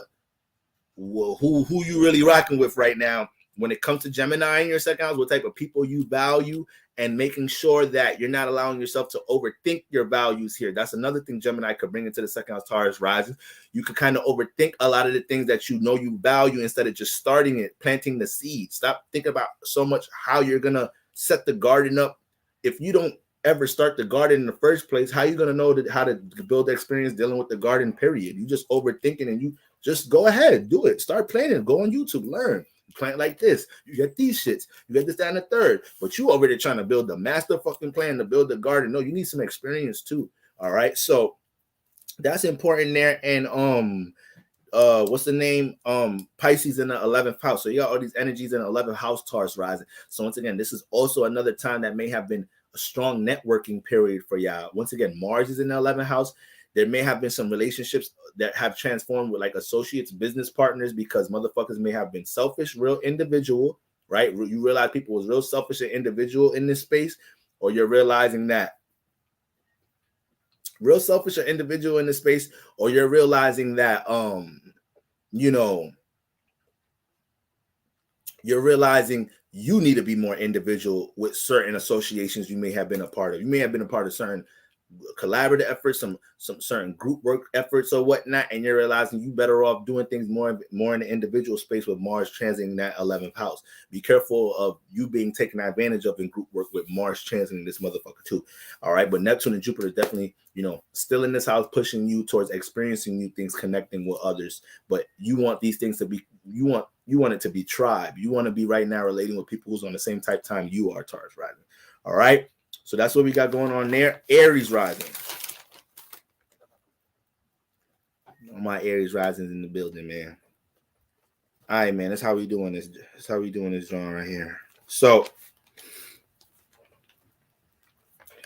Aries rising. Scorpio in the 8th house. All right. And we got Taurus in the 2nd house. So, you know, with the Taurus energies transiting in the 2nd house, Taurus rising is definitely, you know, the sun, Mercury, we had the autumn energy in the 2nd house. This was definitely a time to get resituated with your value system, Aries. You know, a lot of the time, especially if you got like your sun, moon, Aries, a lot of fire placements, you know, life can go very fast as the Aries rising. Relationships, you know, can fizzle out really quick. You meet somebody, be the highs of the highs and the lows of the lows. You know, your life could be real extreme. You know, things could fizzle out real quick. This, that, and the third, start and end real quick. So it's almost like things are always starting as an Aries rising. But for something to always be starting, that means things come to an end a lot. You know, so this is a nice time for you to once again decompress. And when it comes into all these energies transiting your 2nd house, Aries rising, this was a time for you to keep a more awareness on the things that how you're going about achieving the things that you value. You know, Aries rising is a go-getter. They're going to go get some shit. They're going to go get some shit. They don't know how to not go get what's in the 1st house or try to. That's just not them. All right. You know, and a lot of times that may manifest leadership positions by default. A lot of y'all are the oldest sibling, you know. So when it comes into the sun in the 2nd house, the sun brings awareness to the value system. So this was helping you understand if you haven't been valuing things more than you should have been within yourself when it comes to your own passions and the things you want to do in your personal life, period, your personal aspirations and goals. The sun was highlighting that. You know, it may have been things with your finances and money that it was some strong lessons to learn. So if you wasn't managing your bread right in a certain way this Taurus season, karma might have spent the block differently during this season, some type of shape or form. An important bill came up, your ass couldn't pay it, shit like all type of shit like that. All right, so it was definitely a time to get more organized, more structured, more situated. Once again, Aries rising, you're on the go, but that 2nd house, Taurus 2nd house, is always teaching you to get more settled with the things that deal with security and stability and take your time and pace here. Now, while that's going on, right? While you were paying attention to that, we got the full moon in your 8th house right now. All right. So full moon don't like Scorpio, full moon don't like the 8th house. So it's almost like a double influence for you as far as how intense this could feel. All right. And with the full moon transit in the 8th house correlates to the things we talk about with Scorpio, your demons, secrets, shadow work, insecurities, things you may feel guilty about, things you holding on to from the past. All right. Transformation, sex, the occult, your desires. So you got all these energies in the 8th house.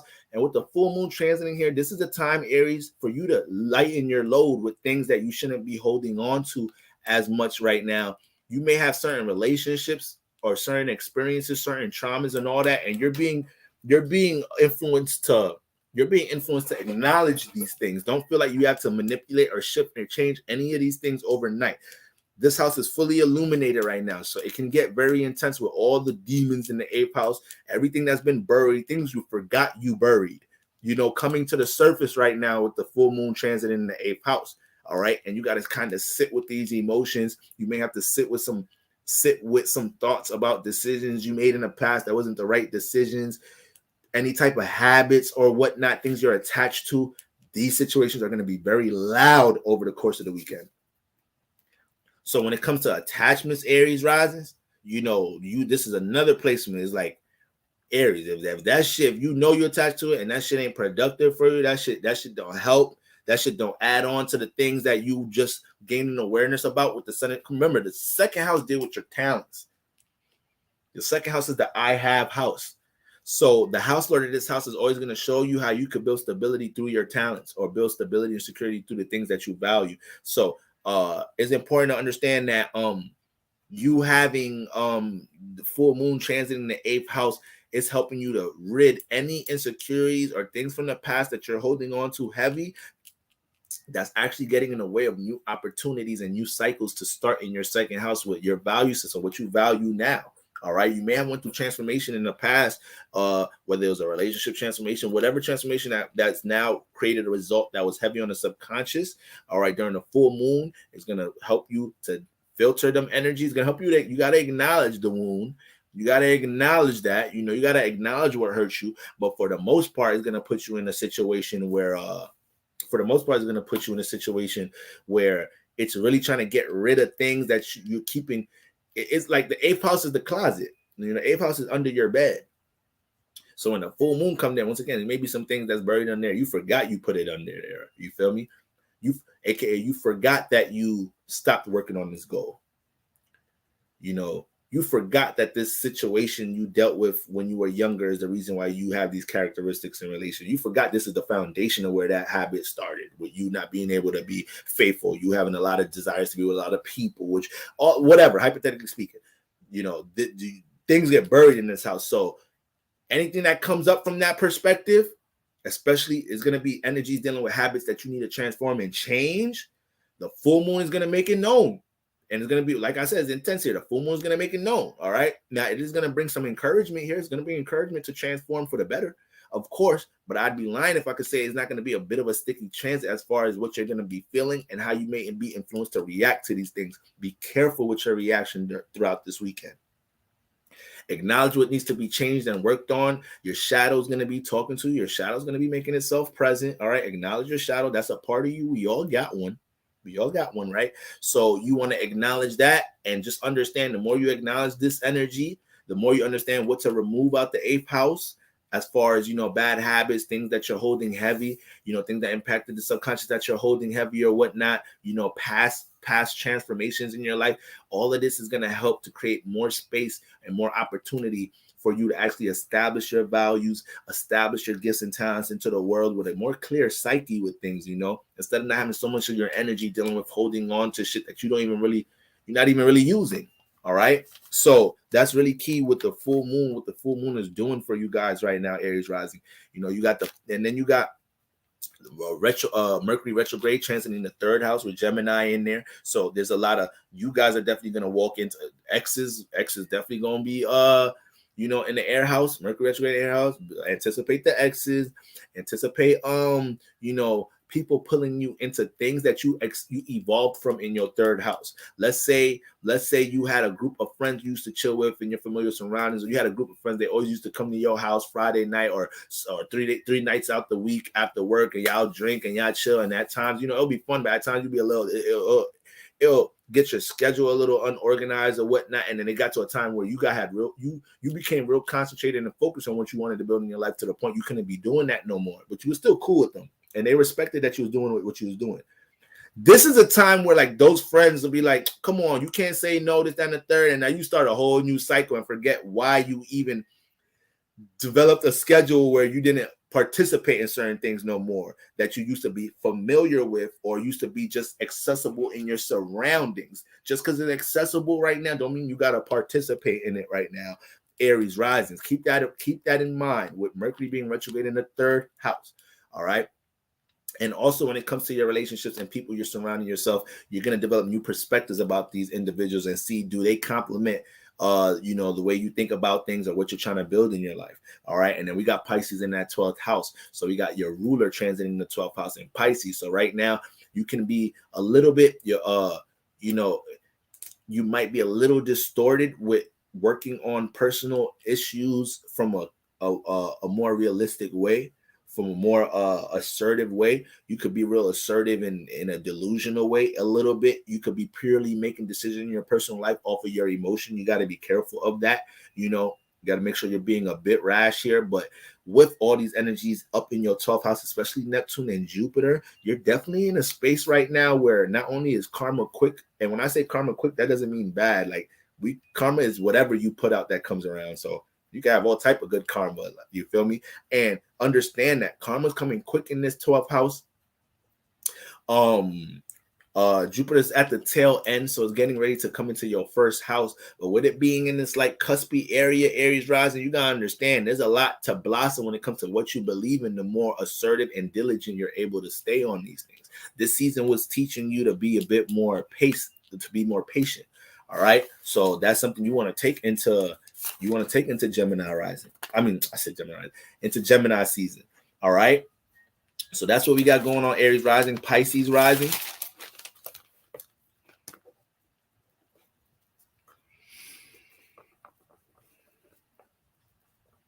Aries rising, man, that's a strong placement to have, man.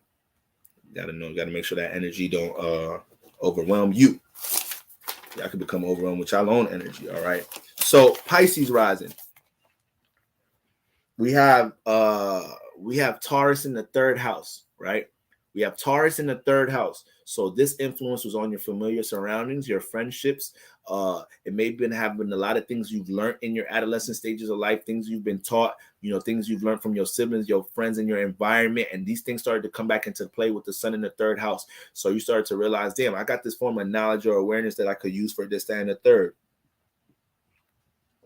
Damn, I used to work on this project, or I used to be into this situation, this, that, and the third in my adolescent stages, or this is something I picked up from my third house.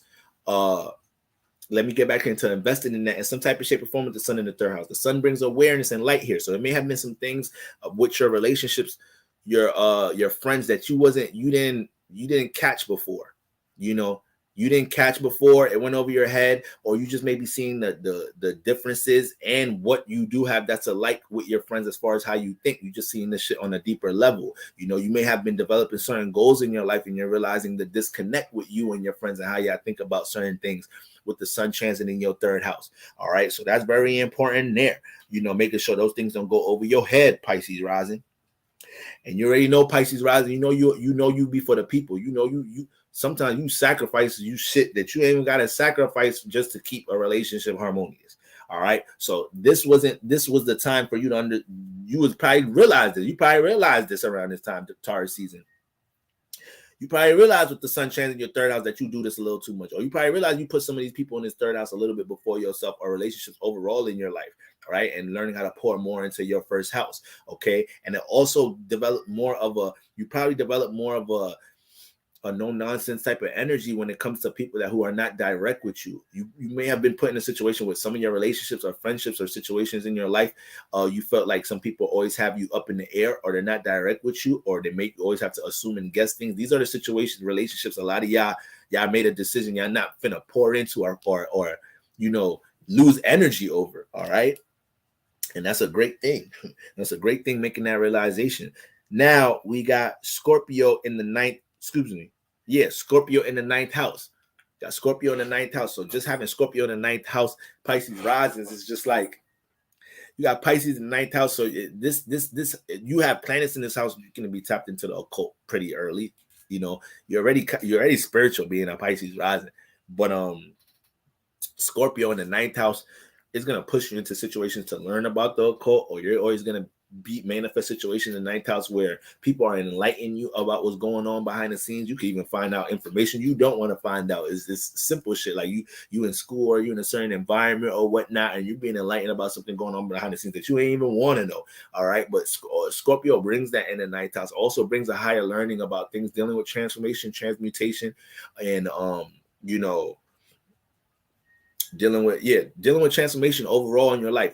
But even when it's negative transformation, and I don't even like to say negative transformation, but like basically unexpected transformation that impacted you but really had a lesson to it, this placement having Scorpio in the ninth house, you've been in Pisces rising, this just helps you to be able to look at transformation in your life from a higher perspective, to be able to look at loss, sacrifice, all these things from a more of a what was this supposed to teach me perspective. So with all that being said, this is a time right now that with the full moon in the ninth house, you want to be able to release and detach from any energies that you feel like are bombarding you or playing out as a burden when it comes into your belief system. You may have a family environment, a relationship where you work at or something. These energies play out as a burden on your belief system. And with the sun transiting the third house and whatnot, it was more so influencing you to create more of a third house that resonates with you, aka surrounding yourself with people that resonate with you, being in environments that resonate with you.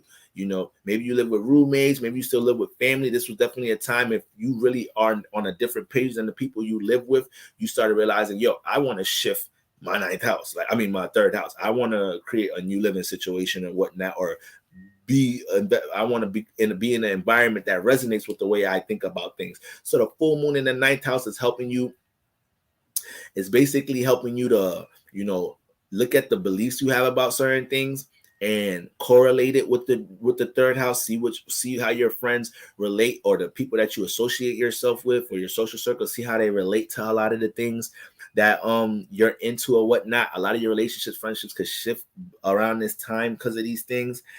Pisces rising, also, with Scorpio in the ninth house, this will also makes you guys, Pisces risings, you guys have a great way of articulating, your wisdom with things dealing with transformation, especially if you have planets in Scorpio, especially if you have Scorpio placements in this ninth house. You guys will manifest positions being a vessel to communicate or express a lot of things dealing with, perseverance, transformation, how to shift energy, move energy, transmute energy. So these are things you may have manifested. You may manifest opportunities around to understand how you could be a vessel, or how you could be more expressive or an example to others with these things. Okay. But just like how we were talking about, I forgot what rising sign it is when we're talking about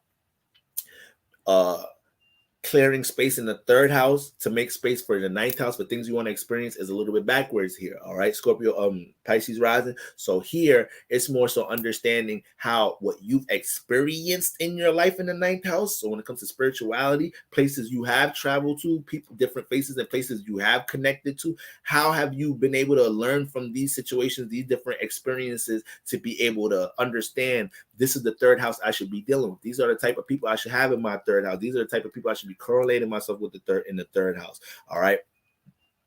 If I have all this wisdom and experience about the different type of things that's out in the world, or if I put myself in a situation where I got to interact with different energies, in my ninth house, all that wisdom or whatever belief system I developed in the ninth house, that should be able to trickle into how I deal with people in my third house. So you might be in a lot of positions right now, Pisces rising, where you got to be the bigger person, or you may feel like telling one of your friends about themselves or telling somebody about themselves, but it might not be that wise, instead of you just falling back from a situation. All right. That's going to be very key right here. So just make sure you have, you're not too chaotic with your reactions in any type of way. All right. Now we do have Gemini in that fourth house. All right. So just having Gemini in the fourth house, you can go through a lot of probably like family gossip, sometimes even family manipulation, family lies. Your fourth house, Pisces rising, could be a little chaotic. Your parents in and out the house, your siblings in and out the house, your siblings or your parents are bringing people in and out the house. Every time you come home from school, your parents like, look, I was waiting for you to get back. Look, I want you to meet this your distant relative cousin. This that you might all day, every day. Gemini in the fourth house is always an episode in the fourth house. And you're learning how to deal with relationships amongst your family. Your family teaches you so much about dealing with people out in the world. Sometimes you manifest a situation, a job, a career, dealing with you counseling people or something, and people ask you like, how you, Pisces rising, how you learn how to deal with people? It's like, you should meet my family. You should come to my family cookout in July. Then you're going to know how I counsel my patients so well. You're going to know how I know how to be a therapist for inmates. You gonna know. All right. So it'll be a lot of that Gemini fourth house energy. But with all that being said, all right. When are we doing? Oh, yeah. I'm definitely gonna get into that. That probably might be like Monday. I gotta get into that like Monday ASAP. My schedule has been so fucking hectic this week. So I've been just trying to take care of the things that's coming up So because I know Jupiter Aries, that's a longer transit, but I can't go in on that before we talk about this full moon energy. You feel me? But we gonna get to that motherfucker.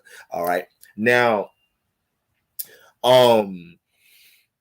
with what's the name? With Gemini in the fourth house. With all that being said, now Mercury's going retrograde in here. There's gonna be a lot of things to reflect upon. There's gonna be a lot of things, situations reoccurring within the family, within your family situation, within your home environment. All right, maybe situations that kind of resolved. It probably might flare up a little bit around this time. You having to play mediator for no reason right now. Situation got nothing to do with you, but they pulling you into it. You got to play mediator because the Pisces rising just knows how to bring the harmony in some type of shape or form.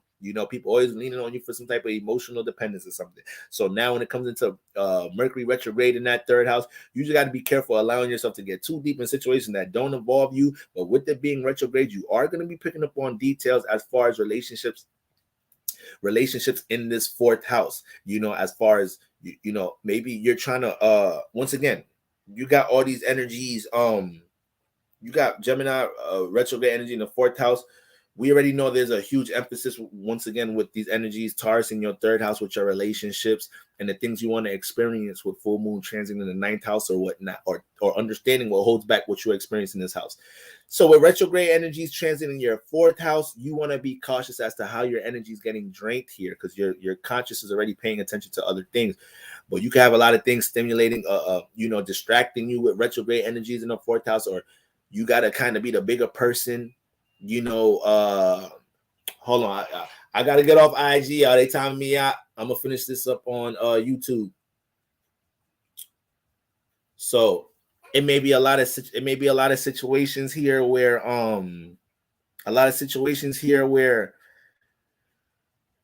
family persuades you. Family's always trying to persuade you or critique you about certain things you want to do with your life. All right. Now is retrograde time. You're going to understand, damn, I let my cousins or my siblings or my parents project on me when I knew I wanted to do this, that, and the third, or when I knew this decision was better for me. Retrograde energy is going to help you realize if you did that. All right. And it's going to teach you to start, honing in on your own way of building your fourth house. All right. AKA building what makes you feel comfortable. Now, so that's what we got going on in the fourth house for my gems. And then your first house, Pisces Rising, your first house. All right.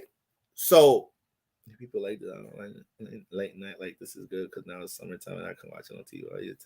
You get to get busy, fashion skunk. So with Pisces, once again, your first house been turned up. Jupiter done made a whole transit out this house. It's gonna pick you back into this house a little bit, but it done made a whole transit in this house. So you went through a whole personal evolution with a lot of personal philosophies, morals, and ethics. You guys probably developed a lot of new ways of conducting yourself personally. There's probably a lot of new habits you done broke free from, and it could be as simple as you stopped smoking weed. You decided to be celibate. You decided to do this. All different type of situations may have occurred this past 6 to 8 months in this first house, just pushing you to evolve with how you personally conduct yourself. When it comes to that potential, who you see as being a better person, when you look at the self-improved when you're imagining yourself being improved, you actually was pushed to make a lot of those strides recently while Jupiter's transiting your first house, and Mars is here to keep you amped, to keep you motivated, to keep you inspired, to keep chasing this sense of development in the first house. Remember, guys, Mars loves this house. Mars loves the first house. It loves putting energy work into things that develop you personally. And this is the individual house, so it makes you feel unapologetic for doing things that is only supporting yourself. It makes you say, if you got a problem with what I'm doing, that's your problem, not mine. Mars gonna make you probably say some shit like that, transiting the first house for my Pisces risings. All right. So if y'all need to ride that wave, continue to ride that wave, Pisces risings. You feel me? So that's what we got going on there. Now, Taurus in the I'm bugging. Yeah, we spoke about Taurus in the third house. Yeah, Pisces rising. So that was the last one right there. All right, y'all. Full moon transit in the ninth house. It may be a time. I don't think I said this before. It may be some beliefs you gotta kill. You probably had a belief. You probably had a negative belief or something. You probably had a belief that you couldn't manifest something. That's a belief you gotta kill. So if the full moon in the ninth house got you thinking about something that you want to experience, how the fuck the bot comments make it in the live chat? They got bot comments in the live chat. Oh my goodness gracious. So it may be some things right now, Pisces Rising, you're going to start resonating over understanding, once again, full moon in the ninth house. What do I need to take out this house in order for me to experience more? You know, that may be very key right now. This could be many things. It could be many different things, or different people, places, and things. But I ain't popping. YouTube just be on that bullshit. But these are things that you just want to keep in mind with that full moon transit in the ninth house. This is not a great time, Pisces Rising, to do anything that's like that you're not really familiar with. Don't jump into any extra new experiences right now. All right, just relax. You know, kick it in that third house, kick it amongst your familiar surroundings right now. All right. I don't think I've ever seen that in somebody else's live. And I'm a YouTube head. I don't think I've ever seen that in somebody else's live chat. I see bot comments in different comments all the time. I don't think I've ever seen it in a live chat. That's wild. We got Ghost in the chat right now, y'all. We actually have Ghost. That's crazy. Anyways, so that's my Pisces risings. So we got Aquarius, Cap, and Sag. Whoa, I really talked a lot today. So Aquarius risings.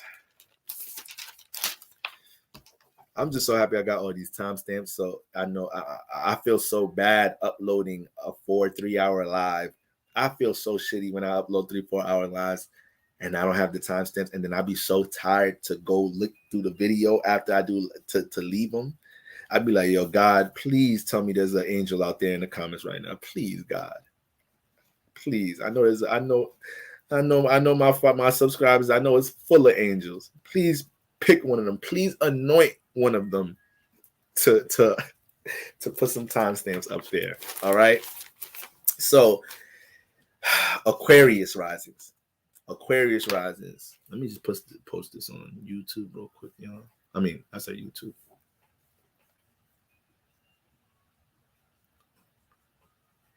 Matter of fact, let me wait because I want to put the timestamps on. Motherfuckers gonna see a 4-hour IG live stream and they ain't gonna watch none of that shit. Like, this nigga bored making 4-hour lives again. I'm good.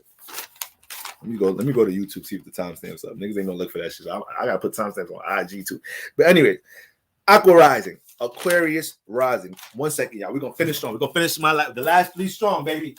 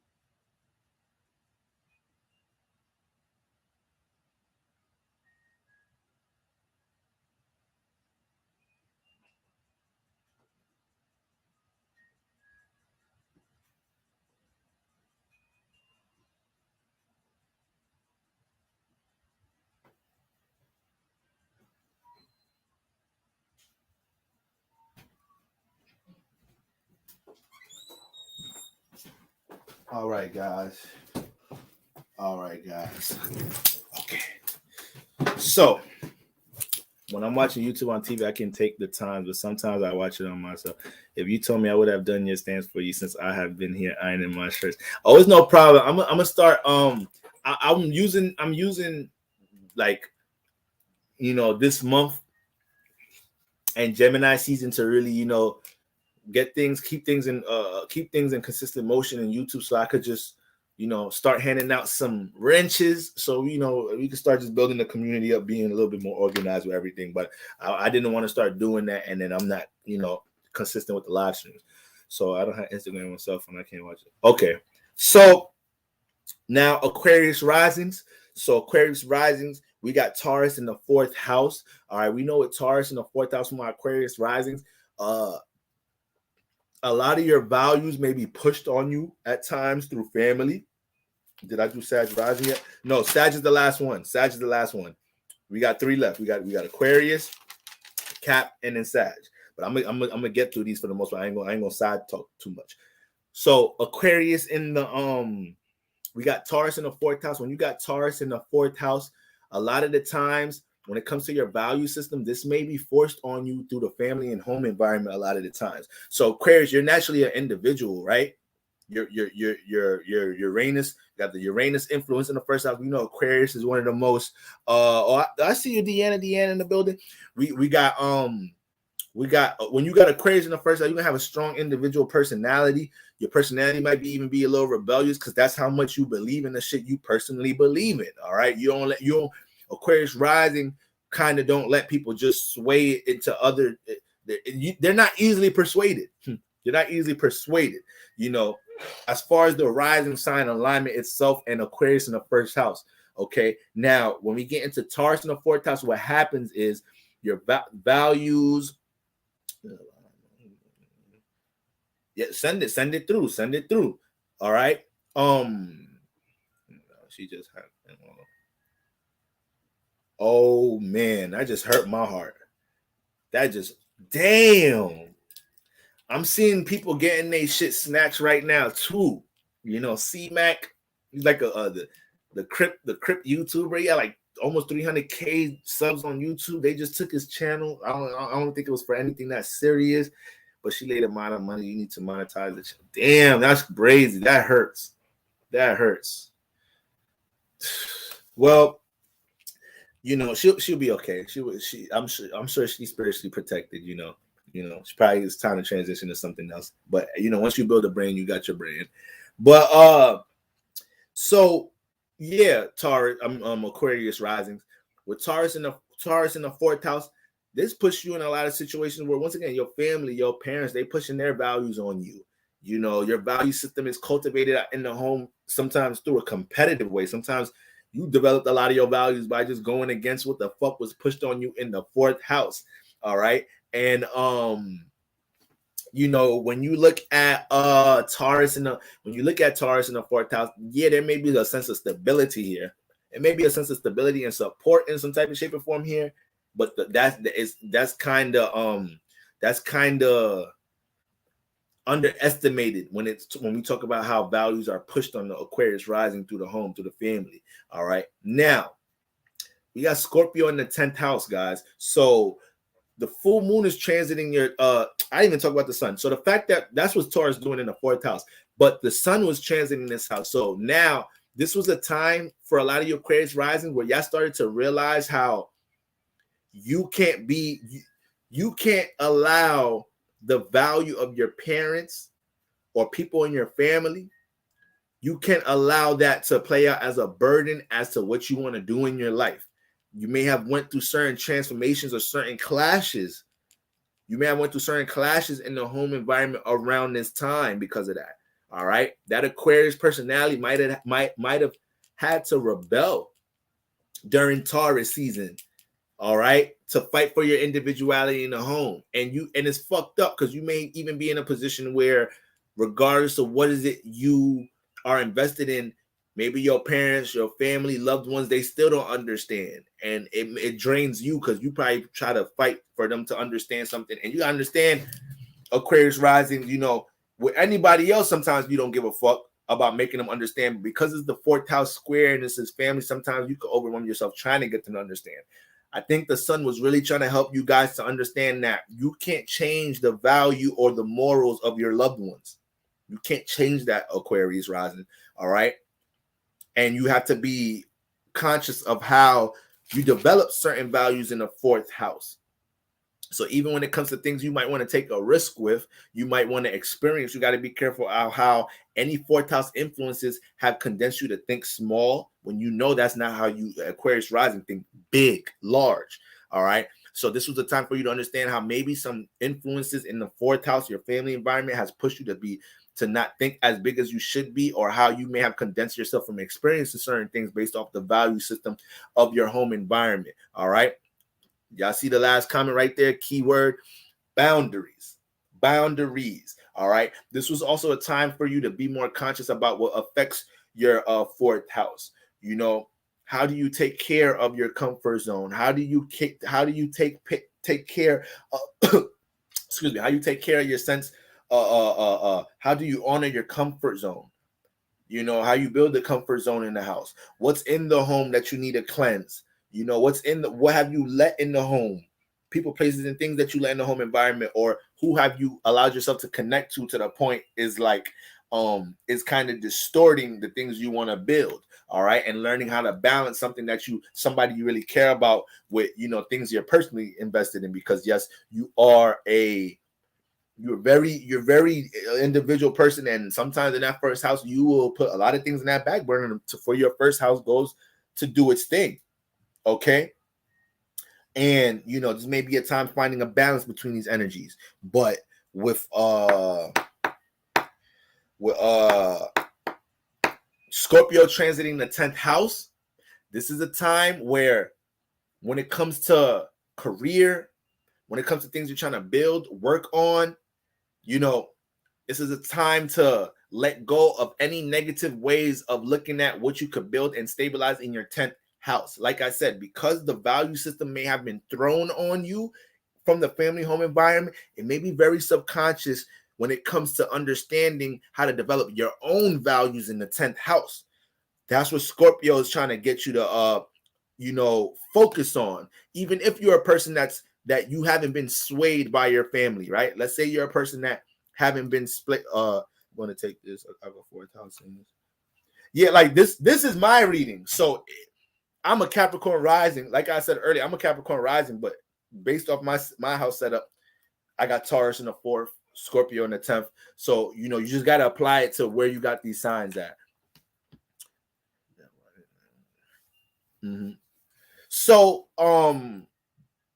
you know, yeah, you have to be able to analyze how you may have lost concentration or focus in this 10th house with the full moon transiting there. It's also going to bring up, remember, the 10th is fully illuminated right now. So when it comes to anything in career that is playing out as a burden to things you really want to do in the 10th house, this might be a time that might be real heavy. Doesn't mean you have to just quit your job. Doesn't mean none of that. But this is a time to acknowledge that you have to come to a truth with yourself to understand, like, okay, all right, I fully am aware that this is not the situation I'm gonna stay content with. Okay, so I just need to be conscious about how I'm gonna start my transition here. All right, or how I'm gonna detach and release from my current 10th house situation, you know, and really invest in what I value in this area. Okay, but since this house is fully illuminated, you know, you could develop all type of critiques in the 10th house. You could develop intense situations over the course of the weekend and going into next week in the 10th house that'll make you say, fuck all that shit, bro. I had to cuss my boss out. I'm done. Be careful of making impulsive decisions in this area. All right. Especially Aquarius rising, you know how rebellious your personality is. You know, sometimes you will say fuck some shit if you feel like you're getting taken advantage of, especially Scorpio in the 10th house. And because it's full, you know, we can have all these intense reactions, and you could definitely project in different ways based off of how you may be getting projected on in your 4th house. All right. You may be a situation which, again, with your parents, situation with your loved ones, situation with somebody you really care about, even your partner can play out, because your partner a lot of times falls into your 4th house. Your partner ain't your fiance family, ain't your husband wife family. The 4th house is the people, places, and things you care about and you're emotionally connected to. So yeah, your partner's the 7th house, but you know, when you love somebody and your heart is invested in, you intimately opened up to them, and they're in your private space, and they're a part of your comfort zone. They're the ones that could just lay out in your room, and you don't have no problem with them being in your space. They in your they made it to your 4th house too. I left in December too late. Let's go, man. Ain't nothing holding us down, man. Let's go. That's gonna, whether it happened already or not, that decision is gonna open up opportunities in life. All right. Because universe rewards motherfuckers that don't allow situations to keep them down and people that believe that there's better. All right. So this is what's going on, Aquarius rising in that 10th house. You know, the house is fully illuminated, and there may be some situations and issues that make you feel heavy as to what you deserve or what you should get back to concentrating and focusing on in your 10th house, or what things may have came out the 4th house or any other area that affects, that influences you not to go get yours in this 10th house. All right. I did that today. I didn't fuck some shit today, boy. I can't come, but it's all good. It's all good. Players fuck up. Players fuck up. It's a full moon. It's all good. There's a lot of transformations going on in the world. I'm pretty sure that ain't the worst of the worst was going to take place this weekend. All right? I'm pretty sure that is nowhere near the worst of the worst. And even that, like I said, the fact that, remember, it's a full moon. We in full moon time. So the things that we burning bridges with are things that our spirit kind of be happy with. Like, yes, fuck that relationship. Yes. Fuck that career. I don't give a fuck if you don't know how to pay the bills. We stronger than that. We gonna manifest some shit. We'll be all right. Universe and God are gonna hold it down. But that wasn't gonna hold it down. That situation, that career wasn't gonna hold it down. It was gonna have us feel spiritually fulfilled. So yeah, you may be lost. You may be a little down about how you look at your physical reality circumstances for the moment. Trust universe gonna make sure you're not gonna miss no meals and you're gonna have a roof over your head. All right. Put faith in universe right now. All right. But besides that, I promise you, spirit force you to do that. So it's like, whoo, now we can manifest something better. Now we could put ourselves in a space where we feel more deserving or appreciated, right? So don't even worry about that, Kaiser. You're gonna be straight, all right? You know, you ain't really fuck up. You really just turned up. Yo, you doing moon signs also, bro. Now I'm just going through I just wanted to come on here and do a in-depth reading through I didn't want to just talk about the full moon of Scorpio house. I wanted to just talk about how these 4 important houses are being activated right now: Gemini house, Taurus house, Scorpio house, Scorpio, Gemini, Pisces, Taurus house. All right. Tomorrow I'll probably make some TikToks and get some tweets up how these energies affect all signs. I might jump on live to run through all signs, but I don't trust myself. I know when I get on live, it won't be quick. All right. So it really depends. But yeah, I'm just going through the houses. So, yeah, Aquarius rising, that's what's going on, you know, and you have to understand right now, you know, especially with, let's jump to the 2nd house. You know, you got Pisces in that 2nd house, Aquarius risings. So right here, there's a lot of, Mars is in this house. So it's making you more determined to strive for your dreams and imagination and put that shit into physical reality or plant seeds into that.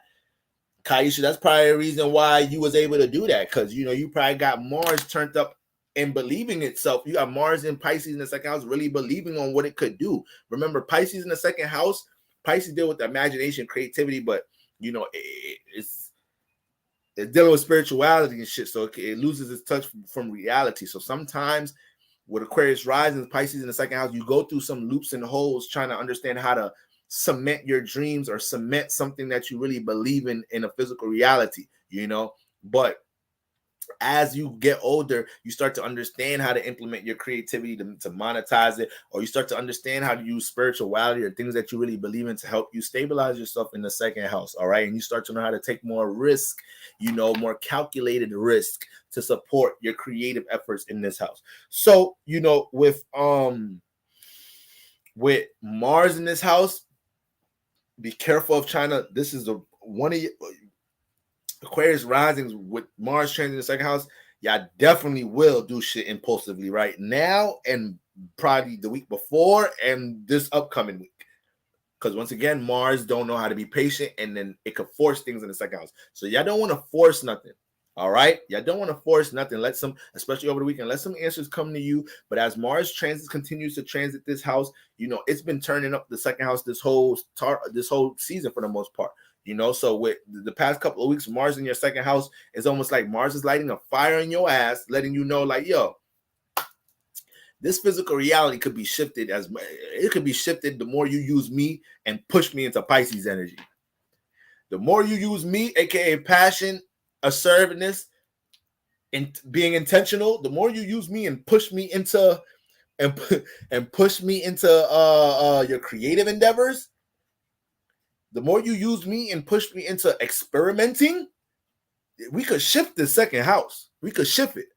All right. Just don't let Mars think you could do it all in one day. Mars is going to gas you to think you can do it all in one day. All right. So we want to make the most of that Mars transit in that second house right now. But, try not to force nothing and, work over time with Mars, pace out your passion with things that you're creating here, and try not to be too frustrated or overwhelmed as far as where you're not at with your security and stability, because Mars just adds more frustration where it's at. So this is where you start to force things a little bit, right? But everything when it comes to career stability, security, all those things work over time. Okay. And then, Jupiter been transiting in this house. Neptune is here, but Jupiter been transiting in this house. So it's possibly been a whole bunch of new experiences with you learning about things that you value, whether you worked on it or not. So let's say you've been working at this job, but let's say you want to make music. This past year, you've been learning all the ways independent artists make money from their music, all the ways that you can market yourself, all the ways to use social media, all the ways you could perform here, all the ways you've been learning all of this, aka you've been gaining knowledge and wisdom about things dealing with what you value, on top of possibly manifesting opportunities to experience it, actually going to make the music, actually putting some songs out, even though you work at your job. So right now with Jupiter, the fact that is, pretty much transiting out of this house, getting into Aries, it's important for you to understand everything that you just accumulated experience-wise with your values. That is to amount towards something. All right. Jupiter ain't push you into all them experiences to deal with the things that you value within yourself for no reason. They wanted you to gain some experience. They wanted to gain some traction, so you could believe that this could be something that could hold you down. That could be a sense of foundation here. And it's also pushing you to have wiser values. So the past year, karma may have been quick when you was valuing negative people, places, and things, especially having bad habits, may have manifested some transformative situations. Smoking too much, drinking too much, having too much sex, overindulging in this, shopping too much, spending too much money. You may have ran into transformative situations, based off of trying to obtain your materialistic pleasures in the physical realm without focusing more on positive values.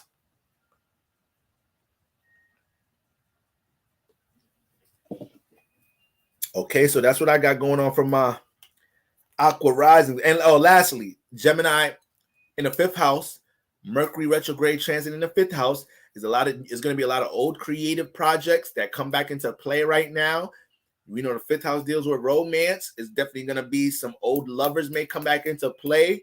Be careful of diving into situations that you're not sure of diving into. All right, because they could look really nice. It could look real vivid and entertaining right now. Motherfucker come back, it's all cleaned up. Last time you saw them, they was looking crazy, but now you see them, they all cleaned up, they sharp, you feel me? They looking good and whatnot. So you gotta be careful right now, retrograde energies, Gemini in the 5th house. You got to be careful there, okay? But it's also going to be a lot of creative projects and things that you may have been creatively invested in that you dropped. These things may recirculate, or also a lot of situations where you ain't express yourself the way you wanted to. You may start to think a little too hard on these situations when that situation already passed. Use that situation to reflect upon embracing situations to express yourself in the present and in the future. All right. Oh yeah, I'm gonna continue to do that. So like, if I do go live tomorrow with the signs, I'll have the preview up. I'm getting more YouTube savvy. All right. So that's my Aquarius Risings, Cap Risings.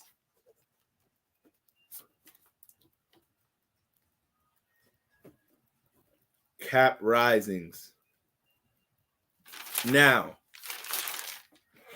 Cap Risings, we have Taurus in the 5th house. All right, so these energies, the sun we've been chanting in the fifth house. The sun loves the fifth house. The sun is turned the fuck up in the fifth house. All right, this is where it loves to be. It's going to influence this individual to dive into forms of self-expression, to let themselves be seen, let their talents and gifts be seen, to get more action-oriented and more assertive and intentional, dealing with anything that fulfills and feeds the relationship with the inner child. All right, this may be a time where you wanted to have more fun, or this may be a time that you realize you probably put too much responsibilities above.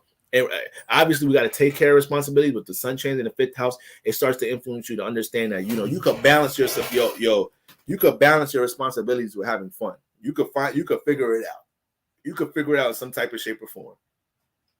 So that's a lot of the energy we were dealing with. That's a lot of the energies with for my Cap rising with the sun transit in the fifth house. But one thing about Taurus in the fifth house, sometimes you could be a little bit too structured or trying to be too perfect when it comes to creative expression, instead of just diving into the experience. And you could kind of think too hard about how you're going to deal with the creative expression. All right. So this was something that during this season you may have soulful connection. What's going on? What's going on, family? So and this may have been a situation where with the motherfucking what's the name? Motherfucking where we at? I had a little brain fart. Taurus in the fifth house.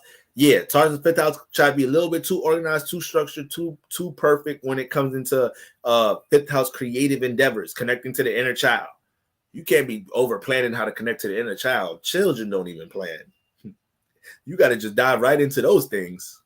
Like, how you thinking about how you finna, which ride how you overthinking about which ride you finna ride at Six Flags? A whole hour done passed by. You wasting time. We ain't get on no rides. How you overthinking what? Man, if you don't just get your funky ass on a ride already and do some experiencing, do some creative jump into understand how it feels to be on the stage and build that experience up. Taurus deal with his talents and values. He's got a lot to offer in the fifth house. So make sure Capricorn rises. Make sure you don't think too hard on that sometimes, or make sure you don't put yourself in a situation where you feel like you need certain resources to do things creatively when you're really blocking yourself from jumping into the experience. All right. And this may have been a time, with all that being said, this may have been a time where you were able to learn or see or observe others or learn from others before you that were able to do without resources in this house, that jumped into certain things from a creative endeavor, right? That was fulfilling from a creative perspective without certain resources. You may have got schooled by somebody around you, how you're able to do something that you thought you needed certain resources to do, and how you could do it, how you could improvise without that motherfucker, how you could substitute something else. That wasn't that. If that manifested for you, that was not something to underestimate. Now,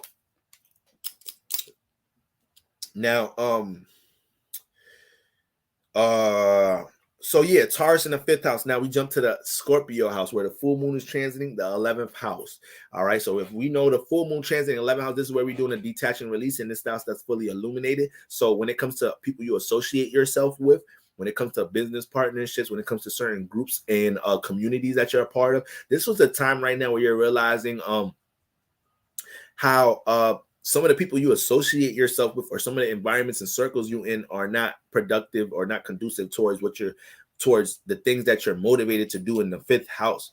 This was a time right now over the course of this weekend during the full moon transit in 11th house, you're going to start to realize what associates or what certain communities you've either grown from, evolved from, all right, or certain people that you simply associate yourself with that you don't need to be associating yourself with, in order to open up space and opportunities to connect with people who relate to a lot of things that deal with your creative energy, that deal with things that you pursue to do from a personal aspiration point of view. All right. So there's a lot of filtering going to go on with Scorpio in 11th house, especially with Scorpio in 11th house. You got to be cautious with who you even deal with sometimes, because this is not an alignment where you can't just like, you have to be cautious when you're dealing with people you don't know with Scorpio in the 11th house. You got to be cautious when you go into environments you don't know. And of course, these are the people and places to be the most cautious with. But no, for real. With Scorpio in the 11th house, you just don't do business with anybody. You build rapport, you build connections, you build understanding with people before you make agreements and you sign on the dotted line with Scorpio in the 11th house. but you will be able to build traction in the 11th house when you jump into pushing out your individuality here. This is what builds tribe and builds very loyal relationships here. Okay, so this has been a strong influence for the Cap Risings. All right, how do you who do I filter in the 11th house that is either enabling me, or what communities, groups, relationships am I a part of that I feel like is keeping me content in a certain area where it's not allowing me to blossom or evolve with things I want to do in the 5th house or with my creative essence. Okay, and overall, full moon trans in the 11th house, you simply will just, it's fully illuminated. So if there was any hidden intentions, which you may deal with a lot with Scorpio in the 11th house, if there was any hidden intentions, hidden agendas dealing with certain people, they give yourself this week. They'll show itself. If you was feeling funny about somebody you was associating yourself with already, or if you was on the fence as far as to working with somebody, or jumping into a certain agreement with a certain group or party, or even as simple as joining a certain membership to a certain club or something. All of these things, if you've been on the fence for anything dealing with another party, you have to give yourself the course of this week for you to understand if this is something that truly resonates with you or not. All right, the full moon is going to help you to understand that, and it will reveal any hidden agendas with people that you work with or associate yourself with. All right. Now we have Pisces in that 3rd house. All right, Cap Rising. So Pisces in that 3rd house. We got Mars up in there now. So what happens here is individuality becomes more of a stronger theme amongst your familiar surroundings, the people in your familiar surroundings. So when it comes to close friends, siblings, or people, your roommates, people that you live with, people in your surroundings, they're going to be they've been pushing out some real individual energies. And it may have become more competitive in this area, and it may have been pushed. This house with Mars moving in here, it may have pushed you to be more assertive, communicating your thoughts, communicating how you really feel about things, and also influencing you to put yourself in a position where you can be in an environment where your individuality is supported. You may have had to make certain changes within your environment, stop kicking it with certain people, becoming aware of how your friends influence certain habits in your life, enable certain habits. These are all the things Mars comes into this house, and it gets way more direct about how the people it associates itself with affects its individual goals and whatnot. So if you've been going through a shift or transformation amongst your familiar surroundings, even where you live at, or amongst, just simply the people you surround yourself with, your close friends, your close relationships, if you feel a shift coming in some type of shape or form, Mars may be manifesting energy for you to deal with more of an isolated space, so you can deal with your own thoughts and your own ideals about things, and your familiar surroundings is not influencing or persuading you beyond the things you individually want to do. All right. This is on top of also experiencing energies with other people in your surroundings. If you got Mars and Mars transit in Pisces in your 3rd house, you got Pisces in your 3rd house, you may have already manifested a situation with people either being selfish or very individual in this 3rd house, influencing you to be more individual now, because you kind of feel like, all right, y'all got your own agendas with shit. I might as well save some of my energy and pour more into myself. All right. So you may have manifested a whole lot of that. And then Gemini in the 6th house for my Cap Risings. So we got retrograde energies coming out the 6th house. You already know, you got Capricorn, you about structure and stability in the 1st house. You about milestones and legacy. That's why the 6th house is an important ass fucking house. The 6th house is an important ass fucking house. All right. How do we establish any form of legacy, stability, structure, foundation? How do we manifest milestones with Capricorn in the 1st house without having some sense of structure, order in the 6th house? It don't work like that. It has to be some strong sense of schedule, routine, order. It has to be something that's consistently being worked on to build the foundation. So that's why with Gemini in the 6th house, this house could get a little scattered sometimes, networking with the wrong people, working with the wrong people, taking the wrong people advice, especially if you got certain placements in Gemini, like you got a Chiron, you got a Lilith in here, you got a, shit like that, or have you taking the wrong advice from people in career, working, all type of shit. So you want to make sure, but at the same time, it also is good and the bad. It also puts you in a situation with Gemini in the 6th house. You manifest people being very informative here. very informative as to things you can incorporate into your schedule, routine, or things in the workplace. And you will find out a lot with people in the workplace based off of, because your environment, they're going to talk a lot in the workplace. Wherever you work at, they talk a lot or they gossip a lot. You might be talked about a lot in this area. So you just find that you just develop a lot of information and awareness about certain things in the sixth house, on top of probably manifesting situations from people giving you advice on how to on how you can manifest things in your sixth house. You know, what job you could work at. You work here, but you got a coworker telling you like, yeah, I work at this other job. They pay way more than you, and they pay way more here. And then you transition over there. Boom, boom, boom. You feel me? So shit like that. Always get you always have a potential to manifest, you know, some good advice or direction sometimes with Gemini in the sixth house. It's just that certain placements could throw that shit off, all right? Because Geminis can't confuse. Now, with all that being said, we have once again Mercury retrograde here. So for Capricorn Risings, you guys are refining your sixth house right now. You're seeing what people, places, and things ended up in your sixth house that you know don't help you have a productive routine and schedule. You're realizing what people, you're realizing what people in your life be throwing off your routine and schedule. You're realizing how many things.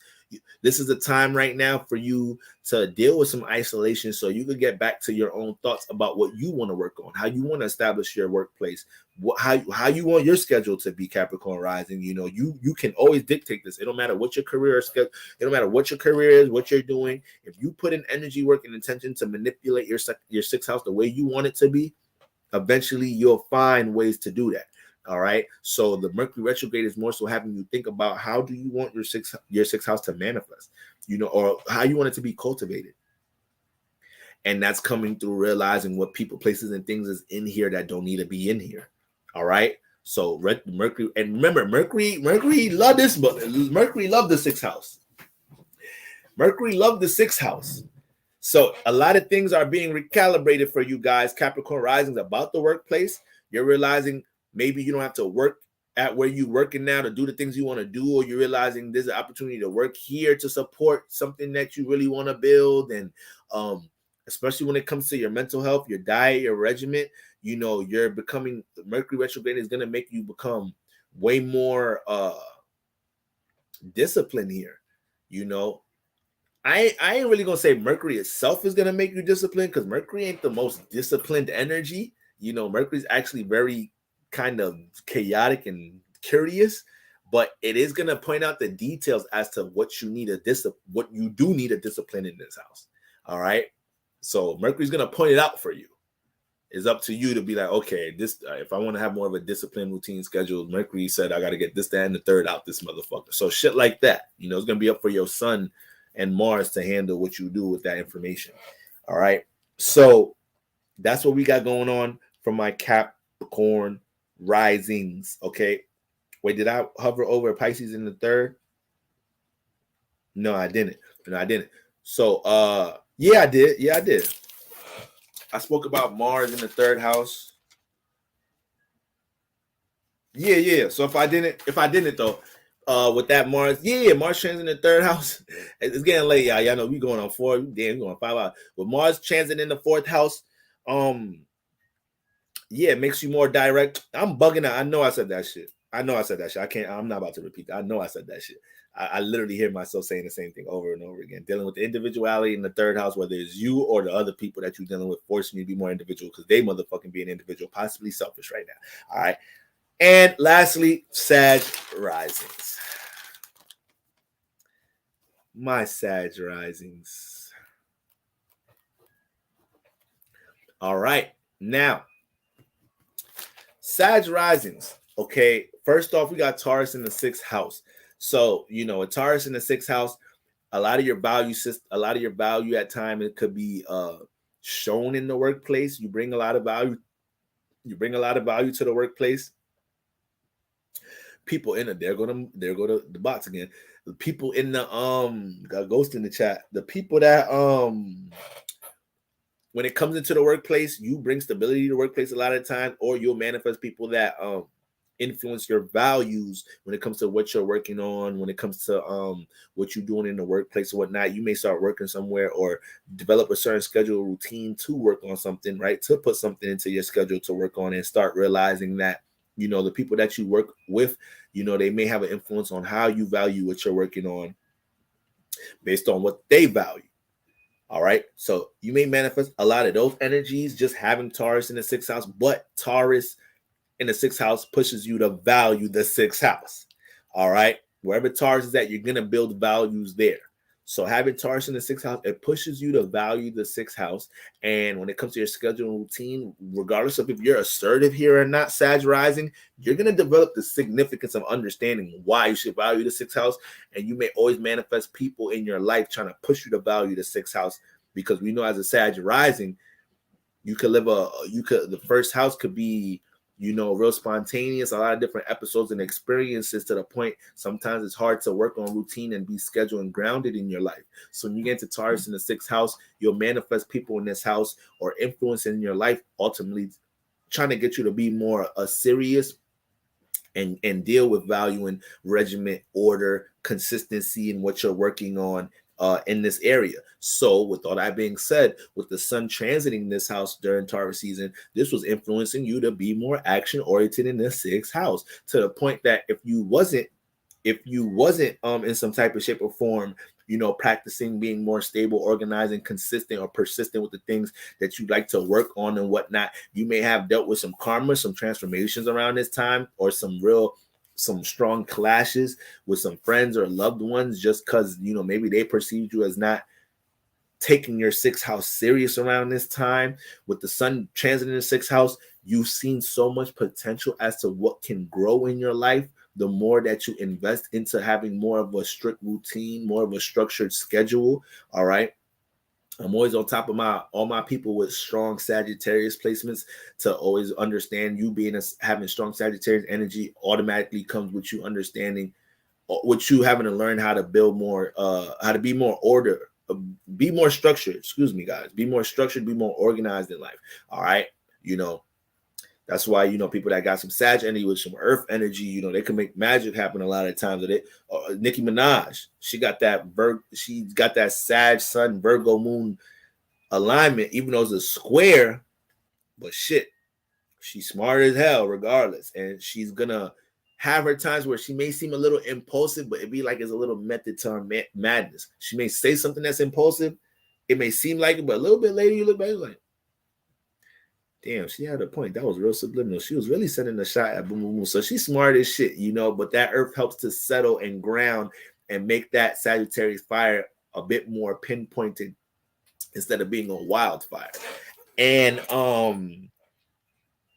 so with Taurus in the 6th house, yes, that's what's going on, Sag Rising. This whole, you may have manifested a lot of attention and awareness in the workplace as well. Sun just brings awareness and light where it's at. So even at the workplace, it's like almost like if you did something good, you got a lot of praise for it. But little shit, people was beasting on you at the workplace, and it wasn't even that serious. You was gaining mad attention or becoming center stage with a lot of things at work. On top of the sun influencing, putting a flashlight on what you need to be working on, period. What you need to be valuing and working on, period. All right. You guys know what that is in your life. So we take that and then we go into Scorpio in the 12th house. We go to Scorpio in the 12th house. So this is where the full moon is going to be transiting over the course of this weekend. All right, moving into next week. And when the full moon is transiting in the 12th house is fully illuminated. So when it comes to your dreams, when it comes to your imagination, when it comes to creative endeavors, when it comes to your belief system, when it comes to things you have lost, when it comes to sacrifices, when it comes to insecurities, all these things are coming up to the surface. So this is why it's a great time to decompress and be more in the isolated state, more in a state of solitude, because it could be a lot of things coming from a subconscious space that's rising up to the surface right now. You got to make sure anything that didn't work in your favor, that developed this is a time to break through insecurities and things that didn't go in your favor in the past. It may be things that didn't go in your favor in the past in some type of shape or form, right? And with Scorpio, now that we got the full moon transit in the 12th house, this is the time to look at that like, yo, that was just an experience that happened in the past. It wasn't a loss. It was an experience. It was a lesson.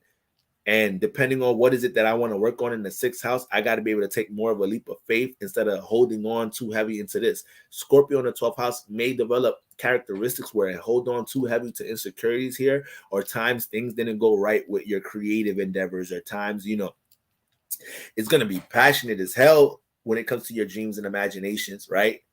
It's going to be passionate as hell about that shit, period. Okay. But not only can it end up being hidden a lot of the times, you know, your 12th house could end up staying in the 12th house and not coming into reality in any type of shape or form. You know, you could just hold energies heavy over your head when it comes to any form of guilt or insecurities with things that you ain't jumped into experiencing before. All right. This, I like to say, you know, Sag risings, you know, Sag in the first house naturally Jupiter influenced in your personality. So the way you perceive things in your personal life, the way you personally perceive things, you know, your personal outlook on the world is naturally philosophical, and you see things from a broad perspective. This is why you're able to learn a lot, and the way you talk and communicate and express yourself comes out like you're teaching, even when you're not, because it's just the way your observation of life is. The way your personal outlook on things is always going to come from a Jupiter influence type energy, seeing things from a bigger picture. So when you get into Scorpio in that 12th house, you got to make sure that, once again, you just don't hold things heavy as far as things in your 12th house, especially like if there's something that you do want to experience, is a certain dream you have, you've had it for years, but you haven't put no energy work into it. Don't let Scorpio start making you feel bad and putting too much heavy energy on you in this area, and Pluto being heavy on you in this energy, just when there's still a time to experience that. All right. So don't be too heavy about things that you haven't did yet. But the full moon in Scorpio will, you know, bring these insecurities up. It's going to bring, you know, certain creative endeavors, aspirations that may have been a little lost or a little, you know, put to the side. These things bring up true feelings and emotions you have for people that you may be in denial about. You got to feel these out.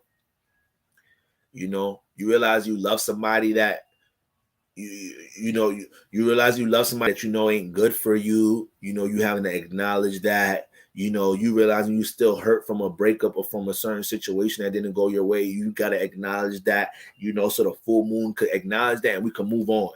All right. But it's a water house, it's a subconscious house. So it's going to bring some of these things up, guys. All right. By default.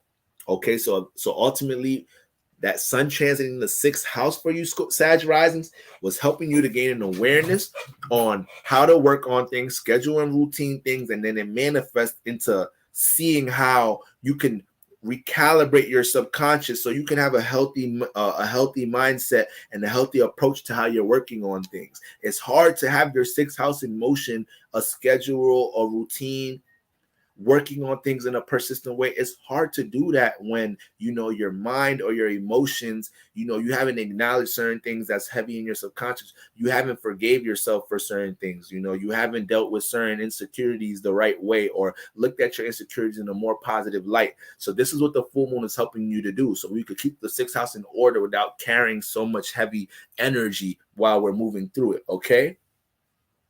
Yeah, it is very tough. It is very tough, you know. It is very tough. But those are always the times you got to put faith in God, put faith in the universe, and understand you accepting that there's better for you, you know, from a humble space will open up opportunities for you to connect to something that's more deserving and appreciative. You know, I'd rather die alone.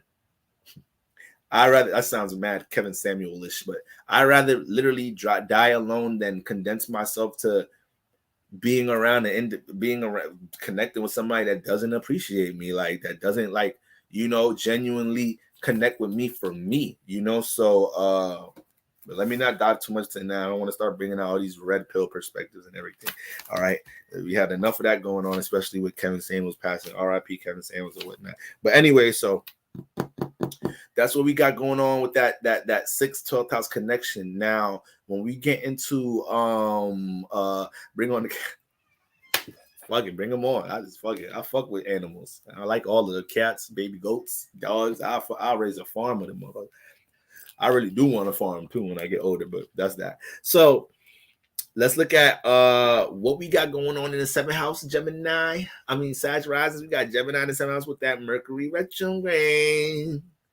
Mercury retrograde transiting the 7th house, Sag risings. So this is the time for y'all to have discernment.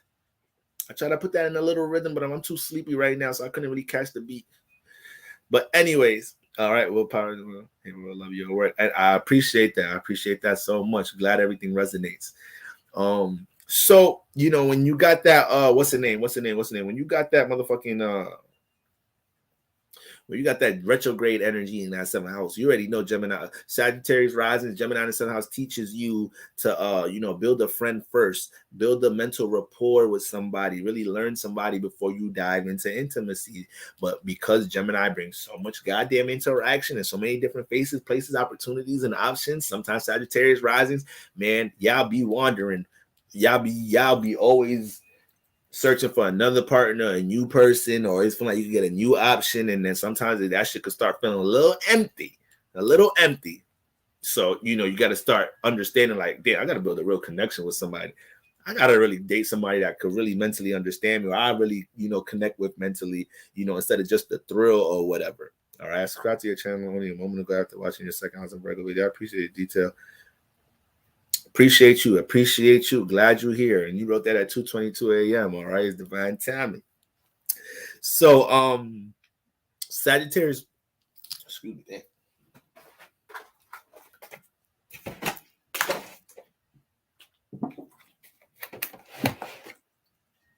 So it's Sagittarius risings. All right, Sagittarius rising with that Gemini in the seventh house. Be careful of old thrills coming back into play. Understand that if a lot of it ain't gonna be worth it, Sagittarius. Right? I'm just saying that right now. A lot of it ain't gonna be worth it. All right. It's the seventh house. You got a Mercury retrograde in the seventh house, so you may manifest a lot of old partners that have to get shit off their chest. May manifest, and it may be real unexpected. It might be shit that you ain't know your ex had to get off their chest. It may be shit you ain't know that person had to get off their chest or whatnot, So give them an opportunity to do that, but you must have discernment, because it could be some manipulation games. It could be some mind games going on. You know how it is, Sag Rising. You done attracted people at times play mind games with you. You know how it is. You done attracted some real slick talkers. You done attracted some real charming people at times with Gemini in that seventh house. So things happen real quick and shit. So you gotta be careful. And retrograde will pull some of these situations back. So you need to make sure where you stand from the gate when these people reintroduce themselves. All right. It's also gonna help you to, refine and filter what's going on in your relationships. You might be dating somebody right now.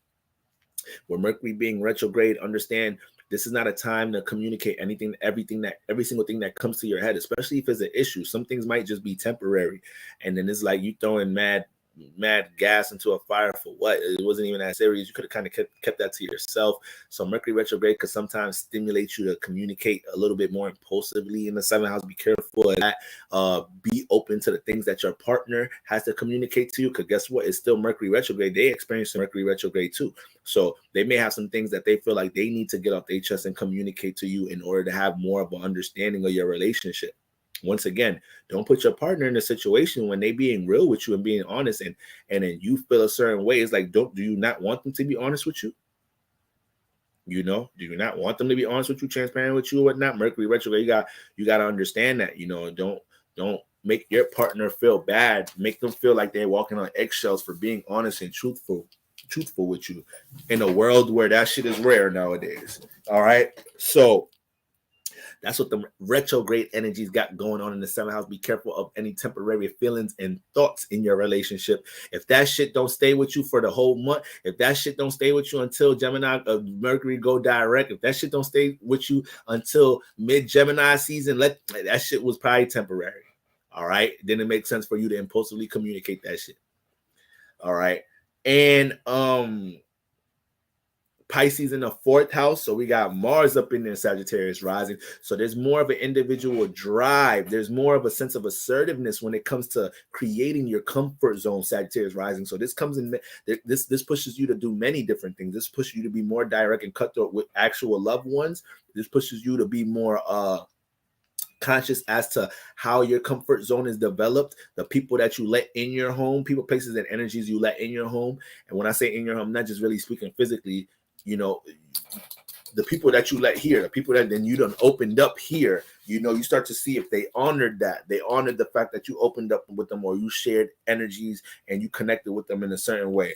But overall, you know, in Mars coming to fourth house, it just gets way more intentional about dealing with the home environment, dealing with family. It's going to be more it's not going to allow family to really drain it in any type of way, but at the same time Mars could be real passionate reacting to things in the home environment. So this is the time you may have went through some minor shifts and transformations in the home environment based off a clash of individuality, or maybe just, you know, Mars just brings a lot of passion here, and the fourth house ain't really a place to bring a lot of passion.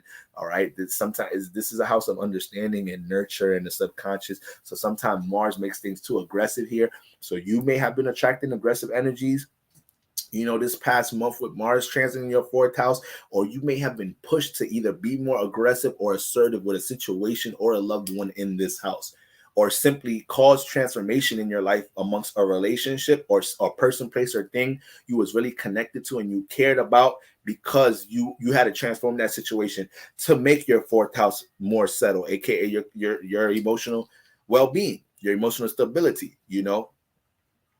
So that may be a huge emphasis there. And obviously we've had Jupiter and Jupiter transiting this house and whatnot. So the beliefs you developed a lot of, you know, new ways, new perspectives, you know, new beliefs about your family, about your loved ones, about how to deal with your heart chakra, you know, about how to create your comfort zone, about your mental health. None of these lessons are to be underestimated. You know, you might have manifested a lot of situations this past 8 to 10 months with Jupiter transiting this house, where, you know, you've finally found a real understanding of a loved one, you know, or you manifested a conversation, maybe could have been a heated conversation, but your parents, a loved one, your child said some shit from a raw, genuine space, and you finally understood something they've been keeping it inside, but it helps you to understand them. It helps you to understand the subconscious of others. Jupiter transiting this house is a beautiful transit because, you know, Jupiter is exalted here. So what it does, you know, it enhances emotional intelligence by the way you learn how other people deal with the subconscious, and also learning your own, you know. So you guys in the past year may have made so many strides understanding how to, you know, protect your mental health and how to cater to your emotional well-being. And these are things that you want to make sure you don't lose sight of when Jupiter continues to transit outside of this house. All right, guys. So family, y'all are the best. We just literally finished with 5 hours on the dot. Wow. I said yesterday I was going to do an in-depth reading for all rising signs, but I didn't know it's going to be a 5. This is the longest video I've ever made in YouTube history. But I guess it was that important. I don't know. I guess it was needed. Everything happens for a reason. I just thank God I got timestamps so I don't get chewed up in the comments. I'm really just... I be getting my ass toe up in the comments. You can pause. But anyways, I'm going to get these timestamps up, y'all. Remember, y'all, it's a full moon weekend. The only thing you should, you know, allow yourself to connect to your own feelings and thoughts. Dive into your solitude. Don't be careful of impulsive reactions. Don't be forced or persuaded or peer pressured to do anything or go to any environments that you don't feel spiritually comfortable with, guys. All right. And understand that just like how we were picking up on these energies a week and a half before, basically before the first eclipse, just know that this energy is going to continue to linger into Gemini season.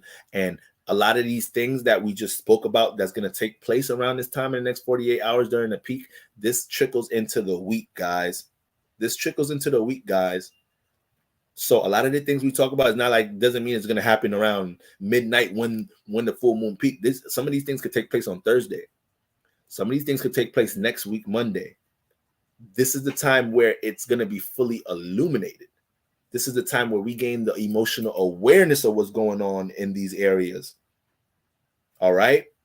So family, y'all's the best. Y'all go get some rest. Y'all some real ones staying up. I'm finna go take my black ass to motherfucking sleep. But I love y'all, man.